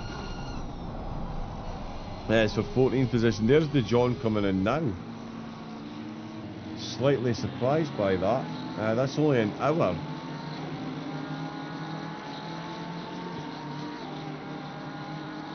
So yeah, could have potentially got another couple of laps in there, but De Jong comes in. The lead FRL car straight back down to 10th. Again, we'll see how that plays in the final stints. They're maybe just going for straight 1 hours. Esmond's Auto. Oh, Esmond, you know what? I saw you in the chat earlier on. I never said hello. My apologies. Who else did I miss in the chat? Esmond Auto 331 and Algren's Bilar car for the win. They are certainly looking good at the moment. Up in second place. They have... What's up with your mic?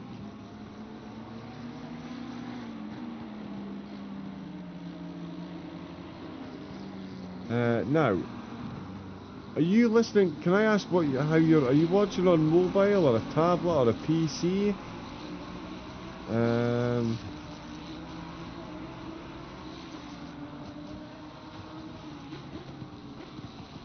Let me just see if I can hear what the issue is.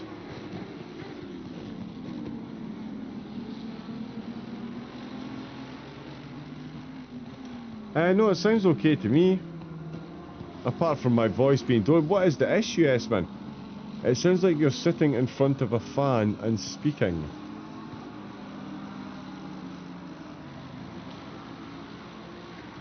Command Zone Sniper 69, first time chatter, welcome in. Mike is good here. Right. Confusing. I have been having audio issues, so I'm not sure. No problem here, says Smalley either. Thank you for chipping in, guys, and letting me know, guys and gals. Yeah, I'll have had some audio issues with the software updating, or trying to update during the broadcast. The microphone going on and off, but hopefully now it's better after reloading the page. Right, okay. Oh, you know what it could be actually? I stopped and started the broadcast because I was having the issue. So you might have still been connected to the old page, I don't know. Clutching at straws. We'll crack on with the racing that we've got in front of us though. Frederick de Bauer, he is absolutely cracking on the best that he can. He's just done a 1 minute 36.9, so bringing the lap time right back down, and that is 9.34. Heartbreak for Jan Barth and the team. That is a drive-through penalty for track limits. An unwanted trip into the pits for the Advisor team. They'll be in soon to get that one done and out of the way, I'm sure. He's only just come out on the in the car as well. The fourth time. If you are out on track, if you do violate the track limits, the in-game stewards will slap you on the wrists. The fourth time you have to be slapped on the wrists, you get sent to the pit lane to do a drive-through. It is a long, lonely and slow affair, especially in a pit lane like this one, Indianapolis. We've already seen the pit time, some of the quickest pit time, 1 minute 29, which is quite a lengthy trip into the pits. Oh, Davis and Gasolina. So these two have not long traded positions, and it looks like Gasolina is going to have to do a bit of defending. Davis not ready to give this one up anytime soon. There is indeed Jan Barth comes into the pits to take his drive-through penalty. Pina, I believe, still a lap down, so that goes 2.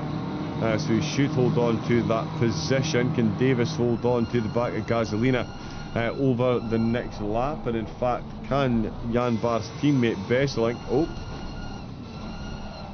it's the race leader who was making his way through there.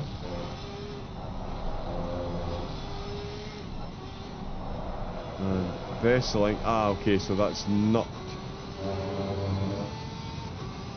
for position, because that is a Ferrari ahead of him. There is Bedenke behind the wheel for FRL's leading car in the race. It is the Mercedes. Back at the pits in 12th then, Bedenke's first stint behind the wheel in the race. I'm going to go back to Yannick Plus because it is still very close up at the top, and we're getting very close now to the end of Benjamin Eck's stint. He's got 12 minutes left before that magic timer runs out. If you're Yannick, oh, that's later on the brakes. Oh wow, full send on that one, and he has made that stick. Let's have another look at this one then. So out of the last corner, really using the corner width on exit, picking up a monstrous amount of slipstream along that start-finish straight. Clearly, he's outbraked him from an absolute postcode away. Eck almost managing to get the cut back there, but not quite finding the room. But Yannick Plus goes full send and gets the car up to second place. Can he now get himself a gap over the Eclipse Racing Team car? Sorry, just got distracted there. Gasolina, he is into the pits. Whittling down the pit stops as well. And it's Van Struijs that's coming back out. Another 1 hour 3 minute stint for Gasolina and the team.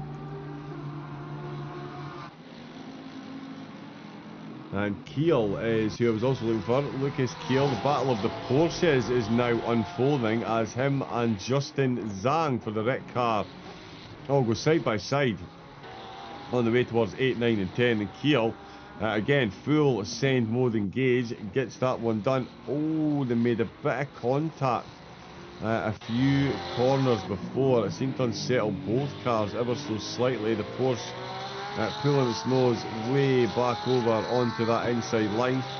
Straight drag race through the middle straight into the braking zone. No, it was Justin Zhang that had the lead, but much later on the brakes, and again making that one stick sensationally well.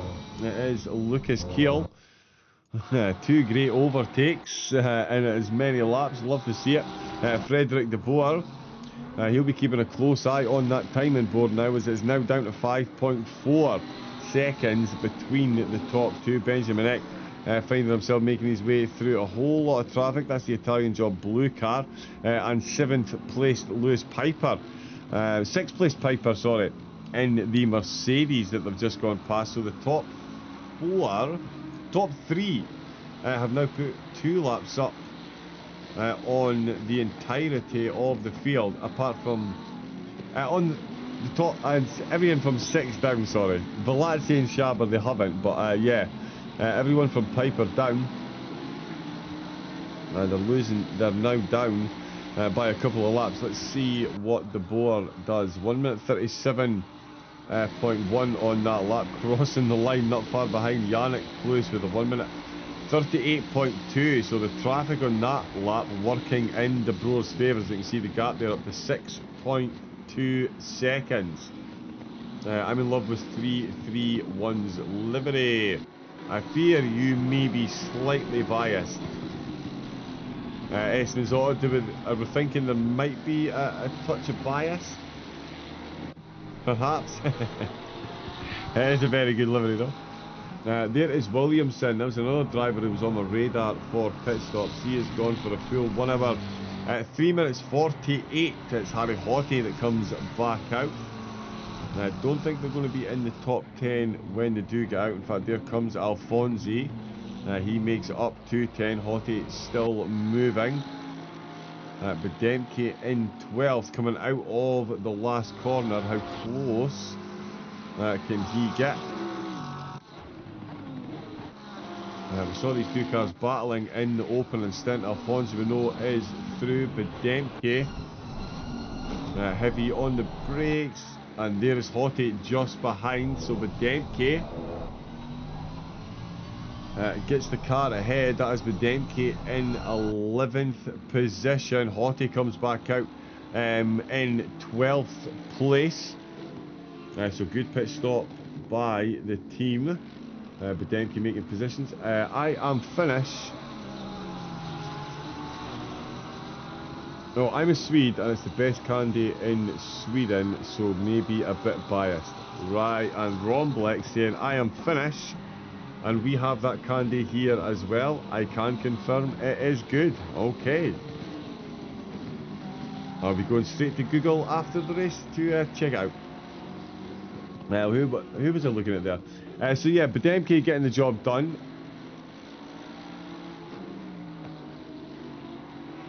And De Boer in 3rd place.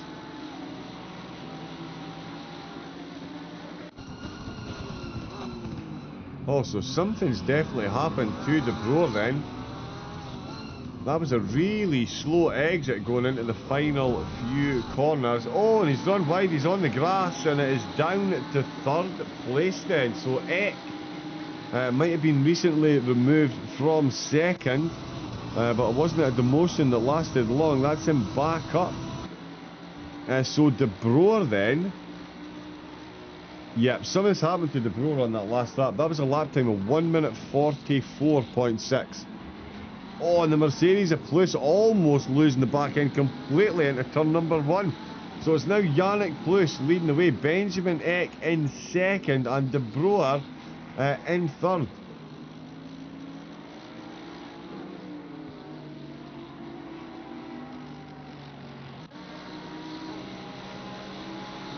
Wow, so whatever's happened to De Boer, I can't seem to see much damage. So yeah, maybe just an off-track excursion. Benjamin Eck's in the lead of the race. So let's have a look at this one then. Benjamin Eck is now in the lead of the race. So while all that was going on and we were watching the replay, the lead of the race changed hands as well. Of course it did. Let's see what happened here. Benjamin Eck, as you can see, firmly in 2nd place at the minute. Yannick Plus. Wow, when he got a good exit, he was really over that inside curve. Got a good exit, unless did he violate the track limits and left, or has he gone too quickly into the corner? Doesn't touch the curb. All my misgivings. Oh, and he's just lost the back of the car then. Tapped the brakes to turn it into the penultimate corner, and the back of the Lamborghini said no thank you. Yannick, what I'm going to do is I'm going to step over to the left, I'm going to step over to the right, I'm going to let Benjamin Eck take the lead of the race. I'm going to make this one a battle royale all the way through this stint. 3rd leader we've had just in this stint alone. And there is no reason to think that that trend is going to change over the closing exchanges. Benjamin Eck now leads the way for Eclipse Racing Esports. I heard a very loud hurrah there through my window. I think that might have been Esmond from Sweden. Actually, able to hear him through the window. Sweden's most sold car Well, the Lambo or the Mercedes? Because you know I'm going to ask, isn't it the Volvo?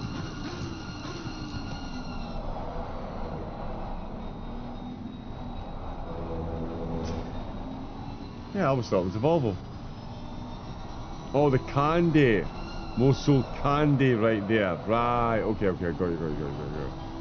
Yes, there we go then. Right, Benjamin, he is now in the lead of the race. Yannick Plus once again finds himself behind Eck. EJ Sanchez finds his way into the pits for Eagles Esports. So too does Dan Davis, as does Robbie Kelly. Tassinazzo making his way behind the wheel of the Italian job car.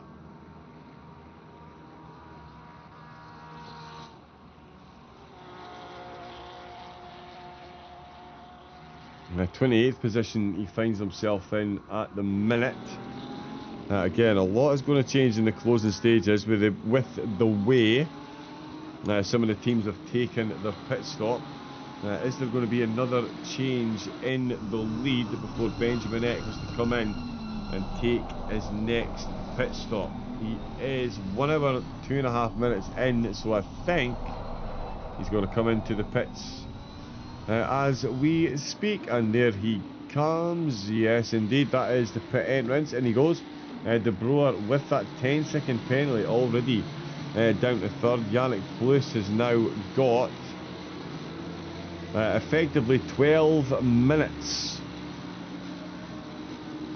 to try and put in some very fast laps to try and increase or take the lead of the race and potentially work a gap. De Boer moves up to second, Velazzi back to third, Schaber up to fourth position. All four of the top four drivers now are 53 minutes into their stint, so they're all going to be coming in pretty much the same time. Williamson has just handed the car over, as we saw, to Harry Haughey, and so Bolia Tibor is back out as well behind the wheel of the Ferrari. Dan Davis saw coming into the pits as well, and I did see Antonio Pina come in, but he came back out, so it was a double stint for Pina as well. There's Alex Zagdal making his way out for another stint behind the wheel. It's small marshmallowy car candy. Right, okay. I've got ya.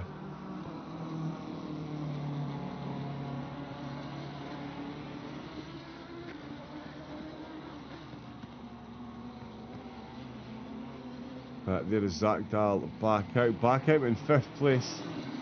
So yeah, the gap the top 5 have got over the rest of the field is in no way waning, and yeah, definitely arguments could be made that it is massively increasing.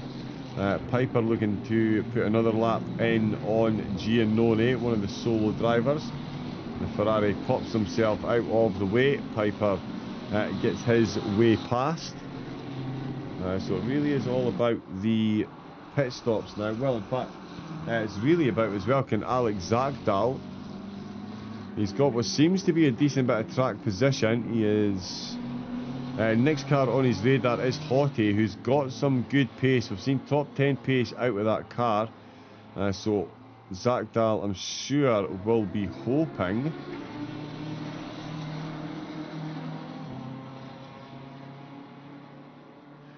that it...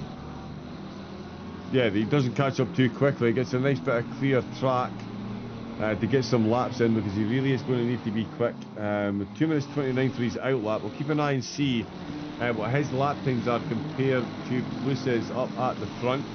Again, De Boer with that 10-second penalty, he's going to definitely come out behind Velazzi and Schaber. And that's going to bring Zagdal straight back into the hunt. So yeah, the top 5 in no way decided at the minute. Velazzi there. 37.0, matching Jakob Schaber's 37.0, 9/10 quicker than De Boer. So the top 5 definitely falling by the wayside ever so slightly as far as pace goes. Frederick goes second.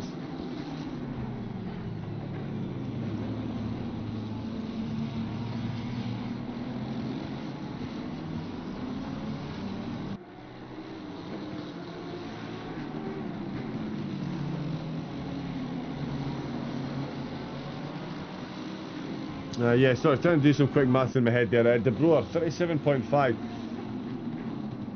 Yeah, it's going to be an interesting close to the stint with the gaps the way they are. Jakob Shaver hurrying the crowd along as well.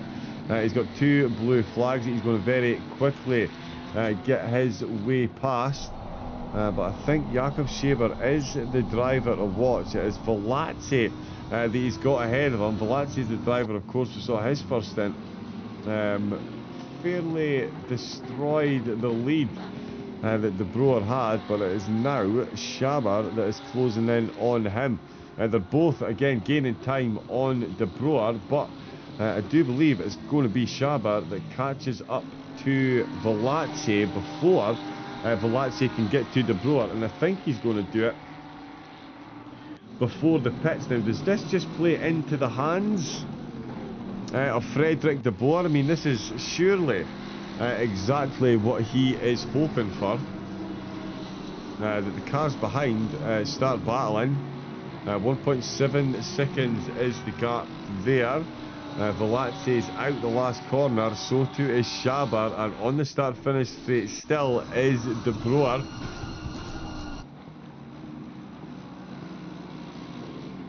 Plus finds time on De Boer. De Boer gains time on Velazzi but loses on Shaber. Shaber 37.4. He is moving. There's Lewis Piper coming in to take a pit stop.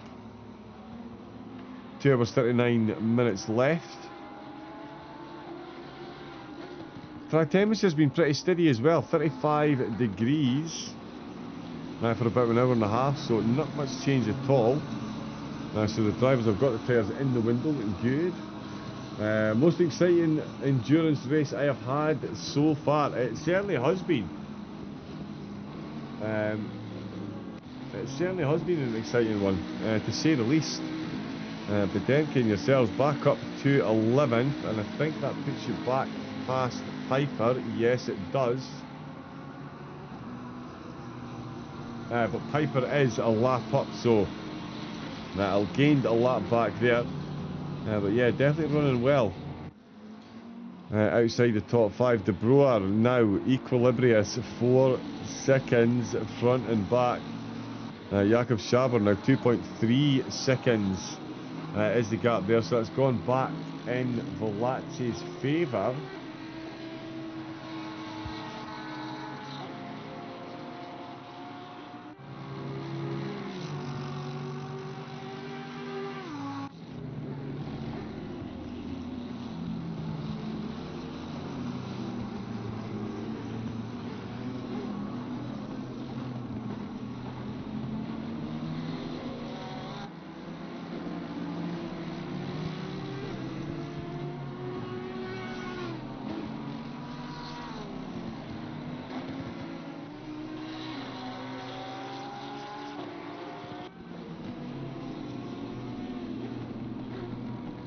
Yes, that gap's gone back in Velazzi's favour.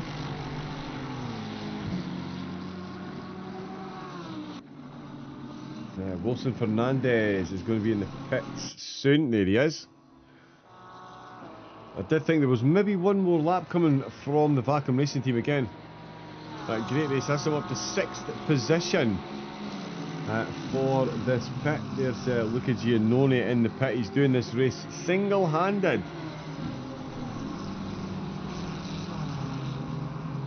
So it's been quite the race so far, himself and Alan Brown.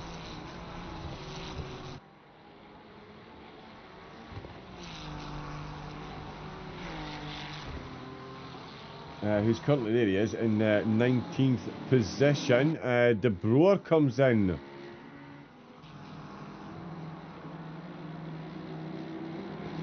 An hour and 1, so again, definitely could have snuck another lap out with that one. Nothing doing at the minute. So he's come in.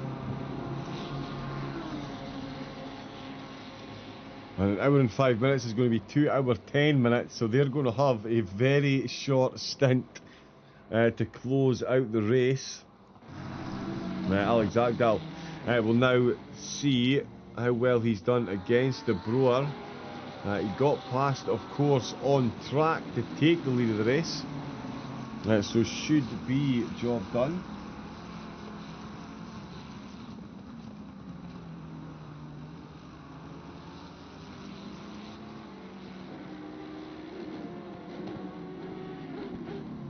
Jakob Schaber, of course, still out. Alex Akdal is what I was looking for. Alfonsi's in the pits as well, and so is Maxim Oberin. And they've had a couple of trips in for penalties as well. Still in 22nd, so really have got some very good pace in that team.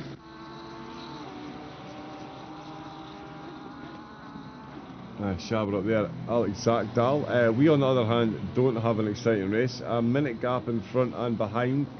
I am in the number 77 Merc.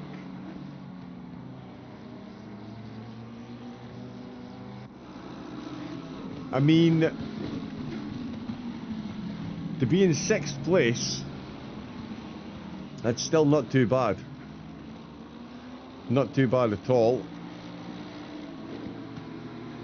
Yeah, I'm sure it would be nice to get involved in some battles as well, but yeah, getting some nice clear track and bringing home the positions, not too shabby. Van Thielen is back out behind the wheel of the Sim Racing Belgian team. We've seen the pace that he has got. Velatzi's come into the pits to end his stint.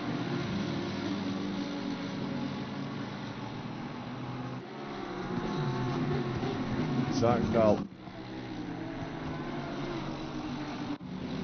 is a fair bit ahead of Van Thielen, and that's a big gap that they've got there. Jakob Schaber and Plush still out. Mattia Nachira is coming out for the RNM Flat Out Esports Mercedes. Oh, this is where all the fun really happens. Oh, along the start finish there, Alex Akdal already flying. Van Thielen just coming into the final corner now. Alex Akdal will get past. Will he get past Nachira? Yes, he will get past Nachira. Will Van Thielen. Here comes Van Thielen, heavy into the braking zone. In fact, he's not in the braking zone yet. That camera is a bit deceptive. And there is Nachira in the Mercedes. He is out and he is ahead of Van Thielen. Oh, the battles will commence shortly. Here is Jakob Schaber coming in to take his pit stop, and Yannick Plus will definitely be in on this lap as well.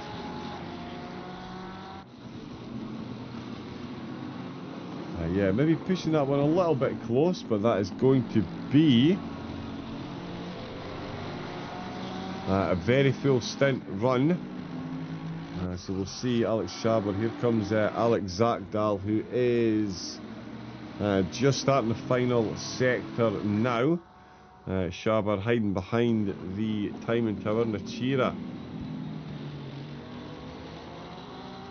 in 5th place. Lewis Piper still in 6th, as his teammate was saying. Yep, definitely a good position to be in. Johnny McNaughton is now exiting the pits. Alex Akdal's already out of the last corner. Nachira is into the final 2 corners. And Van Thielen is not far behind. So where is Johnny McNaughton going to be? Yannick Plus should be coming towards the pit entrance. Yes, absolutely right on cue. Johnny McNaughton on that exit. And there is Akdal through comfortably back ahead. There is Nachira going past as well. Oh, and it's going to be a bit of a drag race then. It is Thielen going to be able to get himself ahead of Schaber. He is not. Johnny McNaughton, sorry. So Johnny McNaughton back out the pits in 4th position as Yannick Plus comes into the pits. So you can see just how long a lap is. The race leaders just come in as Johnny Manurn is coming out of the pits. And Johnny Manurn currently in 4th place. Nachira just ahead of him in 3rd. Van Thielen, fastest driver on the track so far today, is just behind him. There's only 2 seconds separating them. We've got 2 hours and 30 minutes still to go, as Jan Duffner is already behind the wheel of the car and leaving the pits. That is a speedy, speedy pit stop. That is going to be a very quick pit stop. Alex Zakdal is out of the last corner. Jan Duffner still approaching the line. So he's got a bit of time to go. Alex Zakdal goes flying past.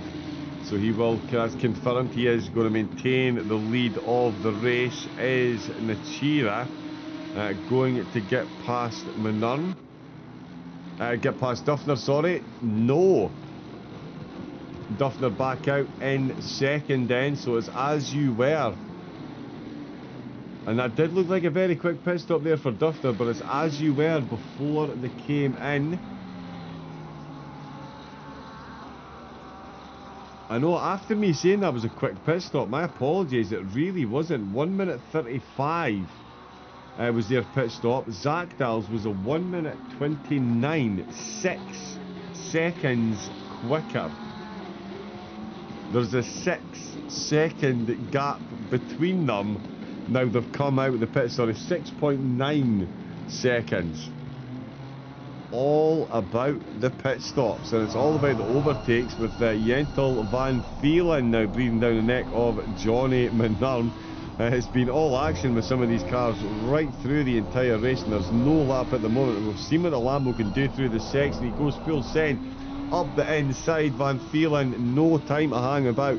He wants this race win, and that's going to put him 1 step closer as he gets the car up into 4th place. Audi's going to come straight back at him though. Johnny Manurn positions it up the inside. There's a bit of contact made there between the 2 of them.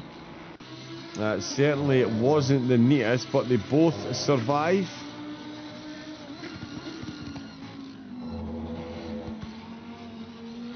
Yeah, getting a little bit close quarters there.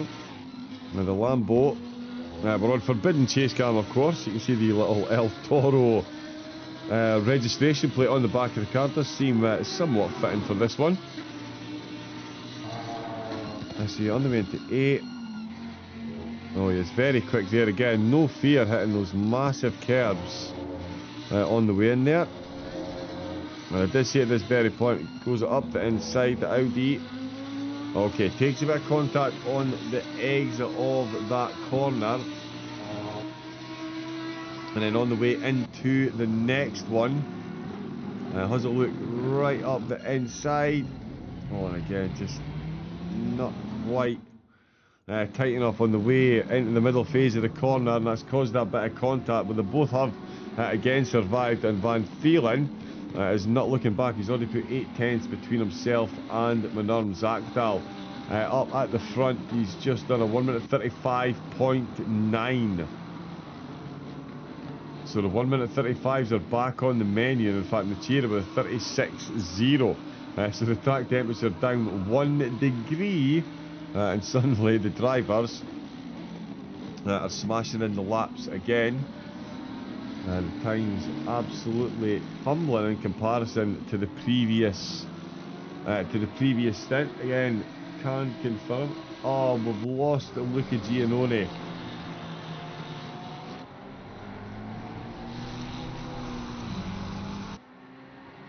How many laps did we get? 173 laps. But unfortunately, Giannone no longer in the race. Has to be said, it is still quite the effort. Alan Brown still out there. 197 laps he's done so far, completely single-handed. That's all kinds of crazy dedication right there.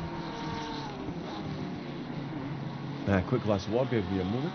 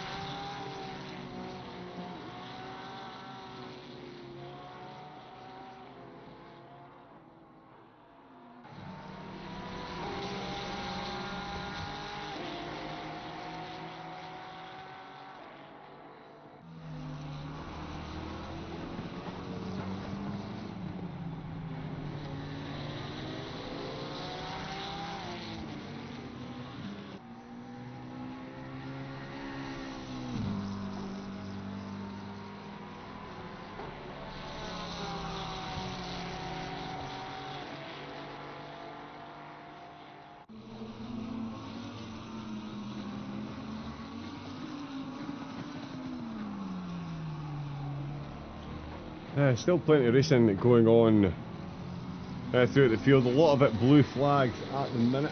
Tom Curtin is back out on track though. His Mercedes closing in on Jan Bach. And their strategies are fairly intertwined over the piece, so it's going to be a battle between the two of them until the end of the race so far. Lientvart as well.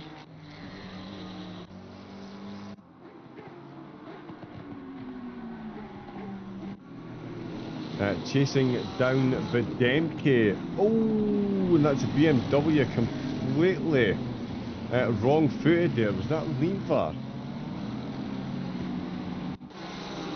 I think it was. It was indeed. So yeah, Lientvart then. Let's jump on a forbidden chase cam for this one.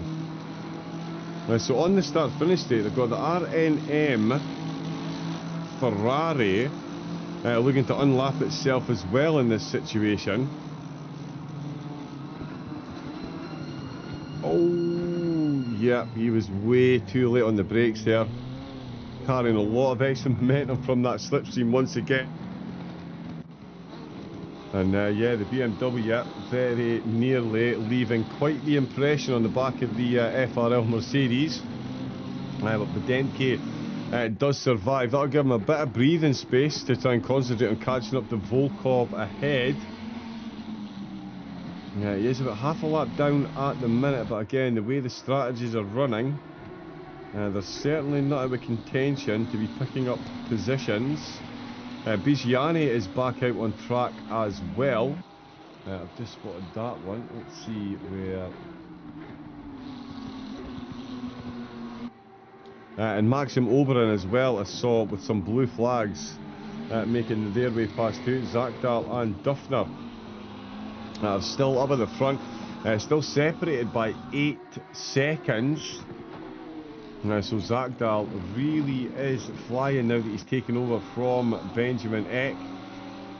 Duffner being more than matched for pace by Benjamin at the minute. Oh, please work. There we go. And Van Thielen, 1:38.4 in that last lap. So again, he's been slowed up slightly by the traffic.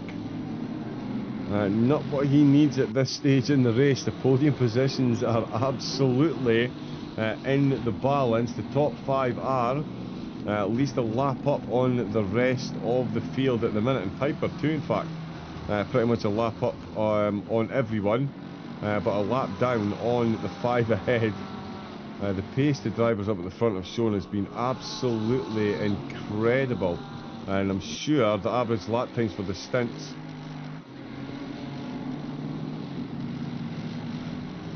would, yeah, play into that theory very strongly. 1.5 seconds now Lindvar's got to make back up to Bedenke. So far this stint he has been matching him for pace, just needs to find a better place to get the overtake done, handle that extra pace from the slipstream just that bit better through the corners. They've got Johnny Manorm in 4th, who's just gone past him, so Nachira is going to be catching up as well. In fact, there he is there, already caught up, so that's going to stretch out the battle. It's going to give Bedenke a bit more space again, as 6th place Piper follows through as well. So 6th is directly behind 5th at the minute, just a full lap down. So just highlighting again the pace that the drivers have got up at the front versus the mid-pack.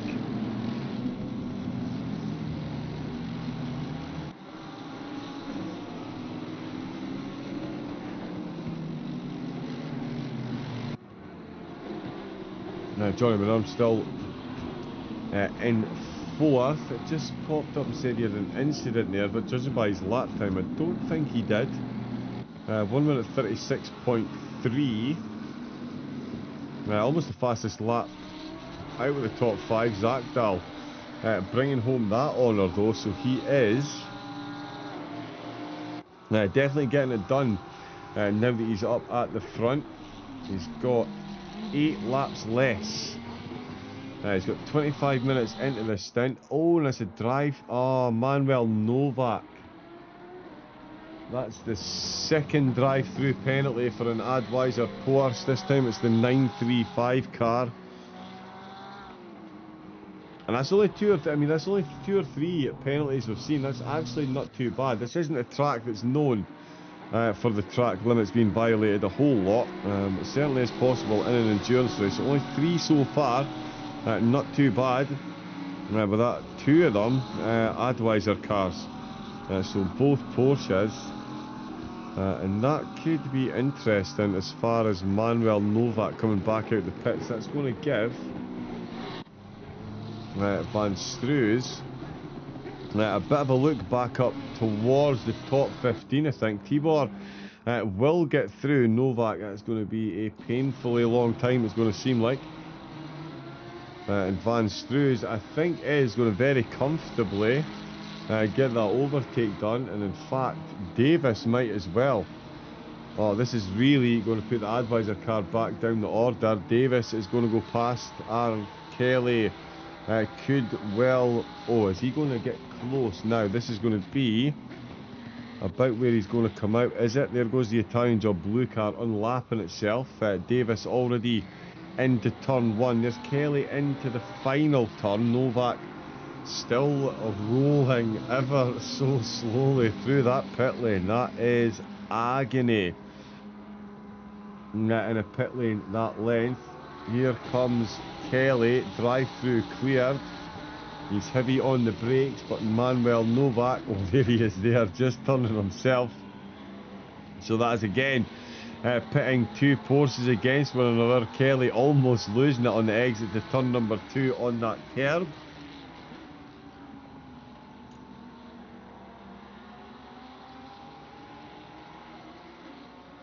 But Manuel Novak does manage to at least maintain 19th for the minute.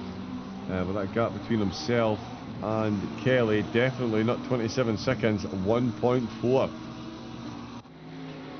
So that's brought them right back down the field. It will of course reset the stint timer, but won't do that much good in the grand scheme of things.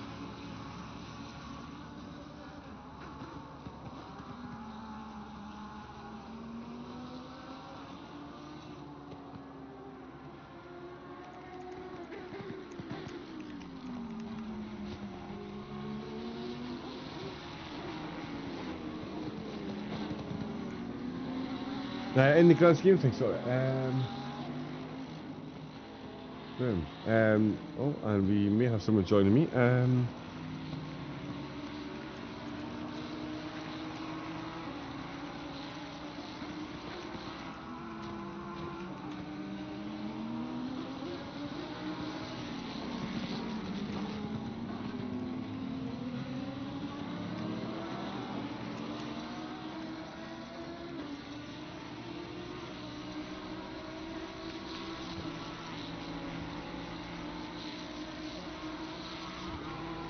Yes, I think we'll be joined for the closing stages. We shall see.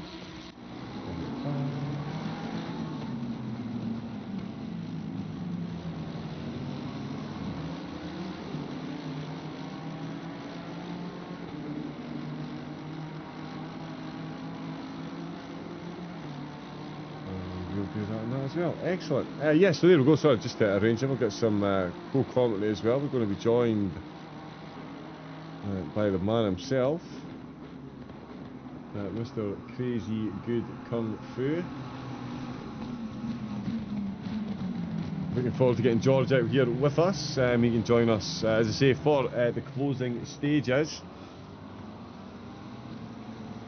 Closing stages that have been made all the more interesting than the battles that we're seeing going on. I've actually missed that one while I was typing away furiously. But it does look like Lindvar has gotten his way past Bedemke, and he has indeed the closing speed there of the BMW. Absolutely incredible stuff. And the BMW just coming into the final sector and out the final corner there. So Bedemke, it wasn't like he got a bad exit, it was just the BMW, it was just that bit better. So close in the slipstream, as you can see. Look at the exit pace the BMW has got. He goes around the outside. He's got his nose in front into the braking zone. The Mercedes has got that inside line. There's a little bit of contact on the way through, but the BMW does make it stick on the corner exit. And that is a position up for Lindvar, one down for Bedemke. And it's a battle that I don't think Bedemke and the team are expecting to be, and again they've dropped massively down the order given their starting position. So we shall see if they can improve, maybe follow Lindvar for a few laps, try and catch up to Volkov ahead. And of course Kiko Gallo, the other driver that they'll have in their sights in the closing 2 hours if they can get some pace. It's Lucas Kiel for the MSR Youngsters, who is back into the pits. Thomas van der Stroe is out for the Orca Pose Racing. He is in 17th position and he's closing in on Tibor ahead. They do have a big gap to the drivers ahead of them. But certainly at the minute that is a battle for points and positions that is brewing. Davis in the background as well. He's been no stranger at the battles in the opening stages of the race. And it looks like in the closing stages it's going to be much the same. Silas Furman comes in. the lead Porsche in from 18th place. Novak, Kelly and Barth all behind. Novak back out after the drive-through penalty, managing to fend off Kelly's advance. There's still a 2-second gap. Van Stroo is almost fending off the track limits there. A big movement there from the Lamborghini. And he is firmly all over the place. But he does manage to hold off Davis for the moment. And yes, he does. Bedemke 1.1 down on Lindvar. Right, let me just set this audio.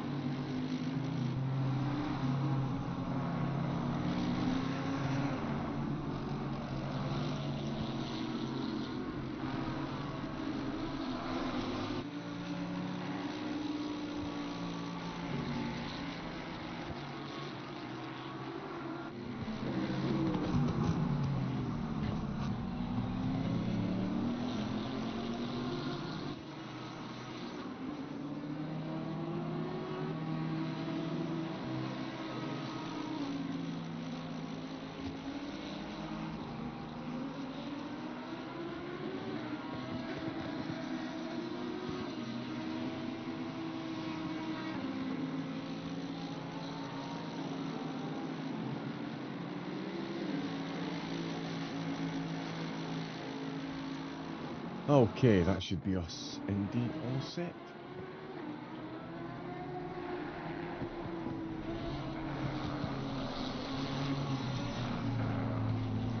Out of breath after running about to fix cables.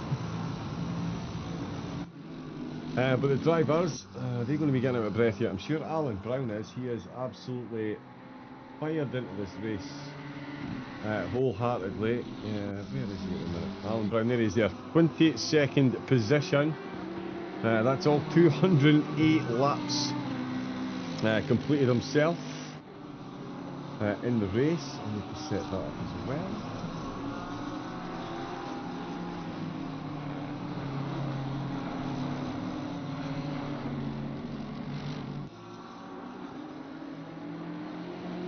Yes, so 22nd position he's running in at the moment. Alexis Solstev has just come in for the Iron Lynx Racing penultimate laptop. Pit stop. Lap times, pit stops, that just all came together too nicely there. But Solstev He's on his way back out the pits. That's the penultimate stop for the team. Alex Zakdal still with a gap up at the front. Alan Brown is getting himself out of the way. He's got 14th and 20th just ahead of him. Duffner going a 10th quicker on the last lap there. 7.2 seconds is the gap, same as Van Phelan. 7.4 seconds. Sorry, I just changed. 7.4 seconds. He finds himself behind Duffner. Johnny Manurn 2.9 seconds down, the same as Mattia Natira. So the gap up at the top. Oh, and that is a spin for Thompson there in the pink pig. A couple of cars. There's Derek Groff in the Lambo. Good to see that that thing is fully repaired and back out and running. A couple more pit stops to go. Round number 8. Of course, what a calendar has been. Anything that's got Kyalami on it and Watkins Glen, you know you're on for an absolute winner. Of course, we still have Silverstone left to go. That's the 6-hour race at Silverstone next month, and it's the 24 hours of Suzuka and 4 hours of Zandvoort. Remember, you can watch back all the races from the Endurance Series and indeed all of Formula Racing League's ACC content from PS5 and PC on the Formula Racing League YouTube channel. Free subscription there. Hit that notification bell and you can get yourself notified as soon as the races are uploaded for your viewing pleasure. And of course there are 4 Twitch channels all dedicated to ACC, be it on PC or on console. So make sure you hit that follow and subscribe button. Thank you all indeed. We've got Alex Zadel still leading the way. Jan Duffner still in second, and Van Phelan still in third. We're starting to see another round of pit stops unfolding as Chico Lindvar comes in. An hour and 3 minutes into the stint. So Bademke goes back up to 9th. His stint will be over 54 minutes into this one.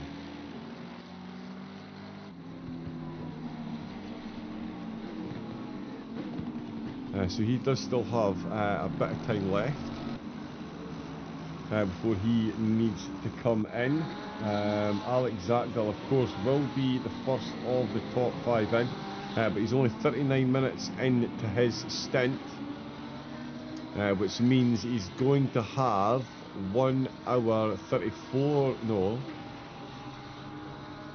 Okay, he's got 25 minutes left of the stint. That's going to be 1 hour and 35 minutes left when he comes back out. So there is going to be a 30-minute stint for Zakdal in the team.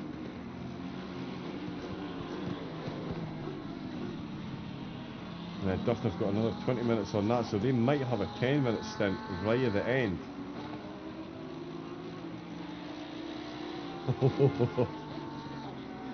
Oh, it's all coming down to the pit strategies now.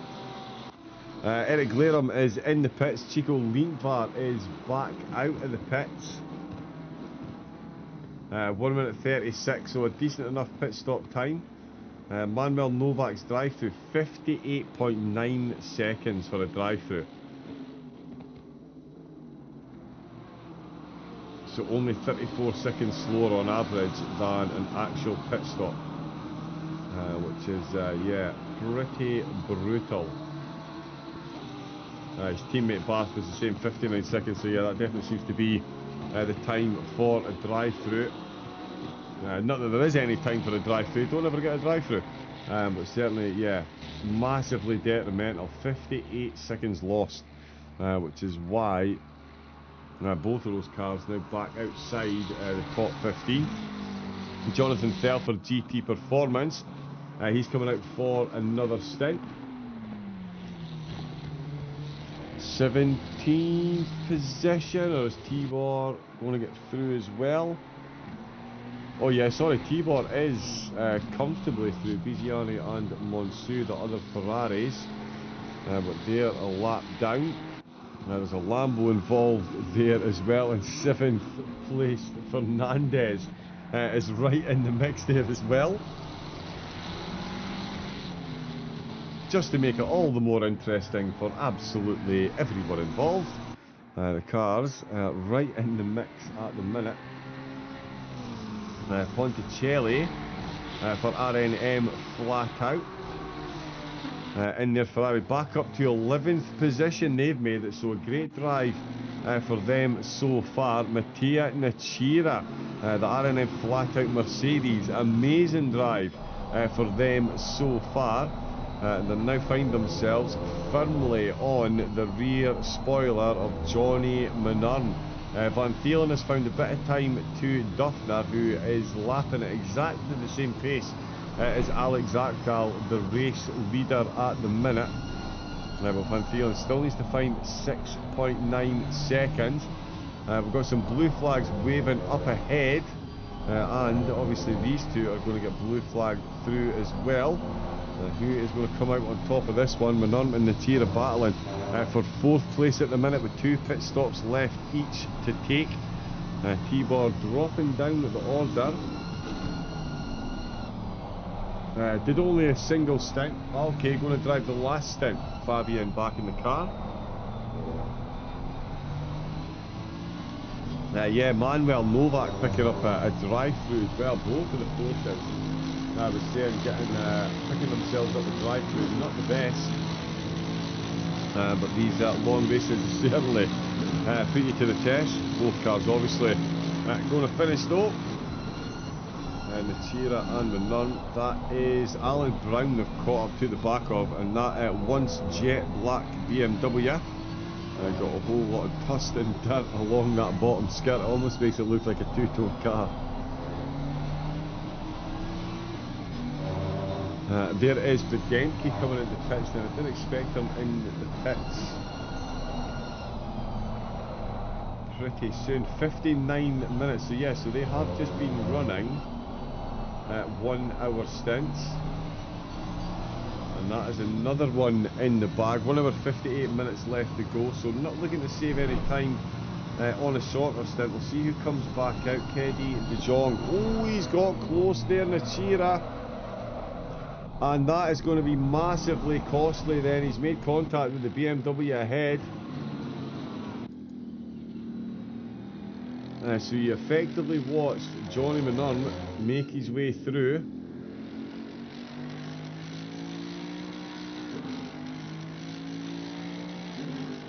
And thought he would be able to do the same. Unfortunately, not to be. Oh, and they've just made contact on that apex there.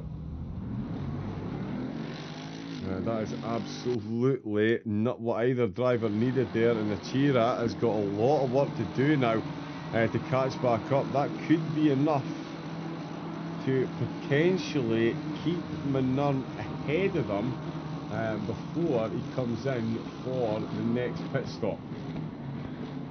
So we will see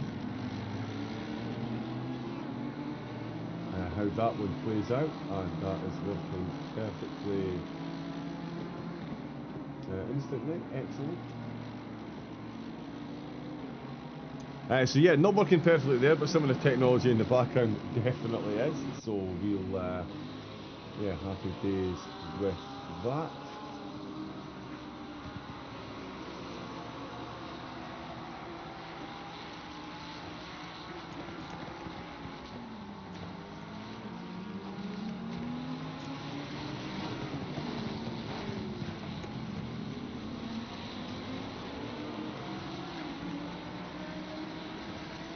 There we go, deal of a mechanical keyboard.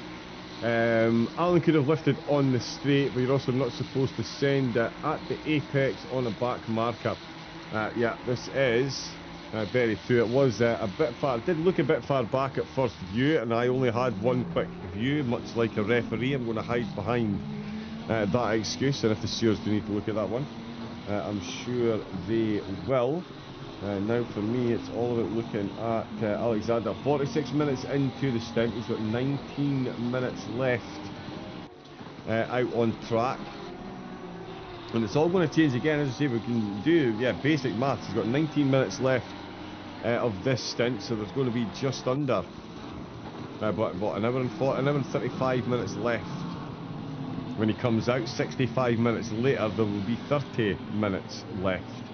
Jan Duffner has got an extra 13 minutes on top of that, so he has got a 13-minute stint. So they will be able to comfortably double stint their tyres, because they're going to come. What are they though?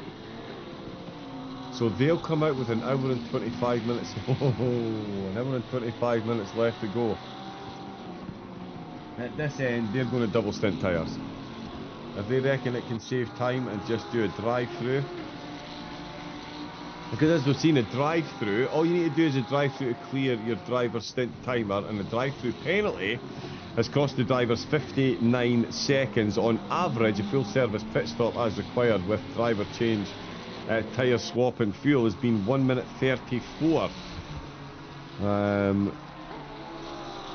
Yeah, so take on a slightly longer pit stop on the penultimate one. Take on the extra bit of fuel and double stint the tyres, do an hour and 20 minutes. Save 34 seconds potentially on the pit stop. We shall see, we shall see, we shall see. We're going to find out when Zach Dahl comes in, and in fact Harry Hottie is going to be coming in pretty soon as well. He's 55. Thomas van der Strohe 57 minutes into his stint, so he's only got 8 minutes left to go.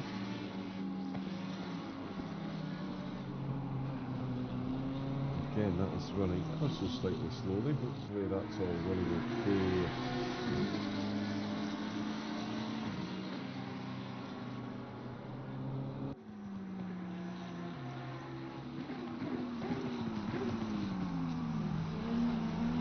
There we go, got some other action on the screen as well. Extra camera angle.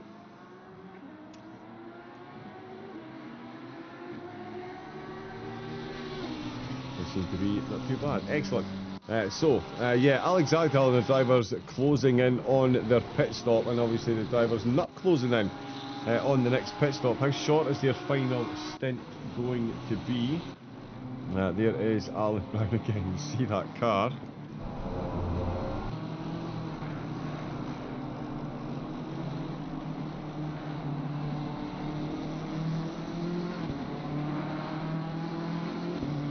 He does look like he's been mugged by the plasterboard fairy.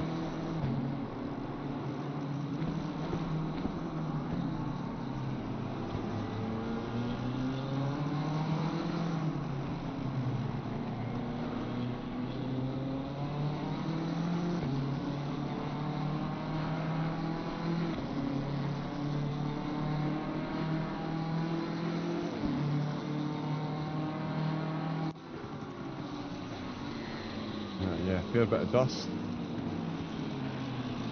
Right, just goes to show you a black car on a paint. Black paint on a car, sorry. Black car on a paint. Black paint on a car.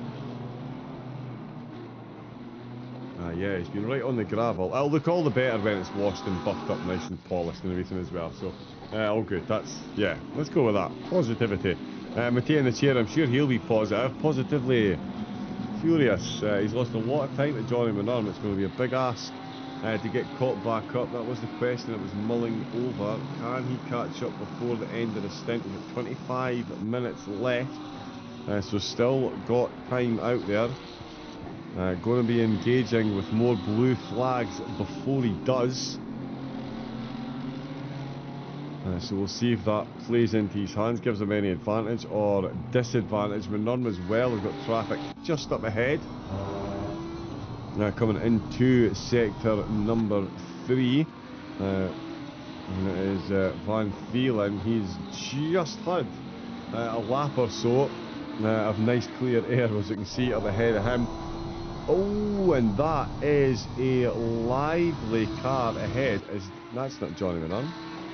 No, that is the Oberon.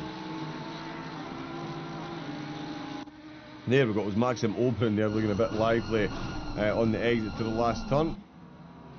The Lambo sails his way on through there, absolutely zero messing about whatsoever.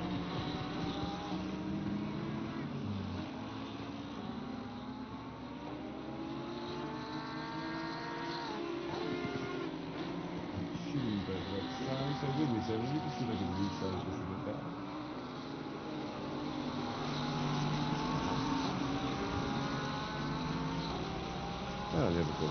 Excellent.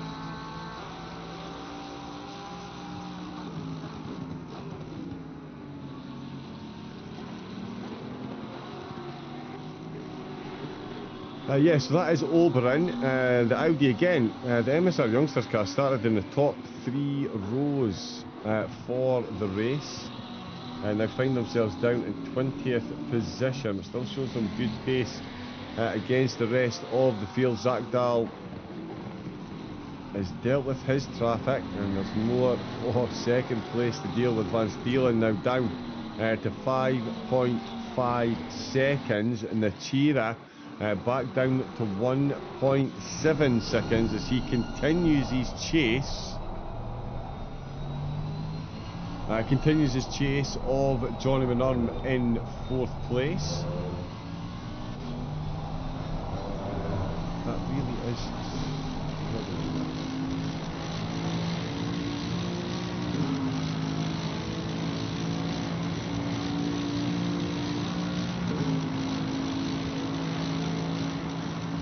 So we'll keep an eye on Nachira as he chases down McNurn. There is... That's not Van der Stroes exiting the pits. That is the Mercedes.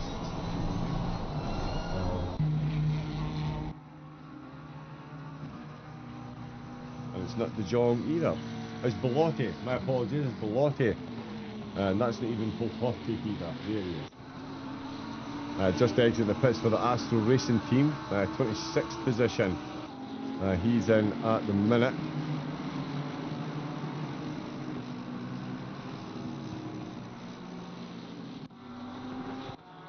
Zach Dahl still leading the way, and having a look at his stint timer, 54 minutes. He's got 11 minutes left to get this done. So yeah, 1 hour 37 left of the race when he comes in. It's going to be an hour and 35 when he comes out. So I did at least get that part of my calculations correct. Duffner second, Van Thielen third, and McNurn and Nachira at the minute. That's 4th and 5th. These are the lead drivers. 6th place Lewis Piper is a lap down. In fact, almost 2 laps down on the group ahead. Himself and Wilson Fernandez. The Vacuum Racing team, they have had an unbelievable race effort so far. Started in 19th or 20th position, and the McLaren has absolutely brought the fight to the rest of the pack. And we are... I am very pleased to say, let me just find which program I need to push which button on. Goodness gracious me. Joining me, one of the shining lights of Raven Comms. He's definitely better than the guy that runs it, that is for sure. It's Mr. Crazy Good Kung Fu, George Cook himself. First thing in the morning, the sparrows are still wiping the sleep from their eyes, and we've got Mr. Cook joining me in the comedy box. Good morning, George, how are you? Good morning, good evening, everyone who's living in a normal time zone, and thank you for the intro, John. It is one of those things. No, pleasure to be here as always, mate. And what a race it's been so far. I've just been catching myself up on the action, and crikey, there's been some great stuff happening out here, and what a circuit to be doing this on as well.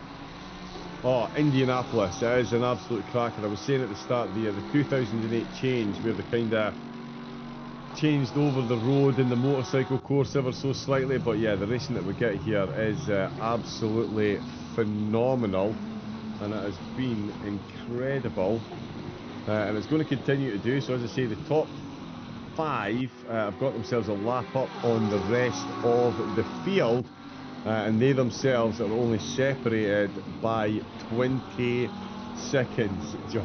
It's Yeah, bonkers.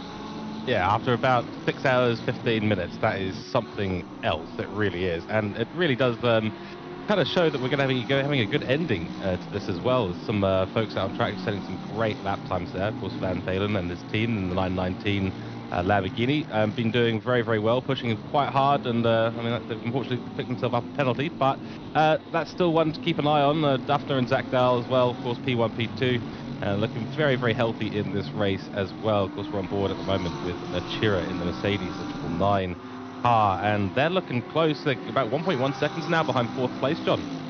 They are indeed, and I tell you, Nachira and one of his teammates, whose name will return to me in a moment. Oh no, it wasn't Nachira himself, and Velazzi, but yeah, Nachira himself came out, put in an absolutely worldy of a stint, and took the lead of the race, but then spent an extra 9 seconds in the pit compared to the drivers around them, and yeah, find themselves losing positions big time that way. Alex Zakdal's gone for the worldy of worldy undercuts. He's going to have a 30-minute stint by my calculations, which means you can just write them down and throw them straight out the window or in the first bin, set fire to them, do whatever.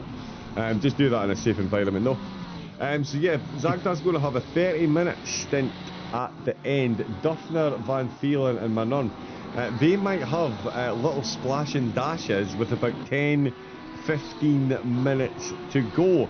So to say it's going to get interesting at the end, at the minute, it really, the only thing my brain is thinking is, are these teams going to take a longer penultimate stop to take on that extra bit of fuel so they can effectively double stint the tyres at the end? But if it's only going to be an hour and 20 minutes, you can do an hour and 20 minutes on one petrol tank. You can do an hour and 20 minutes on one set of tyres, especially if you come in, and it'll save you, as I've worked out, about 36 seconds to do it that way, George. So yeah, to say the end's going to be interesting, you've had a bit of an understatement there. Yeah, well, understatement of the 8 hours, I suppose, maybe of the day, maybe of the century. I mean, we'll find out, but it is a tricky one, isn't it, to calculate? I mean, you've got to really balance out whether or not you're going to be able to go faster, what kind of traffic levels you're going to be encountering, how much you can push at the end, how much stamina do the drivers have left, how much of that consistency that they know that they've got is left at the end of this race. So 36 seconds, that's not a small amount of time to make up on track, and you have to be pushing incredibly hard. You might end up getting yourself some sort of unforced error during that period, but as you said, hour and 20 minutes, you can absolutely make it through a stint on that. It does get a little bit tricky towards the end. I'm noticing as well, of course, the track temperature being 34 degrees Celsius, not going to be the kindest to the tyres up there. If you're absolutely sprinting through it with rapid pace, then yeah, it could work. Just on board at the moment with the 202 car, trying to get past a little bit of blue flag traffic there. Through they go, but this gap is really closed down now, John.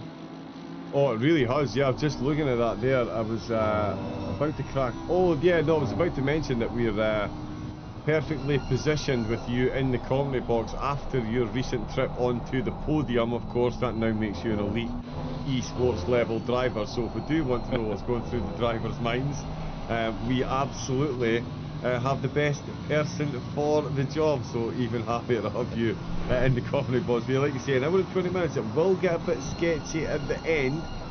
Is it sketchy enough to lose your 34 seconds on track? Are you going to get caught in traffic? It's a whole lot of questions that are going to get answered. Justin Zhang comes into the pits for, are you ready for this one? Now, the first driver of this car was called Robbie Kelly in the red car White Rose Racing.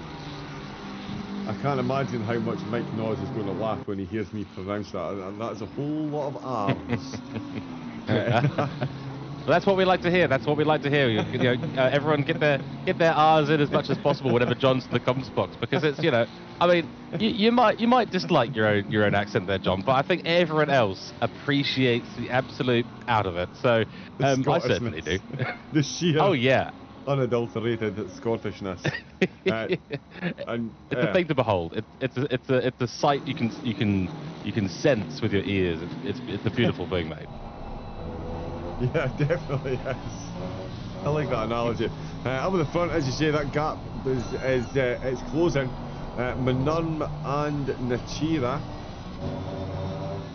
They are very, very, very close indeed. It's now well under a second. Zagdal's actually found a bit of time on Duffner. That's now up to 8.2. And Van Thielen, 15-second penalty, but he's got the gap well under 5 seconds to Duffner. Zagdal, though, is coming into the pits on this lap, I think. He's an hour and 2 minutes and 20 seconds into his stint. He's going to come past the pit ends. If he stays out now, he does have time for one more lap, and he is going to go for one more lap. At this stage, it'll be worth it for Zagdal and Benjamin Eck to try and extend the current stint as much as possible. You want to reduce the amount of time at the end as much as possible, and if there is going to be a final stint from Alex Zagdal, you know, whether it's a 15-20 minute stint at the end, you want to give him some time to recharge as well, obviously. I'm guessing here, unfortunately I'm not super familiar with the stint times here, but I'm assuming they've got a limit here, John. 65 minutes. Yes. Yeah, so that'll be 35 minutes at the end for Zagdal, and that probably worked at the end of the day. He'll be able to push, he'll be on fresh tyres, he'll be able to absolutely send it, and that's what they're going to need at the end. They've got 8 seconds over Duffner and the 212 car at the moment, but you know, that lead can evaporate pretty quickly with some mistakes. So yeah, good on them for trying another lap there, trying to extend it out and trying to reduce that last stint. It is actually really fun as a driver doing a final stint in an endurance race when you've got the ability to push, because it's a lot different than the rest of the race. Yeah, indeed, and I can tell you from my own experience, I have zero clue what you are talking of, because there is no way in the world I could drive the final stint of an endurance race. My nerve would not handle it. Ain't no way. That is really flipping quite badly at the minute. Hopefully everything's okay. Let me know how George sounds as well. The stream's running fine even though the game isn't, so we're all good. Oh well, Kuno's things, unfortunately, as it usually ends up being. By the way, on track now between the Mercedes and the Audi ahead, the 99202. The gap now down to 0.4 of a second. So a little bit of traffic getting maybe, you know, slightly in the way there. But that gap is absolutely nothing. In fact, the position has in fact changed. It has. Maybe I missed that on my stream somehow. Yeah, I was a bit behind there as well. It was the blue flag traffic, I believe, that masked it from our site. Let's just have a look and see here. Where are we at the moment? Oh, so into the infield section, just off of turn 8. Oh, runs a bit wide. Oh, yes, he does.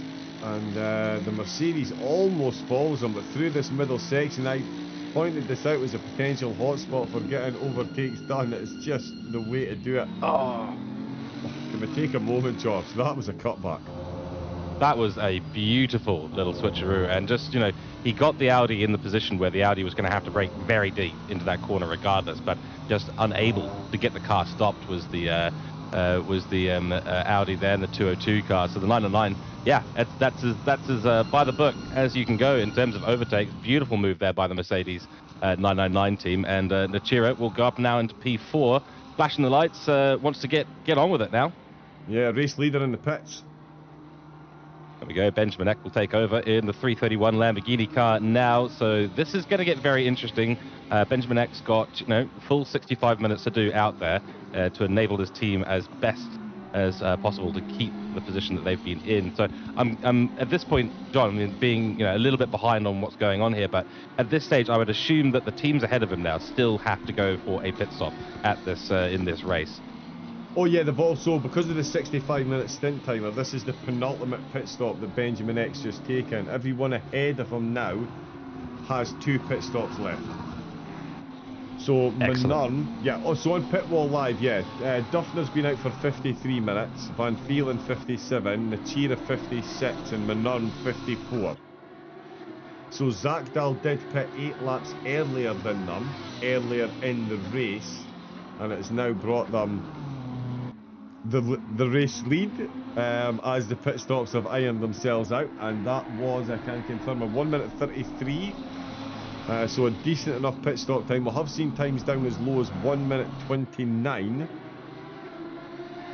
So yeah, so this is their penultimate stint now, 65. I thought he was going to come back out at 1 hour 35 minutes left, but 1 hour 36 minutes left, so 65 minutes from now, he's coming back in, and yes, he's going to have about 31 minutes left of the race, whereas the other drivers, who've still got 12 minutes out on track now, are only going to have 22 minutes left by the math. Yeah. So they could be looking to do 85 minutes, 1 hour 27 minutes potentially on one set of tyres. George, talk to me.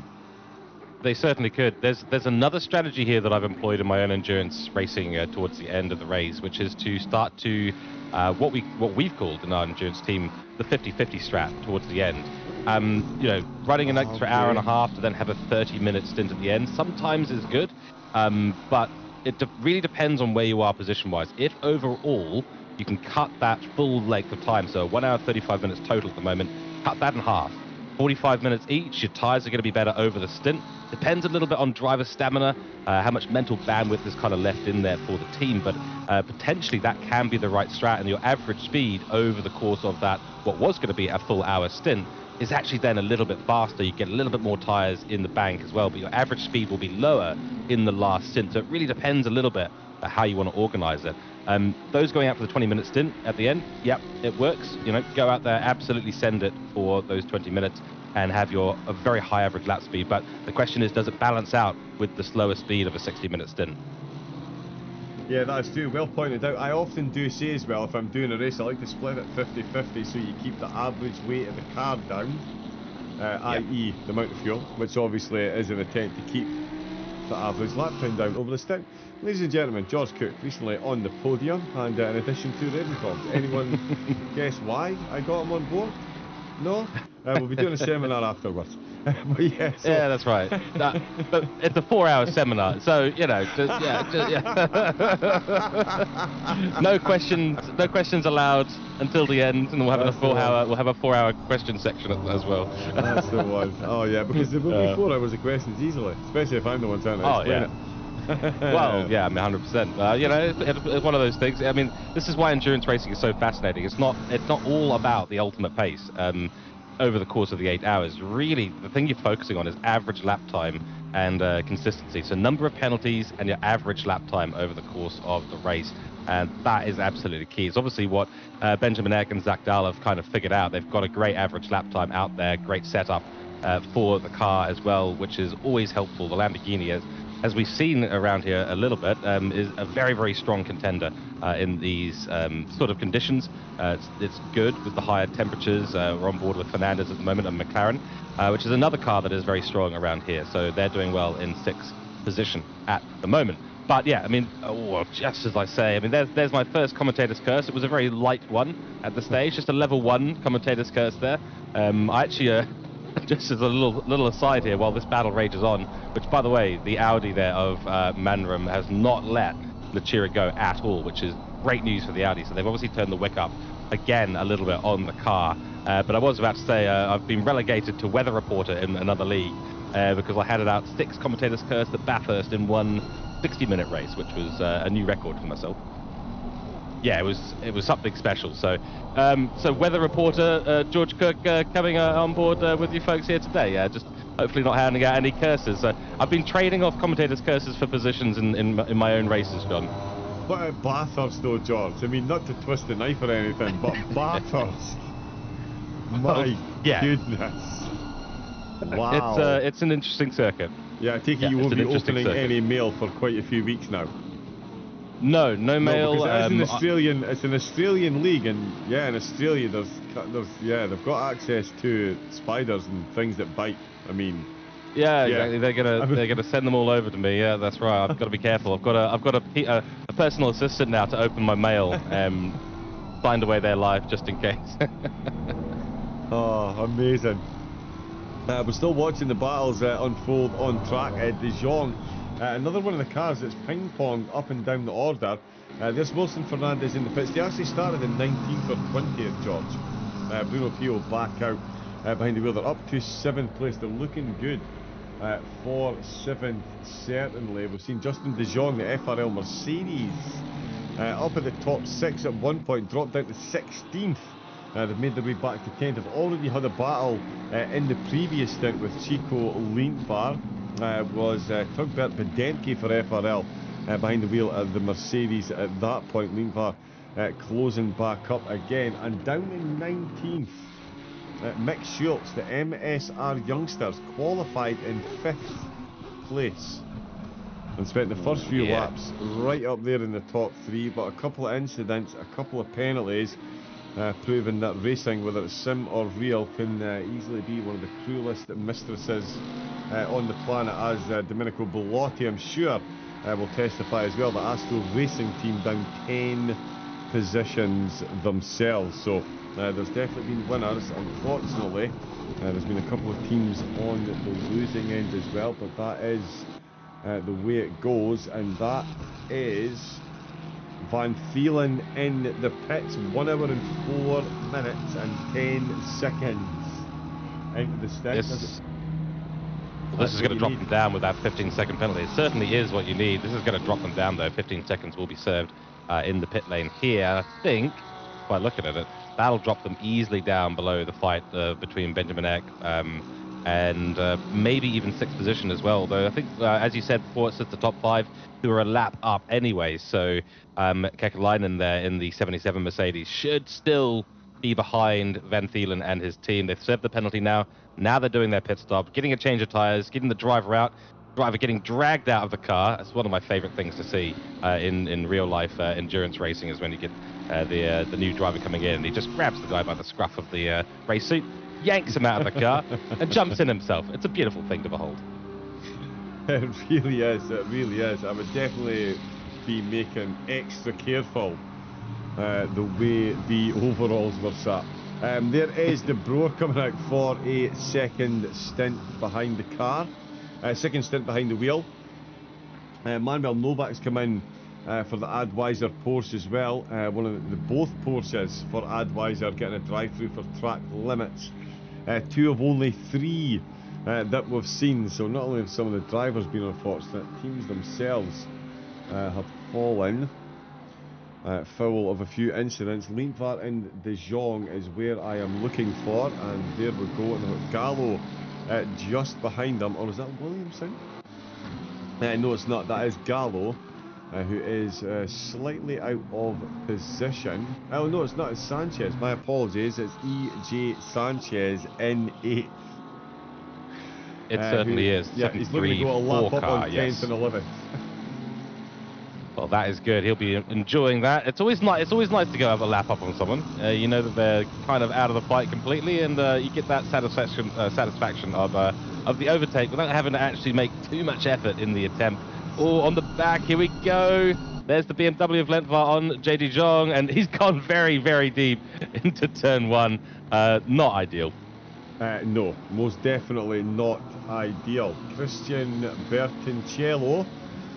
He's been given a good deal. He has been handed the wheel from Nachira. They're in 3rd place when they came into the pits.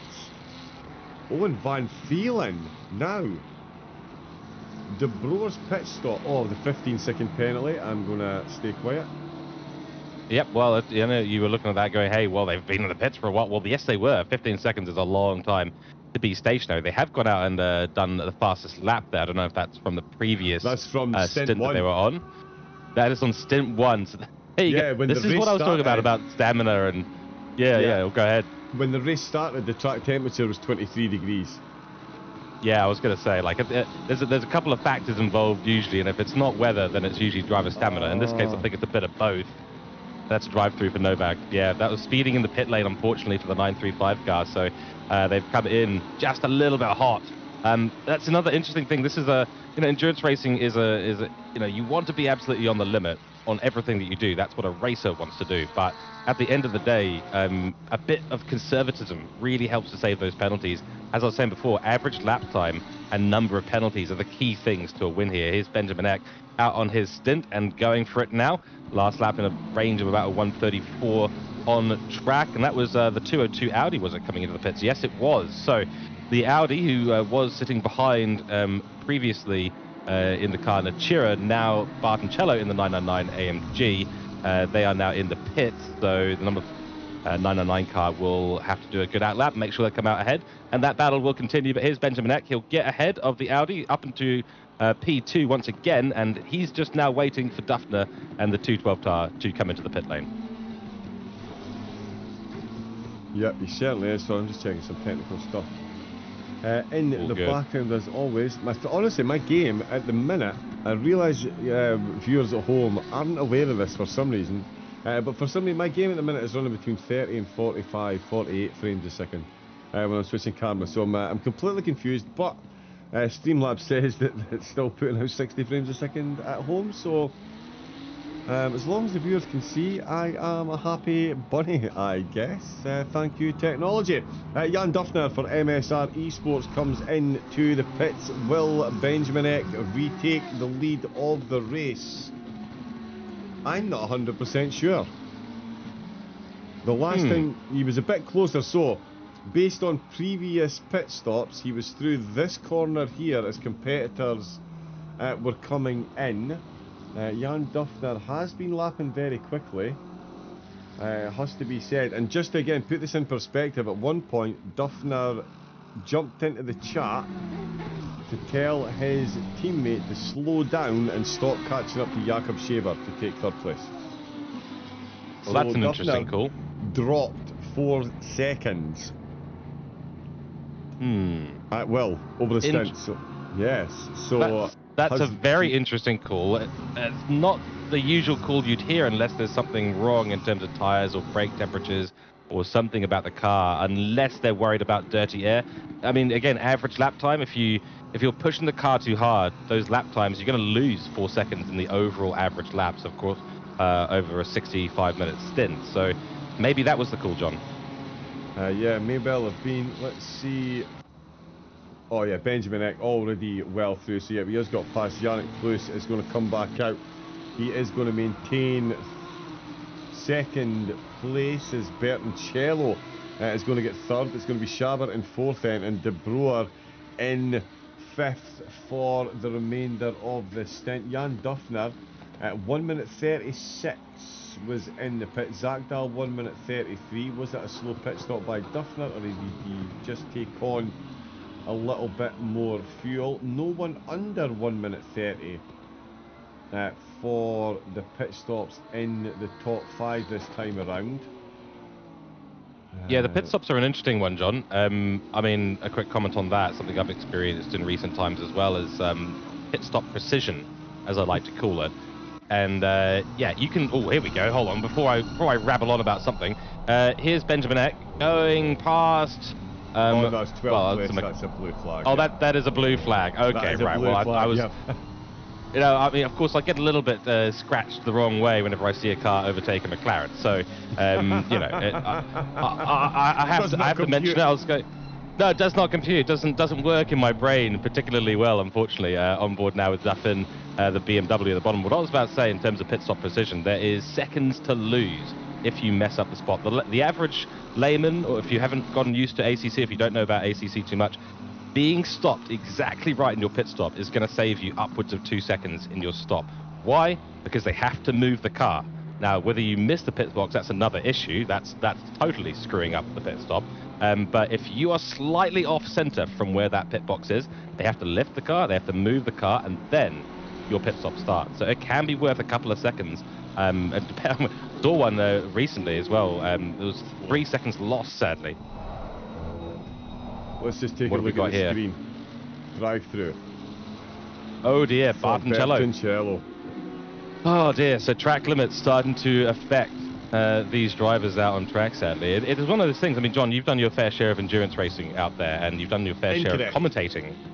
Incorrect. Okay, well, I've only ever done. You've never raced in an endurance race. I've done one stint for charity. I was an 8-hour race. I commentated the whole race, and I did one stint while wearing a red Panda onesie, and then went back to commentating.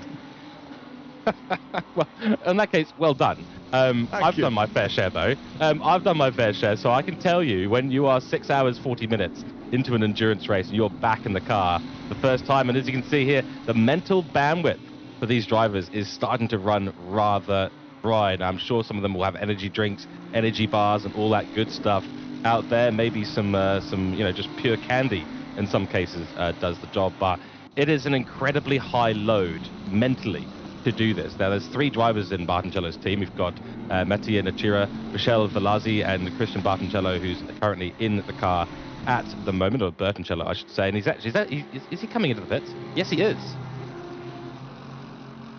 So he's going to do the drive-through immediately. I thought they might have just stayed out there for a couple more laps until it was absolutely required to come into the pits, but they've decided to serve it immediately, and that'll give them a little bit of a mental break. That is the key thing here, is your mental bandwidth. And unfortunately, drive-throughs are usually an indication that you're just running a little low on the stamina. Fuel's fine, just the mental fuel that needs to be recharged a little bit. And by the way, we do have a question in chat from Dan Barth asking, who is the second commentator? I am George Cook. As John likes to call me, the wonder from down under, the sleeper from down under, more like it, and down here in New Zealand, doing a little bit of commentary at the end of the stint here to keep John and yourselves company. And a shame I wouldn't be able to join in earlier, but unfortunately the race started at about 2 a.m. for me, so it's not really practical. Yeah, not the most practical, but yeah, that is Jan Bath, team principal of Adwiser Racing. So the 934 and 935 Porsches. He's done a few stints himself. He's actually going to be out doing the final stint for his team as well. Oh, in that case, we wish you good luck there, Jan. Enjoy your final stint out there. It's very tricky. I'm sure you understand exactly what I'm talking about in terms of the mental bandwidth. So obviously, Fabian Carter out there in the 934 car at the moment, and doing a good job from what I can tell here. We're on board with this trio, which they haven't really gotten away from. You put me full, great. Okay, cool. We're on full at the moment, which is excellent. We're just running through some of the races. So I'm keen to put the camera now very quickly onto this battle that's evolving for P12. So I'm just going to go and quickly have a little look at that, because Justin De Jong at this stage of the race is looking, well, he's still looking pretty solid at the end of the day. So the 737 car there still leading this trio of cars away. We've got Lentvar in there as well. But that is the blue flags. They both got the blue flag traffic out at the moment. They will have to let the car behind go through momentarily, but the 737 car doing very well. And I do apologize, it looks like my liveries have not loaded today. This is very unfortunate. You are looking at the FRL liveried car, and that's a big send there. They're trying now, the blue flag traffic in the night, so that's the 919 car trying to come through, and yes, Lentvar's going to have to get out of the way. Let them through. It is time to let that happen. Justin De Jong will be absolutely happy that this happened at turn 1, because you're going to lose a fair amount of time by going wide there. So the 79 car will have a little bit of time to make up on the 737 car ahead, but through goes the 999 car there, Bertoncello. So he'll need to continue his run through. Maybe the blue flags could have gotten out of the way just a little bit sooner there, John. There we go, yeah, we are back. Yeah, just that little bit sooner. There is a couple of pings in the server as well. Just trying to fix some setting, but it's still running. So we will crack on as if the world needs to continue turning. Benjamin Eck. It's funny you were talking about Candy. Apparently Bilar. Now, I think I've actually seen this on Top Gear. But apparently the livery on the lead car is the most popular candy in Sweden, and it's very popular in another one of the Nordic countries as well, as was mentioned. So as you can see there, yep, we've got some nice marshmallows. Oh, very nice. Okay, well, I'm sure there'll be there we go. Well, that's a good idea. I mean, the marshmallow sweets are easy to digest. They're very sweet, full of sugar content there. You can see the pink and blue all the way around the car. It's classic candy colours there. And, oh, wow. Whoa. Yeah, there's a braking zone there, unfortunately, Mr. Lamborghini, and you have solidly missed that this time. Yeah, the Orcapo's Lambo, completely forget. He was maybe too busy with his mouth watering over the candy that was cruising on past. This is the psychological pressure here about liveries. You get a good livery in front of you, and you either don't want to race it or you start making mistakes around it. I've had a few liveries with the doggy meme thing on the back of it. I swear I've had a few people just run wide staring at the livery. My current enduro team, which is a bit of an in-joke for Australia and New Zealand, is called Jim's Lawn Mowing. course, I think everyone can figure out exactly why that's funny to us down here. Jim's lawnmower, and we've got our cats pulling middle fingers on the cars. Very rude. But as soon as you get side by side with us, you're staring at a cat being very rude to you. And I think we've definitely forced a few errors with that livery. Sim racing and psychological warfare. How often the two are intertwined. Very much so. Hey, it's part of the game, mate. It's part of the game. It is drivers flash lights to try and distract their opponents. So yeah, why not put a cat being rude? I mean, because it will. Oh, a cat. Oh, what is he doing? Yeah, you're right. It has that double take effect, and by the time you know it, you've missed the braking zone. You're in a wall, and yeah, your competitor is bringing home the race win. I can tell you this, John. If you want to beat me in a race, you're gonna have to put coffee on your car, right? You put coffee on the car, I'm gonna be staring at that thing. That's gonna be like a fly to the light, right? Cool. I'm gonna keep that in mind if we ever do a staff race. We'll need to do that just so I can fully embarrass myself. Let's see. Benjamin Eck, that is 21 minutes into the stint, and now we're in 15 left to go, so he does have to come in 41 minutes. Will he come in and split this final stint? We will find out very soon. Yannick Plus behind him. Of course, he's only been out for 10 minutes. Yeah, not so very I'm thinking long. Your idea for splitting the last two stints into two halves, that does seem like it's going to be a winner. I mean, the drivers could. It's an hour and 25 minutes they're looking at on one set of tyres if they're going to double stint the tyres and just do a drive-through. But the pit stop times don't suggest to me that that's what they've done. An hour, a 1 minute 36. That's quite a long stop. So maybe he has taken on more fuel, Plus. Rather than taking on less. If I actually said laptop earlier. If the pit stop time has got longer, that would suggest to me they've maybe taken on that little bit more fuel just to do a run through the pits on the last lap. Benjamin Eck, 1 minute 33 plus 1 minute 36. Or I don't know. Yeah. That is very close. Very close. It certainly is. I mean, we've got Yannick Plus there, who's 25 seconds behind Benjamin Eck at this stage. So that means Benjamin Eck and his team have got 25 seconds in hand. I mean, if you come into the pits and you do the driver swap as well as change tyres, it all sort of happens simultaneously for the most part. So you're generally going to be losing the same amount of time, generally speaking. Again, the specifics of that get rather different, unfortunately. But you're generally going to be losing a similar amount of time. So the real question is how are those tyres performing? How are they looking? I noticed that the track temperature has dropped by 1 degree Celsius, which, to be fair, is not a massive difference. So conditions are the same out there as they were about 45 minutes ago, about an hour ago, probably even an hour and a half ago at this stage of the race. So you've got to kind of figure out the balance that you want to go for. I mean, everyone will be running endurance brakes. I don't think anyone will be changing the brakes at this stage of the race. That's an extra 40 seconds in your pit stop. The tyres here being, tyres and fuel, 30 seconds sort of absolute maximum. Then you've got to get the driver swap happening as well. So yeah, it's a bit of a tricky one, John. I mean, what we do in my endurance team, we split things half-half. We like to try and average out the lap times as much as possible. But we have been in a fight before where it was absolutely crucial that we had a fast end to the race. And that was all very close there. Schulz here, the 203 car on the back of Duffin, the 55 car. So things popping off between these two just a little bit, which is always nice to see. But as I was saying, it's we've had a situation where we needed to be fast at the end, so our average lap times were good to our opponents ahead. We knew that they were going to stop earlier than us and try and run longer, so we thought, right, if we keep our average lap time within half a second of their average, then we can go for he can go for a big send. Oh, that was a close one. Just to finish off my train of thought there, they were just getting interrupted by brilliant racing happening on track, and a few moments in our hearts there.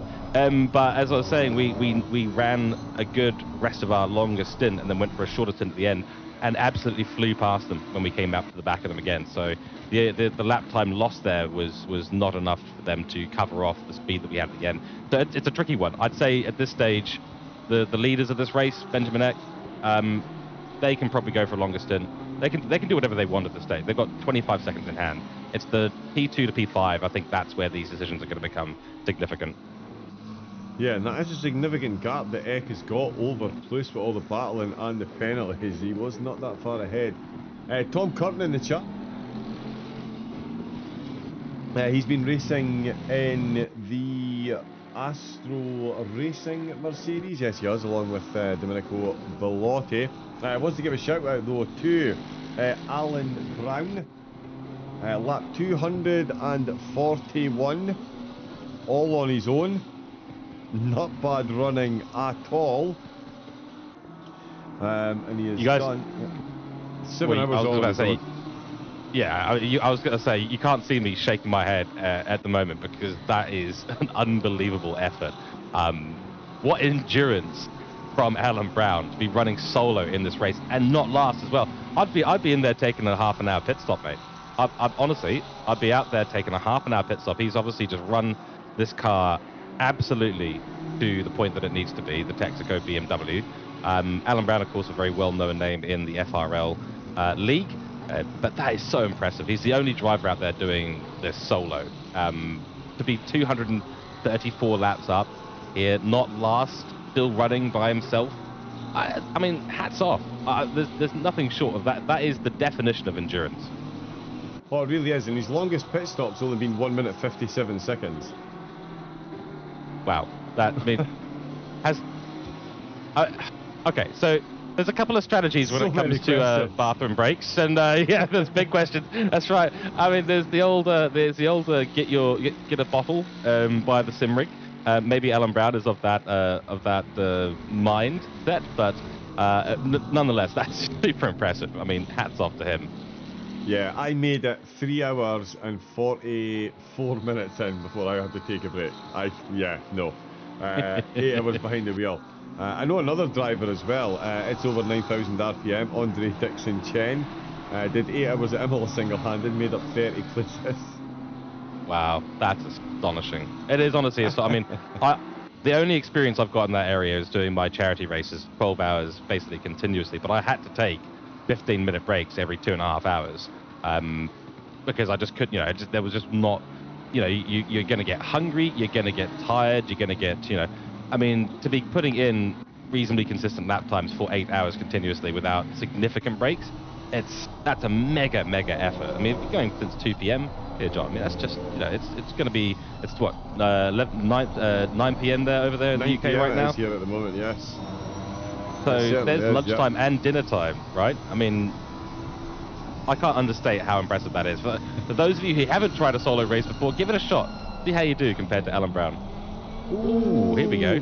Podium battle underway, and what a battle it is at the minute. Schaber and De Broer are battling. De Broer was the driver that lost the lead of the race to Viale in the Mercedes. That is currently in 5th after that drive-through penalty, but 3rd and 4th has been quite the hot spot. Every podium spot has seen battles all the way through the race, and De Broer much later on the brakes. Oh, and that's a sloppy contact and an amazing save by Jakob Schaber in the Audi. Let's jump back on board and watch that one. In fact, we won't get to see the rear view mirror, so let's go on the forbidden chase cam and see how this one unfolded.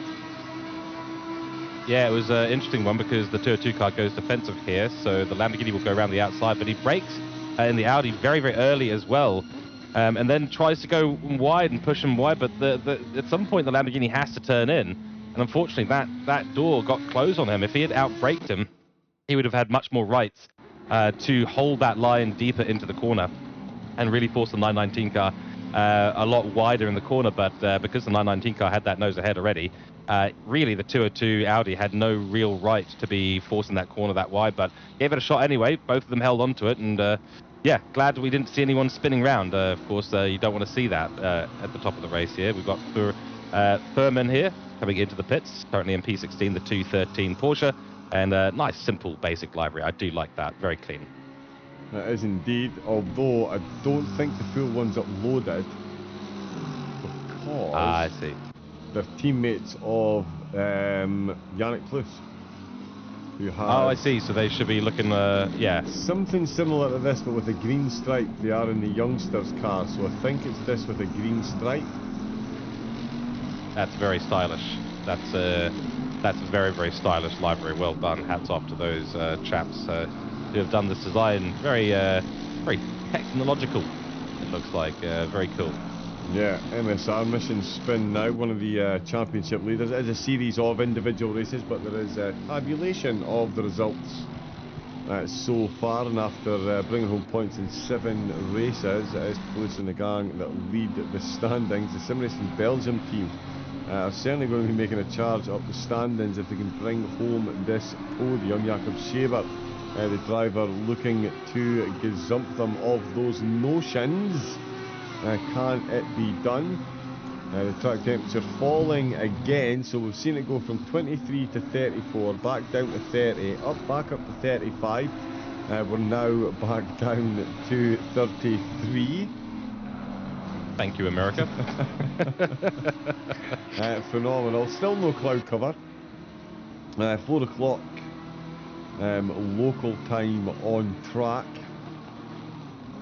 So yeah, the track temperature coming down. I'm sure the drivers would like it under the 30 degrees just to give the tyres that little bit extra life, but certainly 33 and down a lot better than 35 and up the way it was trending. With no cloud cover. The clouds literally came out 12 o'clock in local time, and yeah, that was it. Went straight back up again. Well, John, that's another consideration in terms of this. Yeah, it's another consideration in terms of the stints as well. Is, you know, the hotter track temperature out there, if you overdrive the car at all, those tyres will go off. Your average lap time across the stint will start to drop quite rapidly. At the end of the stint, you'll be putting in some pretty atrocious lap times, and your risk factor starts to go up. So this is a big part of endurance mindset and team strategy and planning. If the temperatures are very, very high, like this, the 50-50 strap that I've been talking about definitely comes into play. Oh, is that a little bit wide there from the 919 car? No, it's just opening up the corner there through turn 6, which is what you're supposed to do. It's the ideal line there, but David just had a little thought in his mind, thought, oh, maybe I could just find a way up the inside, but that door was going to rapidly close on him, which it did, compromise himself a little bit on the exit here. Ideally, what you're really trying to do there is follow the normal racing line through turn 6, and on turn 7, absolutely go for it. Find a really wide line and put the pedal to the metal as early as possible. But Scheber is not letting De Brouwer get away here, and that Audi, they've found a second wind, or a 45th wind, or however many wins that they've had in this race so far. They're certainly finding another one here in the 919 car. Maybe just slightly starting to struggle. I know the Lamborghini can be very rough on its rear tyres. The Audi is also pretty rough on its tyres too. So the real question is who's going to overdrive the car more than the other? By the way, track temperature dropped another degree Celsius, now down to 32.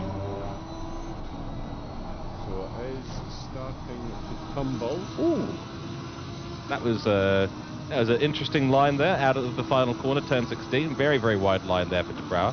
I do wonder if maybe the tyres are starting to go away. I mean,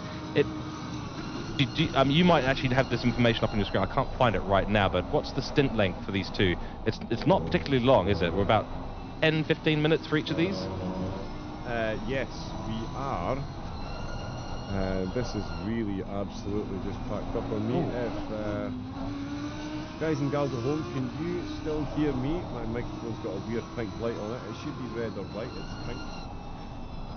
Who we're watching? We're watching De Boer and Lewis and their stint time. Yeah, so Lewis has been out for 13 laps, 21 minutes. And De Brouwer has been out for not much longer. There's the pink thing in the background. De Brouwer back behind Scheber then, so as I was panicking over technology, George was so we were that overtake, yeah, they were going through, unfortunately, and so the 919 car, the Lamborghini ahead, unfortunately made a bit of an error into one of the corners. I think it might have been due to this blue flag traffic. got a little bit involved with it, and then the 202 car just came storming through. We're just watching the replay now. Keep an eye here, John, because this is yep, there we go, contact. Blue flag traffic contact. Oh, sandwich. Right. Now, that is the 12 car, isn't it? The Ferrari there. Big set. Yeah. Big send, but also the blue flag traffic might have been a little bit in the way there as well. But wow, look at the 99T car, just got no tires at the moment and making mistakes. That's costing the 919, really is. Yeah, it really is at the minute. I hope we see Oh dear, oh dear. yeah, no, okay,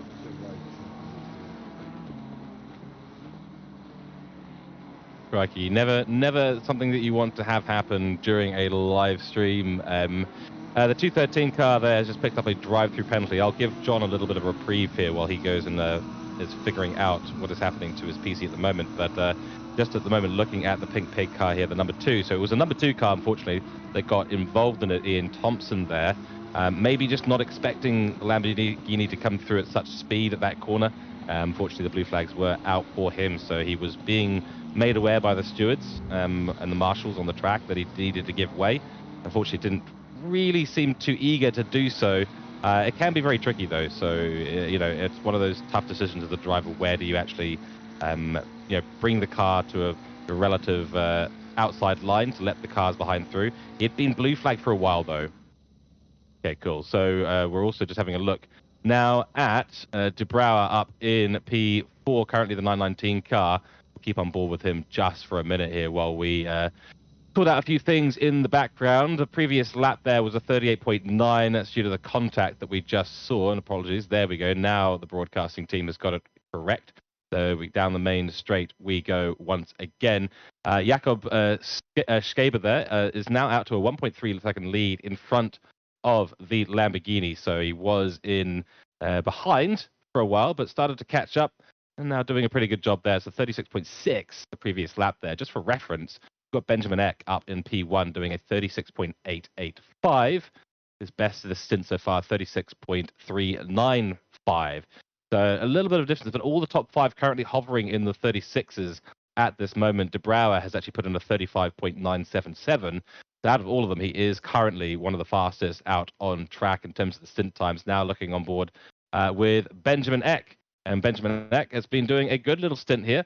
He's going to be, he'll be bringing things home very, very nicely at this stage. Zach Dahl, I'm sure, will be having a sip of a drink in the background. And I'm basically looking forward to his final stint in the car, which, you know, since we've got about an hour or so left now in this race, things are going to be, yeah, getting quite interesting. But there's some big gaps around for the most part. The top 5 not necessarily as close as we were expecting. The pit lane stops will probably switch things up just a little bit towards the end. The big battle at the moment is actually for P3. So P3 is the battle that we want to be keeping an eye on during the remaining sort of hour of this race, because De Brouwer and Schäber have been going at it for the last 20 minutes in the first part of their current stints. Looking around the field as well, not too many battles happening on track at this stage. A few positions getting switcherooed. We've got Pereira and Gasolina as well down in P14, P15, having a bit of a scrap too. But this is the closest battle on field you're watching right now, Schäber and De Brouwer, and they are going to be going at it again because De Brouwer is making up some time. We do know that the 919 Lamborghini is definitely looking quite fast at this stage of the race. De Brouwer needs to find a way back through, of course. But as we said before, he's making a few mistakes. So those mistakes are going to be a little bit costly in terms of the time, in terms of the tires. They'll be good on fuel, as far as I'm aware. And now Jakob Schäber just needs to keep that 202 Audi ahead as much as possible. Keep taking advantage of the mistakes that have been made from the 919 car behind, and keep that car in contention as much as possible. That's going to be absolutely key for those drivers as they go and head towards the final stint of this race. My big question here is going to be whether they're going to 50-50 this strategy. Will we see some pit stops in about 30 minutes time, or will we see some in about 15 minutes time? That's going to be the main difference here between all these drivers. And the question there, of course, is going to be, well, who's going to be going faster out on track? Who's going to be the one absolutely pushing things towards the end of this race? And who's going to be there looking at their average lap times and having a little bit of wonder. By the way, we've got Marco Keddy back here. He's currently 0.8 seconds off the back of David Hill, so the 737 car now fighting for that P11 position just ahead of him. This is potential towards the end of the race to get themselves up maybe into a top 10 position. The number of pit stops there has been 2 for Marco Keddy. David Hill's done 1 at the moment, so a little bit of a difference between the cars. Very close now on the back of David Hill, so Keddy is going to be looking for a move here as they go through one of the final quarters in this race. That is turn 14, 13 and 14 they're coming up to now. Apologies, that is actually, yes, that is turn 13, turn 14. And this is getting very, very close. 737 FRL Mercedes on the back of this BMW of Hill. And Hill's got a bit of work to do because they're coming through the final corner now. Both get through cleanly. This is going to be a great slipstream for the FRL Mercedes. So Keddy is going to be absolutely sending it into turn 1. He's moved out. He's outside, on the outside line now. Now going to be the inside line, but he's not got the pace. BMW is known for its incredibly good top speed. Mercedes does have a bit of top speed as well, but it's definitely not as good as the BMW as we did see there. And we do have John Stream back now, so welcome back, John. Hopefully everything's getting a little bit more sorted.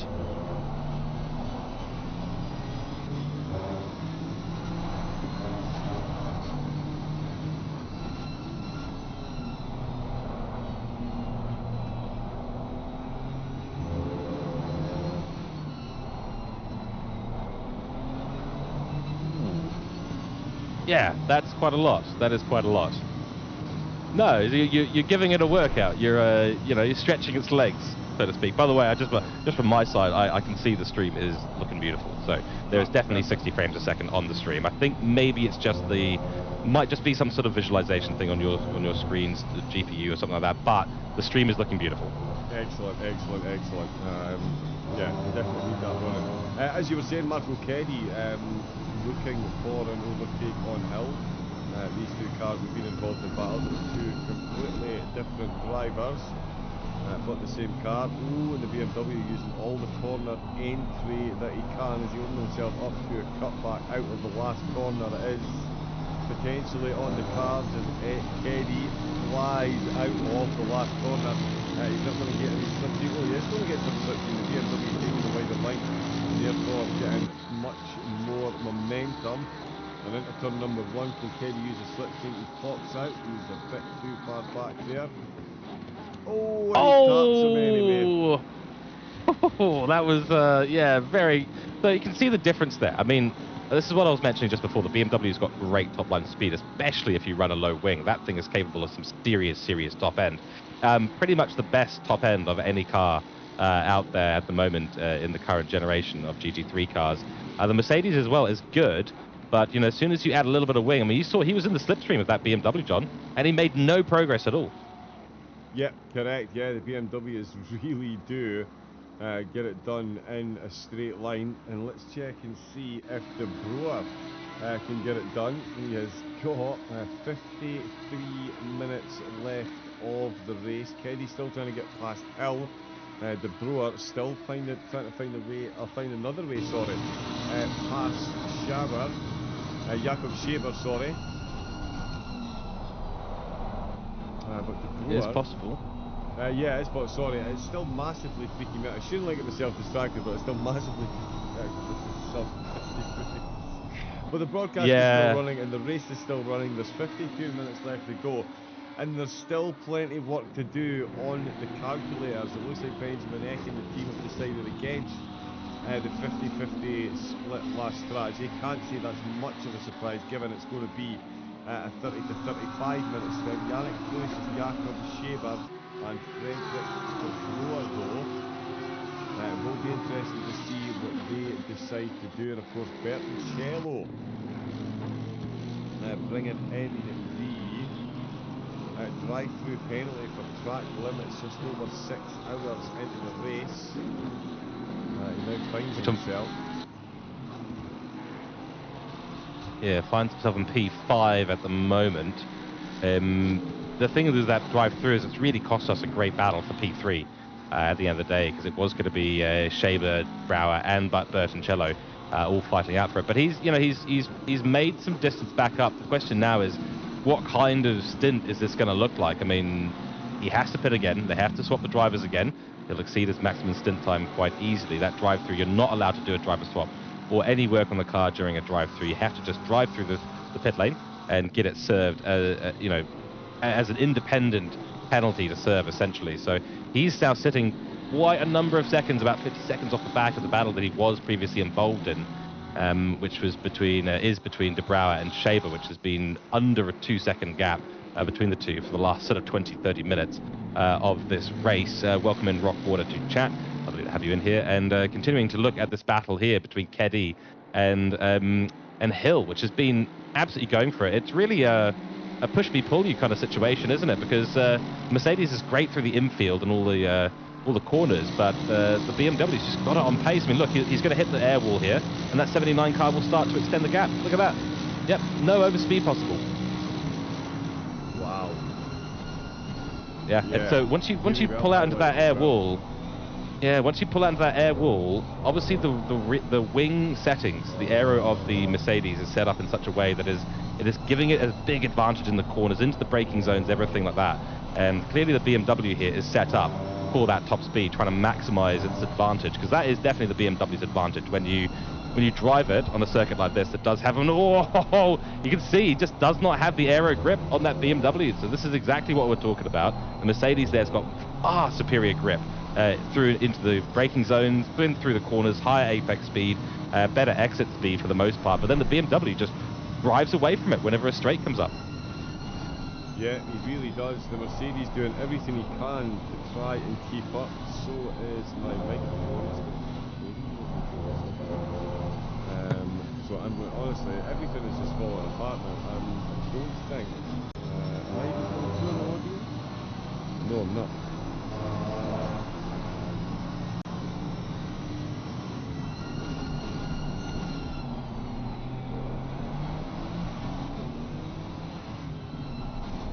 Yeah, I'm sorry, George. Maybe you're funny, but I don't think my microphone is coming through the broadcast.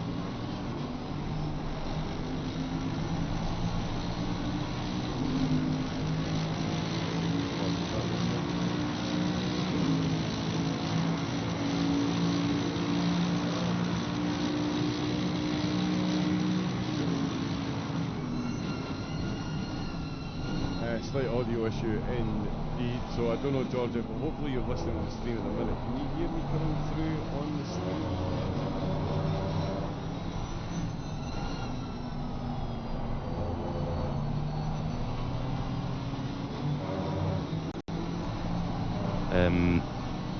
Yeah, game audio is very loud compared to your voice at the moment on stream.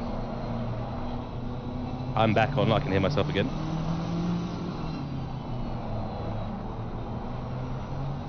So just FYI for everyone who's in chat at the moment, just having a little bit of an audio issue here in the broadcasting studio.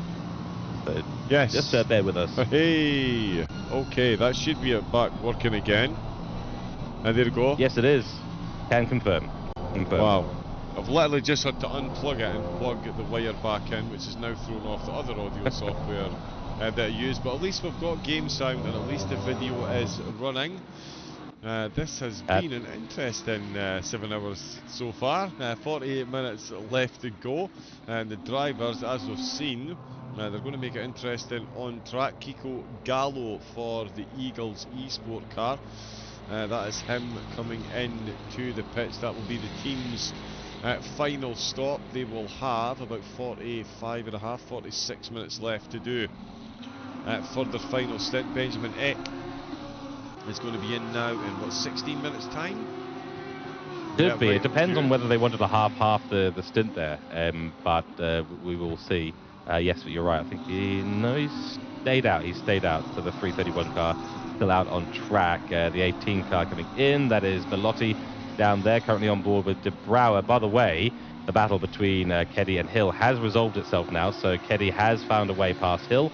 That did resolve itself as we were resolving some issues with the audio. And by the way, we were just talking about the difference between the rear wings. I'm not 100% sure how much of that we actually got through on the audio at that stage, but an interesting fact there was the Mercedes was not able to do any catching up due to its apparent wing settings and the BMW's amazing top-line speed.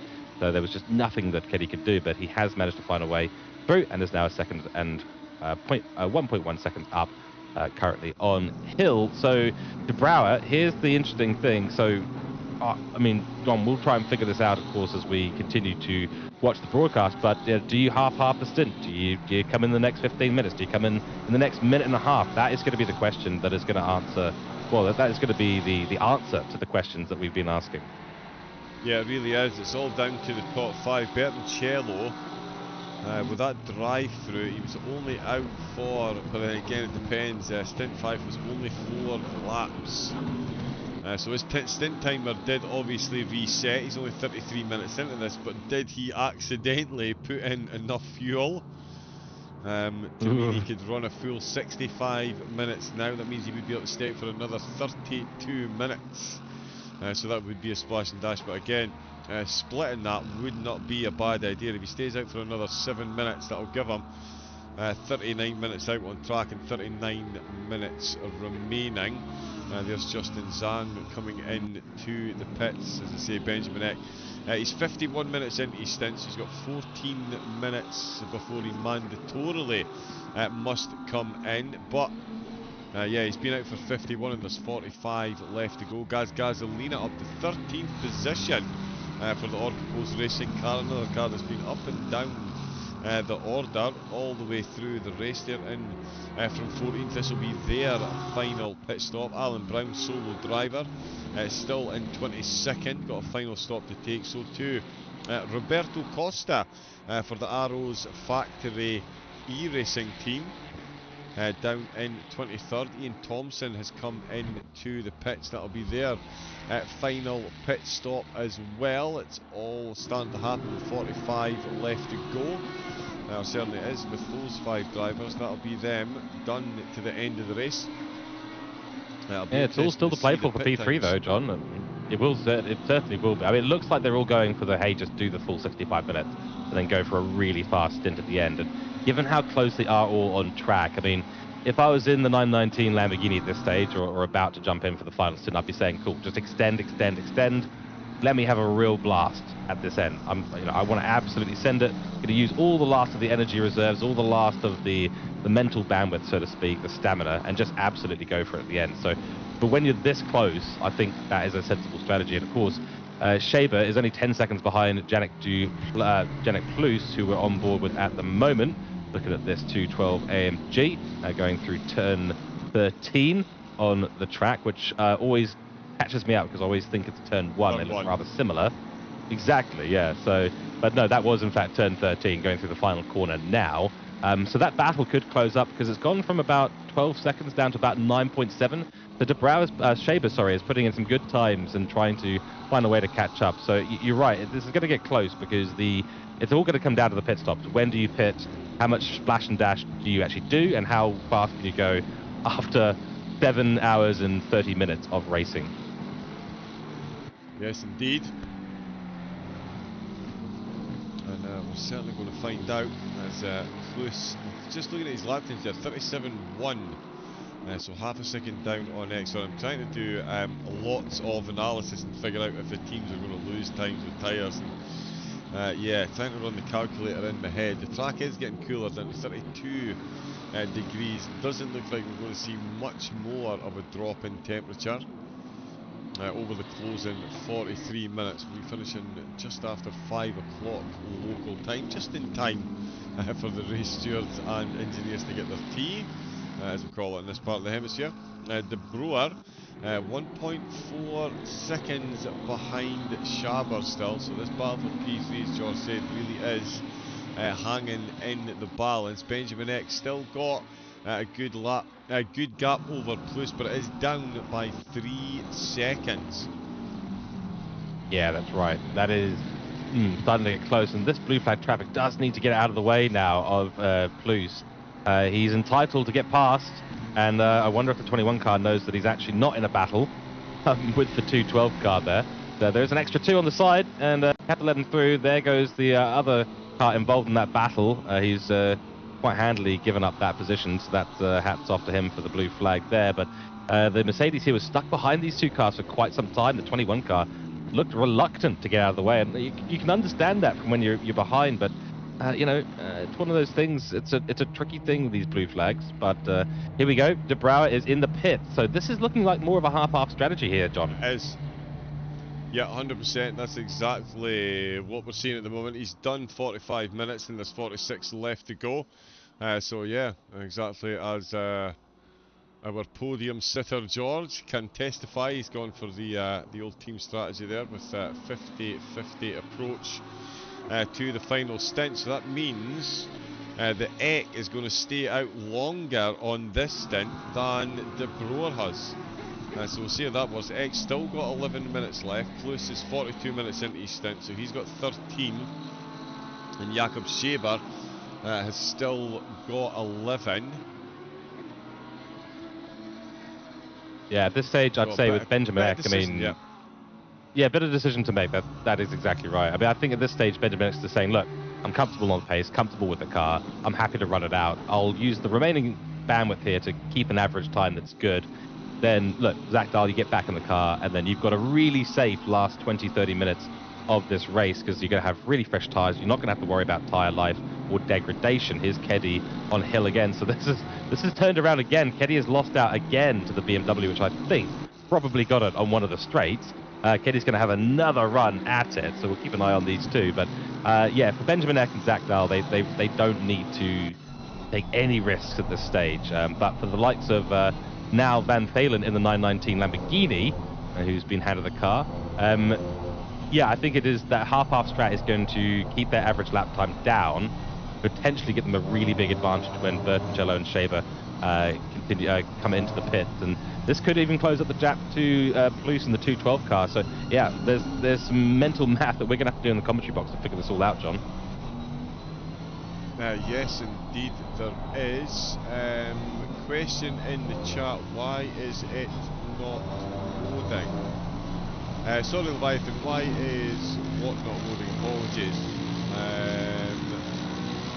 Well, John, all I can say is that I'm currently watching the stream and things are loading absolutely fine. So the Leviathan TV might just need to do a little bit of a refresh. You can try a incognito window and all sorts of stuff like that. Just give it a couple of tries. I think from our side, it looks like everything is running. And poor John here has been a little bit worried about what's going out there. But I can tell you, John, I mean, if I'm getting 60 frames a second out here in New Zealand, while also watching all the race and all the telemetry, I think it should be fine.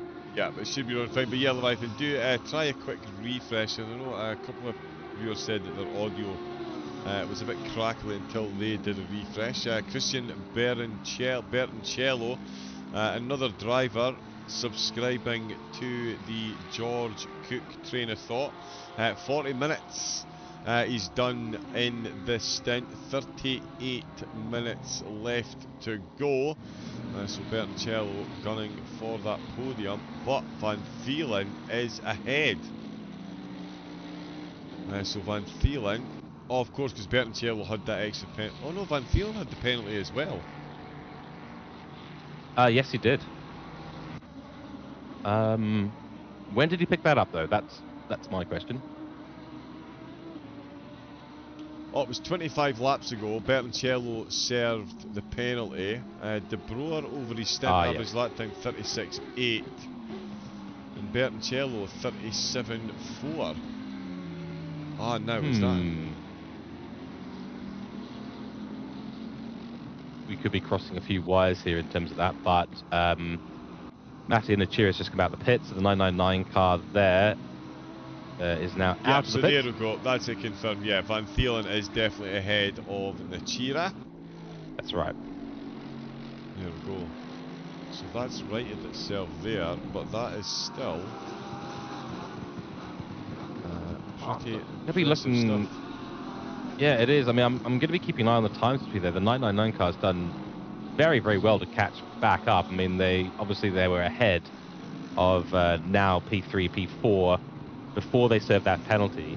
But they've made up an incredibly large amount of time there if they're that close at this stage. I mean, they're probably only, a few corners behind at this stage. I might be a little bit wrong in that. My timing sheets are still updating. But yeah, I mean, at this stage, if I was in Scheber's shoes here, I'd be thinking, look, we might need to pit now. We've just had the two people behind us go into the pits, and go onto a fresh set of tyres. So we either need to do a very, very rapid final stint, or we need to come in now and average this thing out. Now on board again with the battle that has been going on for a long time, back and forth between Keddy and Hill. 737 car AMG versus the 79 BMW. They're reaching a bit of blue flag traffic here, as I understand it. So the blue flag traffic will have to let them through. Does so pretty nicely. Don't want to compromise himself too much. Out of the final corner they go. No slipstream for the BMW. A little bit of slipstream for Mercedes, but as we saw before, this is not really going to matter too much, because look at the BMW. He uses the side slip there and dives on through. Beautiful stuff. Absolutely stunning defence. Again, using all of the width of the corner on the entry to turn number 1, and he really does need to do so. Keddy, he's knocking on that door for the top 10 position, 10th in the standings. The FRL Mercedes at the minute. The lead car in the standings, and it is the lead car for them on track as well.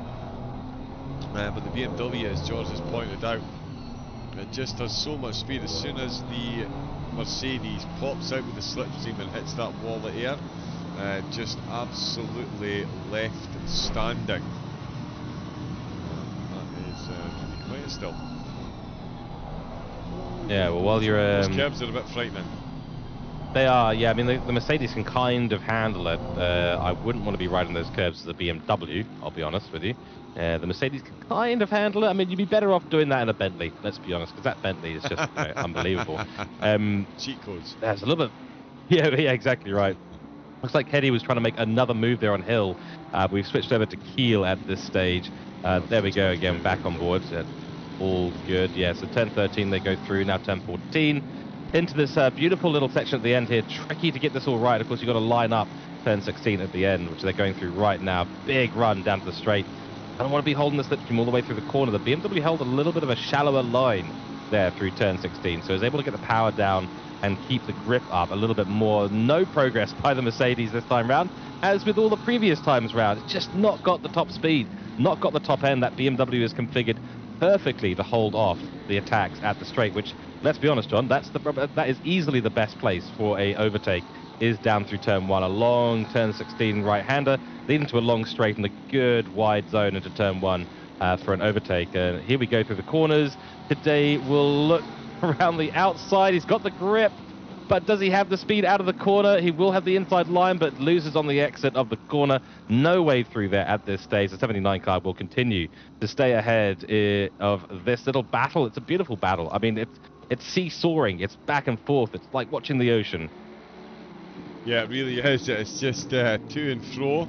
But at the minute, it is definitely Hill that is doing the toing, while Keddy is struggling to do the throwing. The BMW putting the tail of the car exactly where he needs to, although, just as I say that, Keddy's got himself a phenomenal exit on the way into sector number 3. They're going to be side by side. He's going to have the inside line. They're going to be completely level. The BMW tries to hold the momentum on the way into 13. No contact in the BMW once again, George.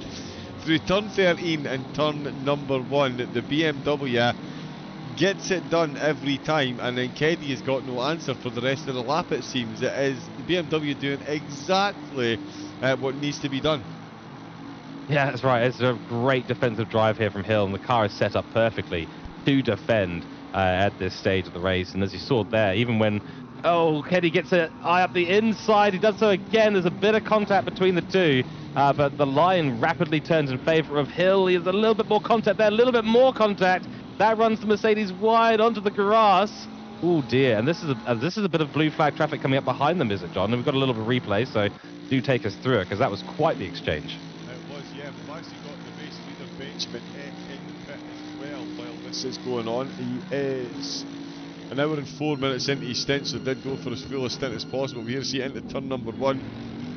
And the BMW on the outside through the middle phase of the corner, on the inside through phase 2, the triple contact between the three of them there, between the two of them, triple contact is 3, there was only 2 cars involved. There was a blue flag Mercedes not far behind. Benjamin Eck down to 3rd place already while in the pits, and Lucas Keel, the MSR Youngsters Porsche,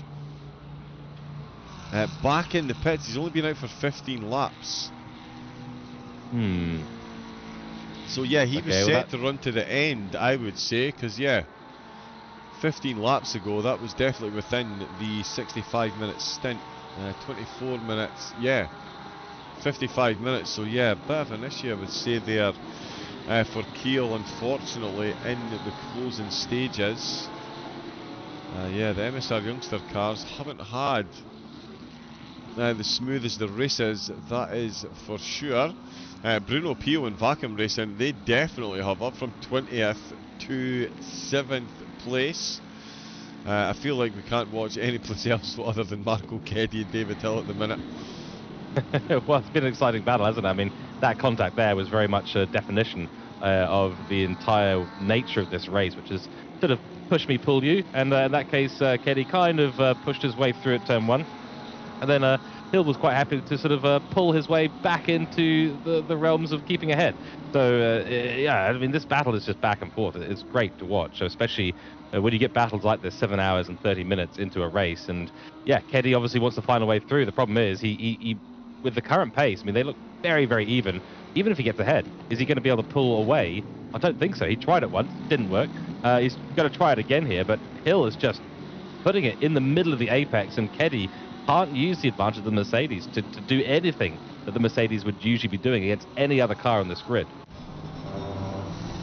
He really is making him work for this. This is going to be one of the most difficult P10s ever if Keddy does manage to hold on to it. And for Hill, I would say as well, probably one of the most difficult P10s that he's had if, again, he does hang on to it. Both drivers, though,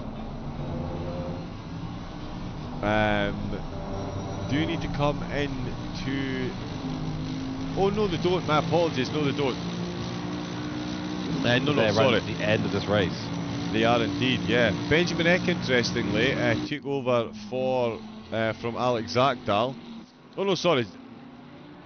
Zakdal has taken over from Benjamin Eck. There we go. Back out in 3rd place. So, yeah, a very quick pit stop there and a short 35-minute stint. As a guess, Yannick Plus and Jakob Scheber, it looks like they're going for full final stints as well. Plus is in. Yeah, 54 minutes in. Oh, sorry, no. They do like making a fool of us, don't they, George? Just as they say he's going to stay for his whole stint, he comes in with 11 minutes to spare as Jakob Scheber. No, he's not. So Scheber's staying out. He's one more time. I won't do that again, I promise. Kikalainen is into the pits as well. I mean, and Bruno Pio once again promoted to 6th. Does have another pit stop to take, so yeah, he'll go back down a position. But yeah, interesting times up at the front. Certainly is. I mean, Plus pitting there is a sensible move at this stage of the race. You know, I think they're all starting to think, look, I mean, I can run another 15 minutes or another 11 minutes and my tyres will be absolutely shot and I'll be dropping some lap time pretty significantly. Or change now, get onto a fresh set of tyres, get a fresh driver in the car and absolutely go for it. I think at the end of the day, that is kind of how you want to be performing the last stint of this race if it's not a full-length thing. I mean, if you've got a 65 minutes remaining in your race, and that was a McLaren getting very sideways behind the car of Scheber, who's just come out.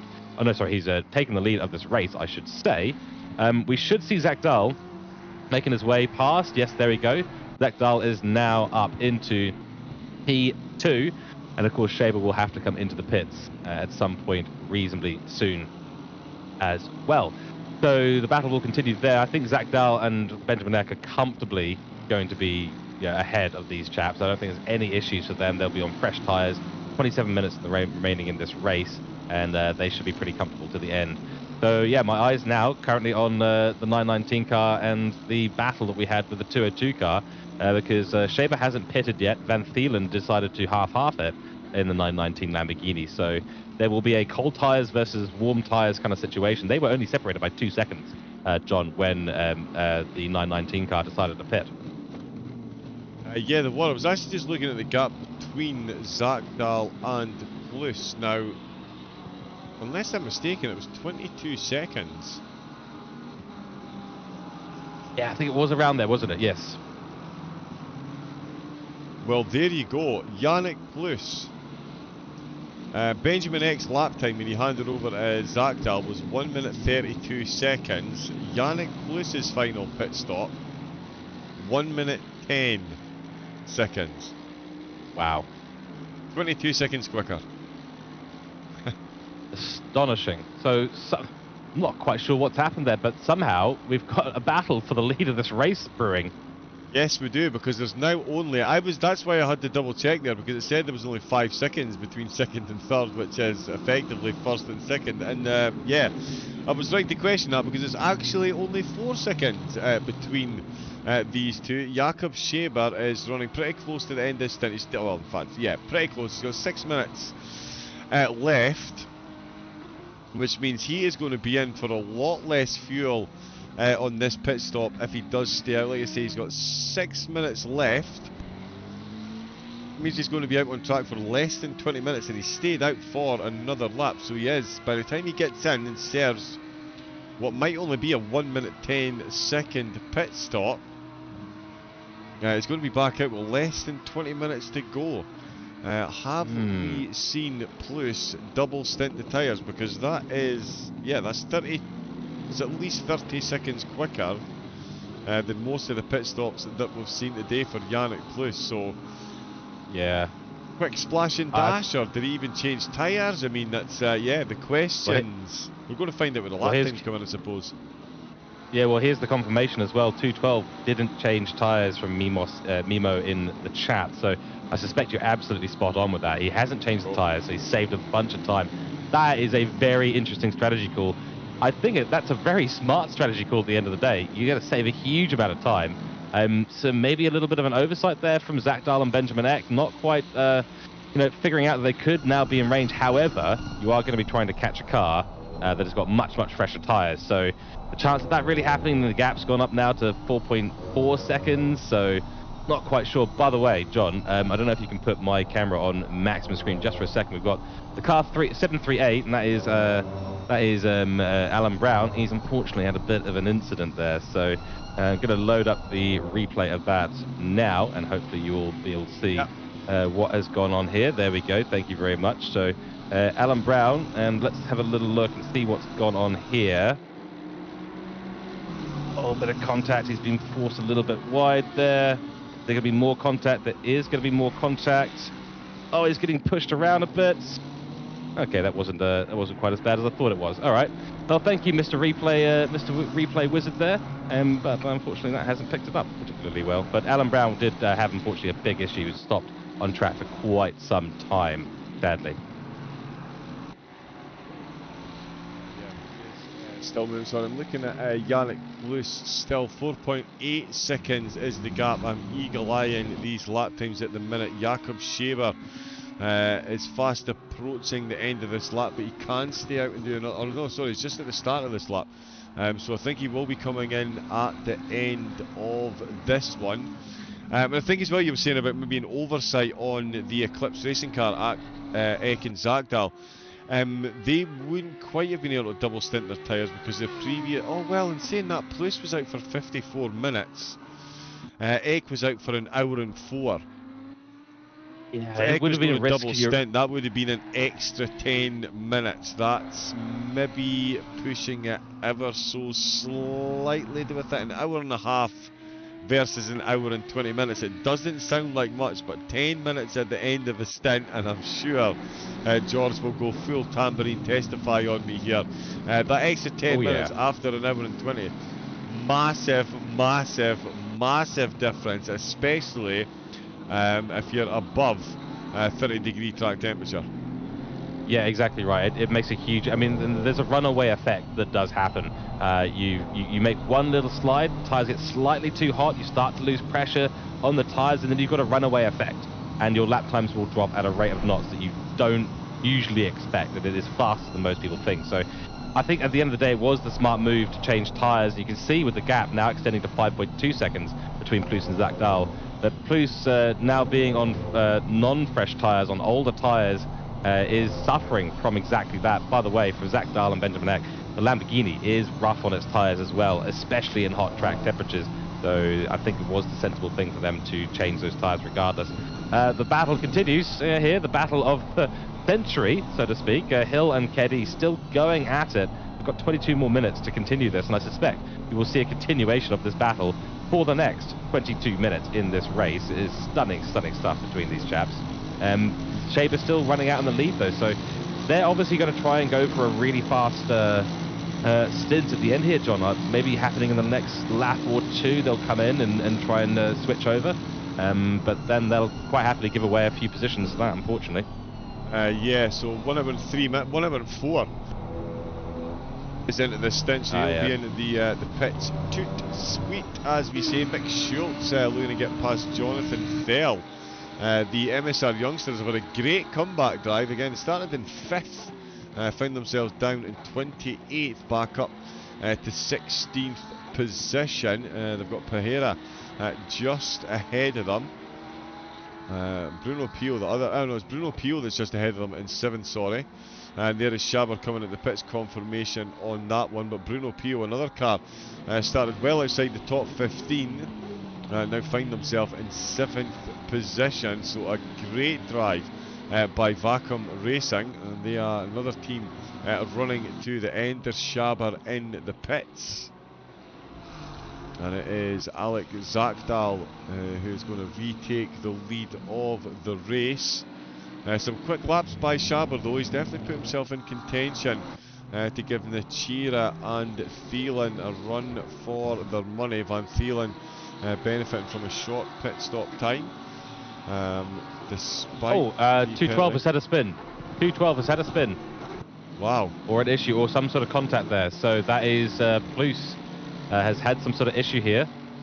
Let's go on board. That's Alan Brown ahead, as I understand it. So what's happened here? Is it a big send into turn 13? No, it's not. We'll keep an eye here. Alan Brown runs a bit wide, a bit deep, and oh! Okay, so yeah, the Mercedes 212 tried to take a wider line into there to open up, but Alan Brown had to turn in at some point, and they have come together. So unfortunately, a bit of a miscalculation from Janek Plus there in the 212 car. Don't think there's anything that Alan Brown could have done in that situation. He had to turn in at some point, and police should have been maybe just a little bit more aware of that. So that's cost them big time. They're now sitting 15 seconds behind. They were already about 8 seconds behind, so they'd lost even more time. That was an interesting corner cut there from the 202 car. So Shaber doing some antics as well out on track. But I think that is going to close things up quite interestingly between the top 3.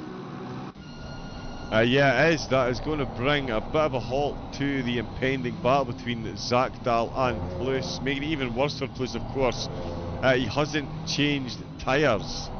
And as you were saying, George, the runaway effect, that's just been magnified. It is a slippery slope. You make a little mistake, it degrades your tyres, which causes you to make another mistake, which degrades your tyres, which causes you... and so on and so forth, rinse and repeat. And yeah, Lewis is now potentially got his work cut out for him, keeping the fastest driver in the race, Jentel van Vielen, behind him, 18 minutes and 12 seconds. That could drop very quickly if Van Vielen is on fresh tyres. Once again we see the Mercedes of Keddy trying to find a way into 10th. David Hill just keeps it planted right on the middle line, takes turn 1 as you would. Again, mega brave on that inside curve. We've seen a couple of cars come a cropper so far. No undoing for Hill or Keddy. And yeah, let's say Keddy, this is quite the battle that he's got on his hands to try and get 10th. I mean, hats off to both of them, because Hill has had a very fast Mercedes on his rear bumper for the last 40 minutes. And hats off to Keddy, who's been on a rear bumper at this circuit of Hill this whole time. How incredibly frustrating for both of them. Hill can't get away during the infield, but is getting a breather on the main straight, so doesn't have to worry about a big send there. But Hill, but then Keddy as well, he's very happy about what's happening and eager on the infield section, but then when it comes to the straight lines, he's getting a bit of frustration. So I suspect both of the temperature, all the temperatures in both of these cars is going to be rising rather swiftly between Hill and Keddy. But this is going to be a brilliant race to watch all the way to the end. They're absolutely on it. By the way, last lap there for Janek Plus was a 37.6. Oh, Keddy has another look. Can't make it happen there once again, but it's just so close. He'll have maybe another chance out through turn 16, but that looks like a better run there for Hill. So there will be no opportunity into turn 1. Once again, Keddy is running nice and wide there. He knows that slipstream is basically pointless at this stage. Doesn't need to really sit in it too much. Just needs to find a way through on the infield track, but just losing grip and losing grip. As I was saying though, the last lap there from Janek Plus, who's up in P2 at the moment, the 212 car, 137.117. However, Jentel van Thielen there is on a 136.6 average lap, and he's done a best lap so far of a 135.447. Gap now down. It was at about 15 seconds, now down at 12.5 seconds of Don. It is on for Thielen and the 919 car to get a P2 here. Plus is going to be suffering at the end. They really are. Thielen, I can confirm, is on fresh tyres, so that gap is going to continue to come down. Plus is on overheated tyres after that bit of contact with Alan Brown. And oh, is that Keddy trying to make a move? He moves to the outside. Defensive goes Hill. They're side by side though, John, coming into turn 8. They really are, and they've got the big thing just ahead of them to make things all the more interesting. And that little wiggle from the BMW, thought he was going in the back of a pink Ferrari. But no, he's going back into 11th position. So after a whole lot of patience, that must feel like the longest stint in history so far for Marco Keddy. Let's watch this on Forbidden Chase Cam, and it was a very good exit through the middle section of the course along this middle straight. The BMW around outside. Oh, and he did. He just panicked a little bit that he was going to collect a Ferrari, and that's all it takes to let Keddy pass. Now, the real question, was Keddy being held up? Well, can Hill catch back up? Yeah, well, that's the question, isn't it? I mean, looks like Hill is still reasonably close on track, half a second between these two. Look at how deep he's gone. That's nearly into the rear bumper. That is very close for Hill. He's outbraked himself there. He's seen the advance that he makes on the straight, but he's now got a slipstream. He's been running without a slipstream for the last 40 minutes, and now he gets a slipstream and just slightly outbrakes himself. Slightly is a bit of a keyword there. Probably massively outbrakes himself. Lucky not to run at the back of Keddy there. Yeah, he was. Yeah, definitely looked like he was going to make that overly interesting for a second or two, but manages to avoid the contact twice. Keddy now up into 10th position. Hill not doing his tyres many favours, that is for sure. But as that has baited, Alex Zagdal just making his way past the RNM Ferrari, their sister car, of course, up in 5th place at the minute. Mortensen still in 6th place. With plenty of time front and back, and Bruno Pio on the final stint again, 7th place for back and racing. Incredible stuff. Kiko Gallo involved in a lot of battles in the opening few stints for 12th and 13th, now up to 8th ahead of Konstantin Volkov and the team. The Lamborghini now running in 9th, and would have been the next target of Marco Keddy, but he is a fair bit down given the battling that he has just been involved in, so it might be a bit much of an ask. Oh yeah, no, yeah, absolutely 100% guaranteed. Yep.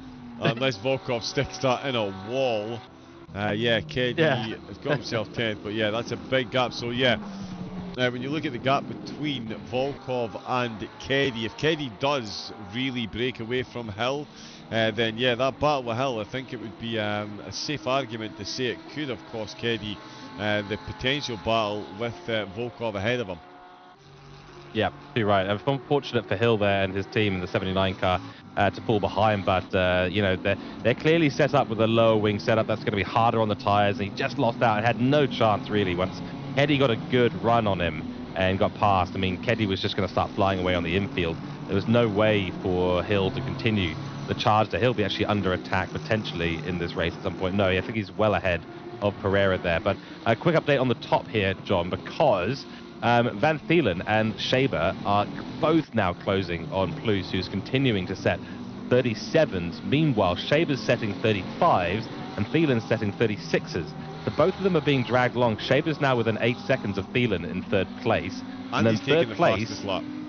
And he's taken the fastest lap, which is incredible given that we've got still high track temperatures, although the track temperature is dropping now, John.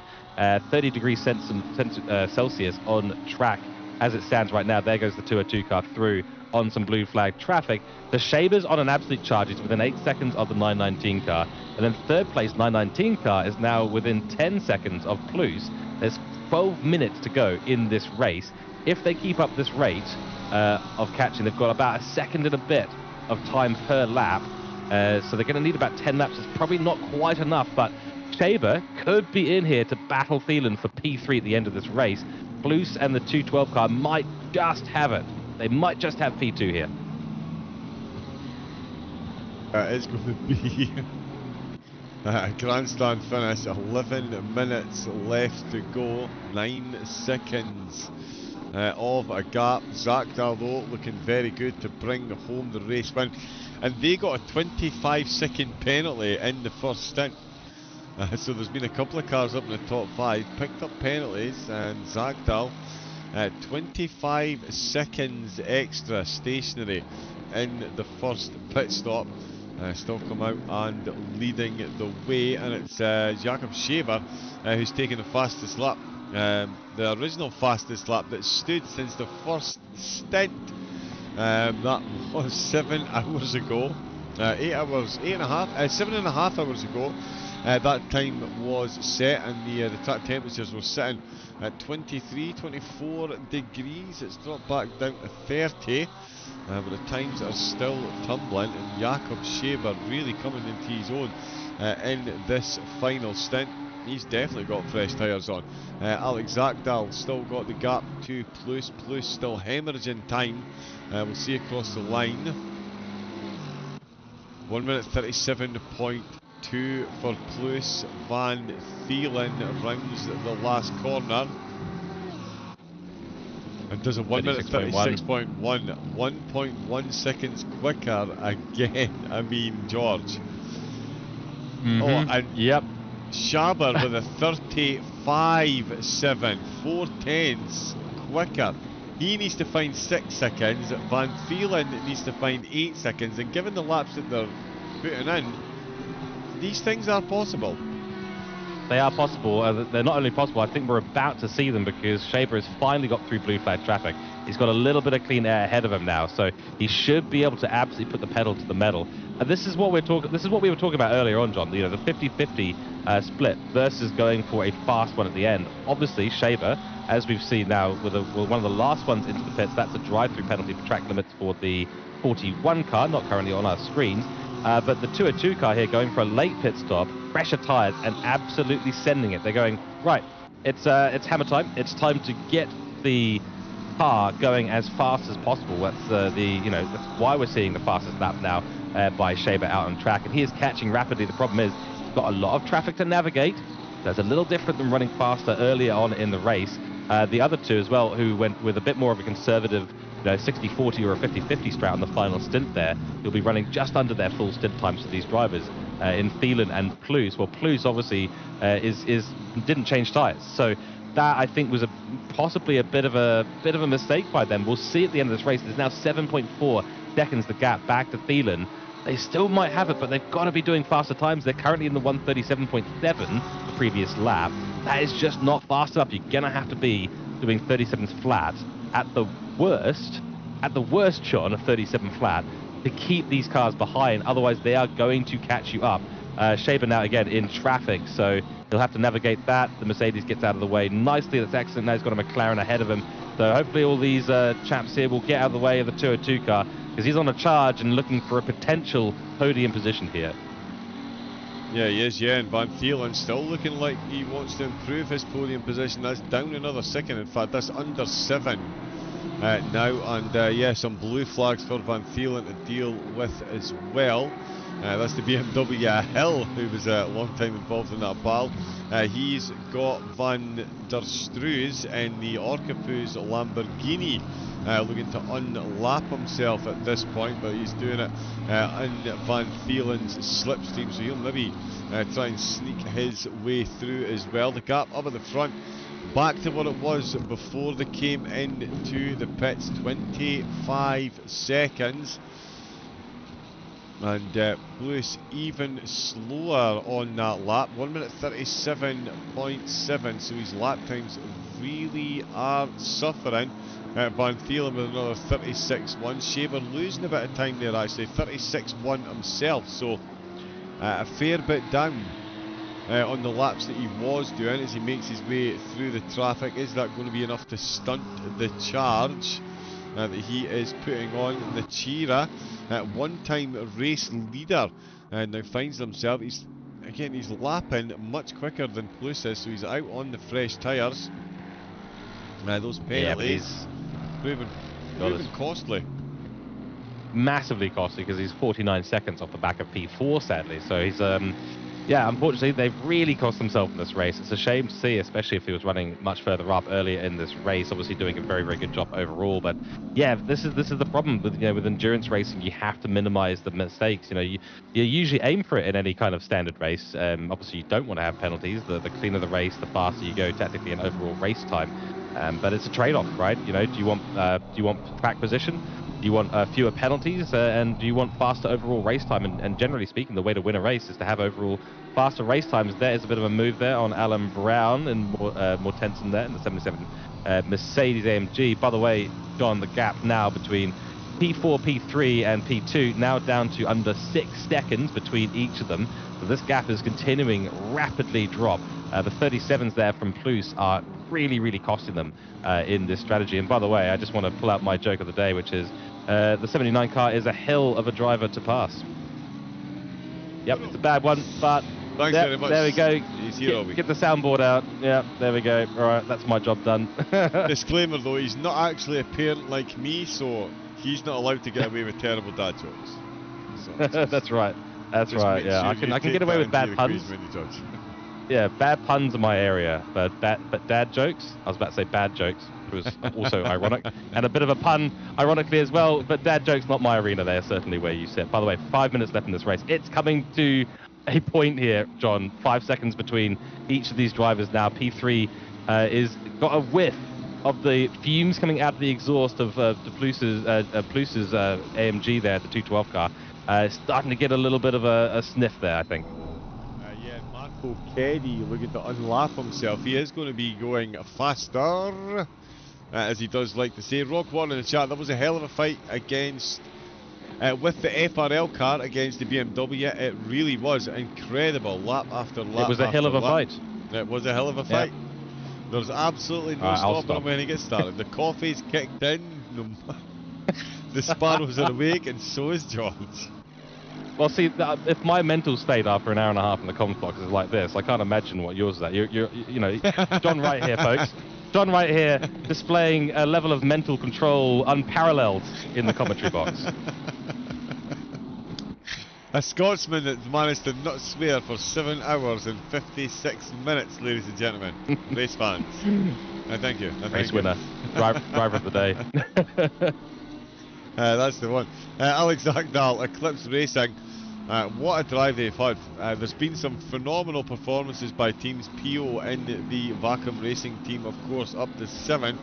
But Zakdal again, 25 seconds of penalties, and they're now 27 seconds ahead of their nearest rivals. There is an equilibrious 4 seconds separating the rest of the chasing pack, and that chasing pack is very much Jentel Van Thielen and Jakob Scheber. Plus is losing time hand over fist, although he's just done a 37.1, which is semi-decent compared to his own current lap times. Van Thielen did a 36.7 and Scheber did a 35.6.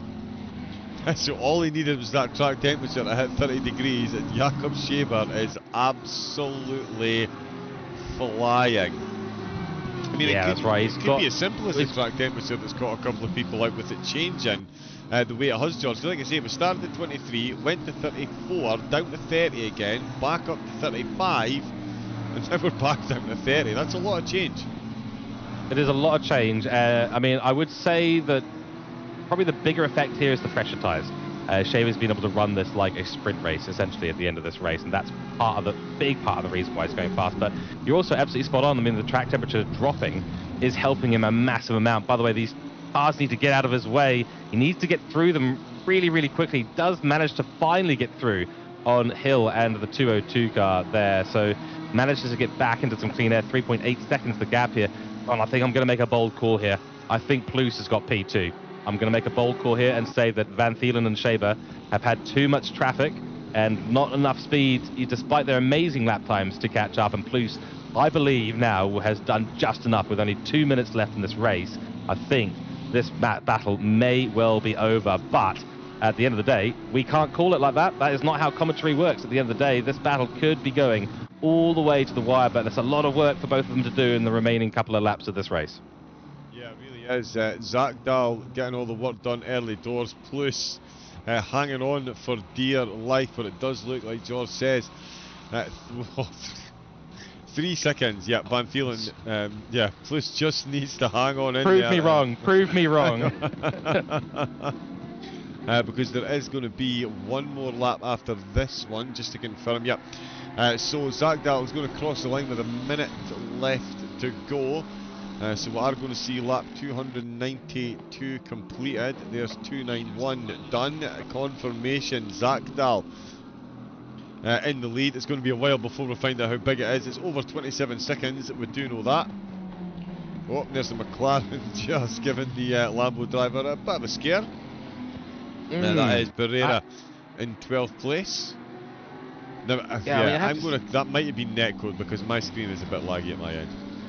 Okay, yeah. I mean, I have to admit, I mean, some of the blue flags here have not been. I mean, again, there's different rules for each leagues, but the blue flags here have been a little bit reluctant to move out of the way of the chaps behind. I think maybe could have been a little bit kinder in that case to the race leader, but no risks there needed for Zach Dahl. You know, we don't want a Ocon and Verstappen situation happening on track. 15-second penalty for Ere there down in P28, 15 car, and Besselink and Thang have been going at it. I've been keeping the other camera focused on it a little bit. By the way, Thielen now, who's within 2 seconds of Plus. That was a good lap time there. Plus is going even slower. The race is about to end. I mean, 1.8 seconds now. I mean, prove me wrong. Prove me wrong, Mr. Van Thielen and the 919 car. Go for it. See what you can do. But it's one thing to catch up with a car. It is a totally different thing to overtake, as we all know. Yep, and we've seen the battles elongated lap after lap. That's Marco Keddy. Actually, maybe not. Maybe give it a few days before you ask Marco. That was some effort he had to put in there. But Alex Dahl and Eclipse Racing Esports, the lunar car, fly me to the moon, because there is a checker flag awaiting for Sweden's favourite candy-clad Lamborghini. Congratulations to Zach Dahl, Benjamin Eck and the team. That is a phenomenal race win against an incredible field. And as predicted by the wonder from down under, the 8th wonder of the world no less, George did predict it right at the start of the last lap. But Yannick Plus did hang on to second place. 28 seconds was the gap, and it is Jentel Van Thielen that rounds out the podium. Jakob Scheber does back-to-back 35, George, to bring home fourth. Nachira in fifth. Phenomenal drive by the top five. Couldn't agree more. I mean, it was as close as it gets. I mean, to only be able to make an accurate prediction within one lap at the end of the race after 7 hours and 59 minutes, well now 8 hours on the clock.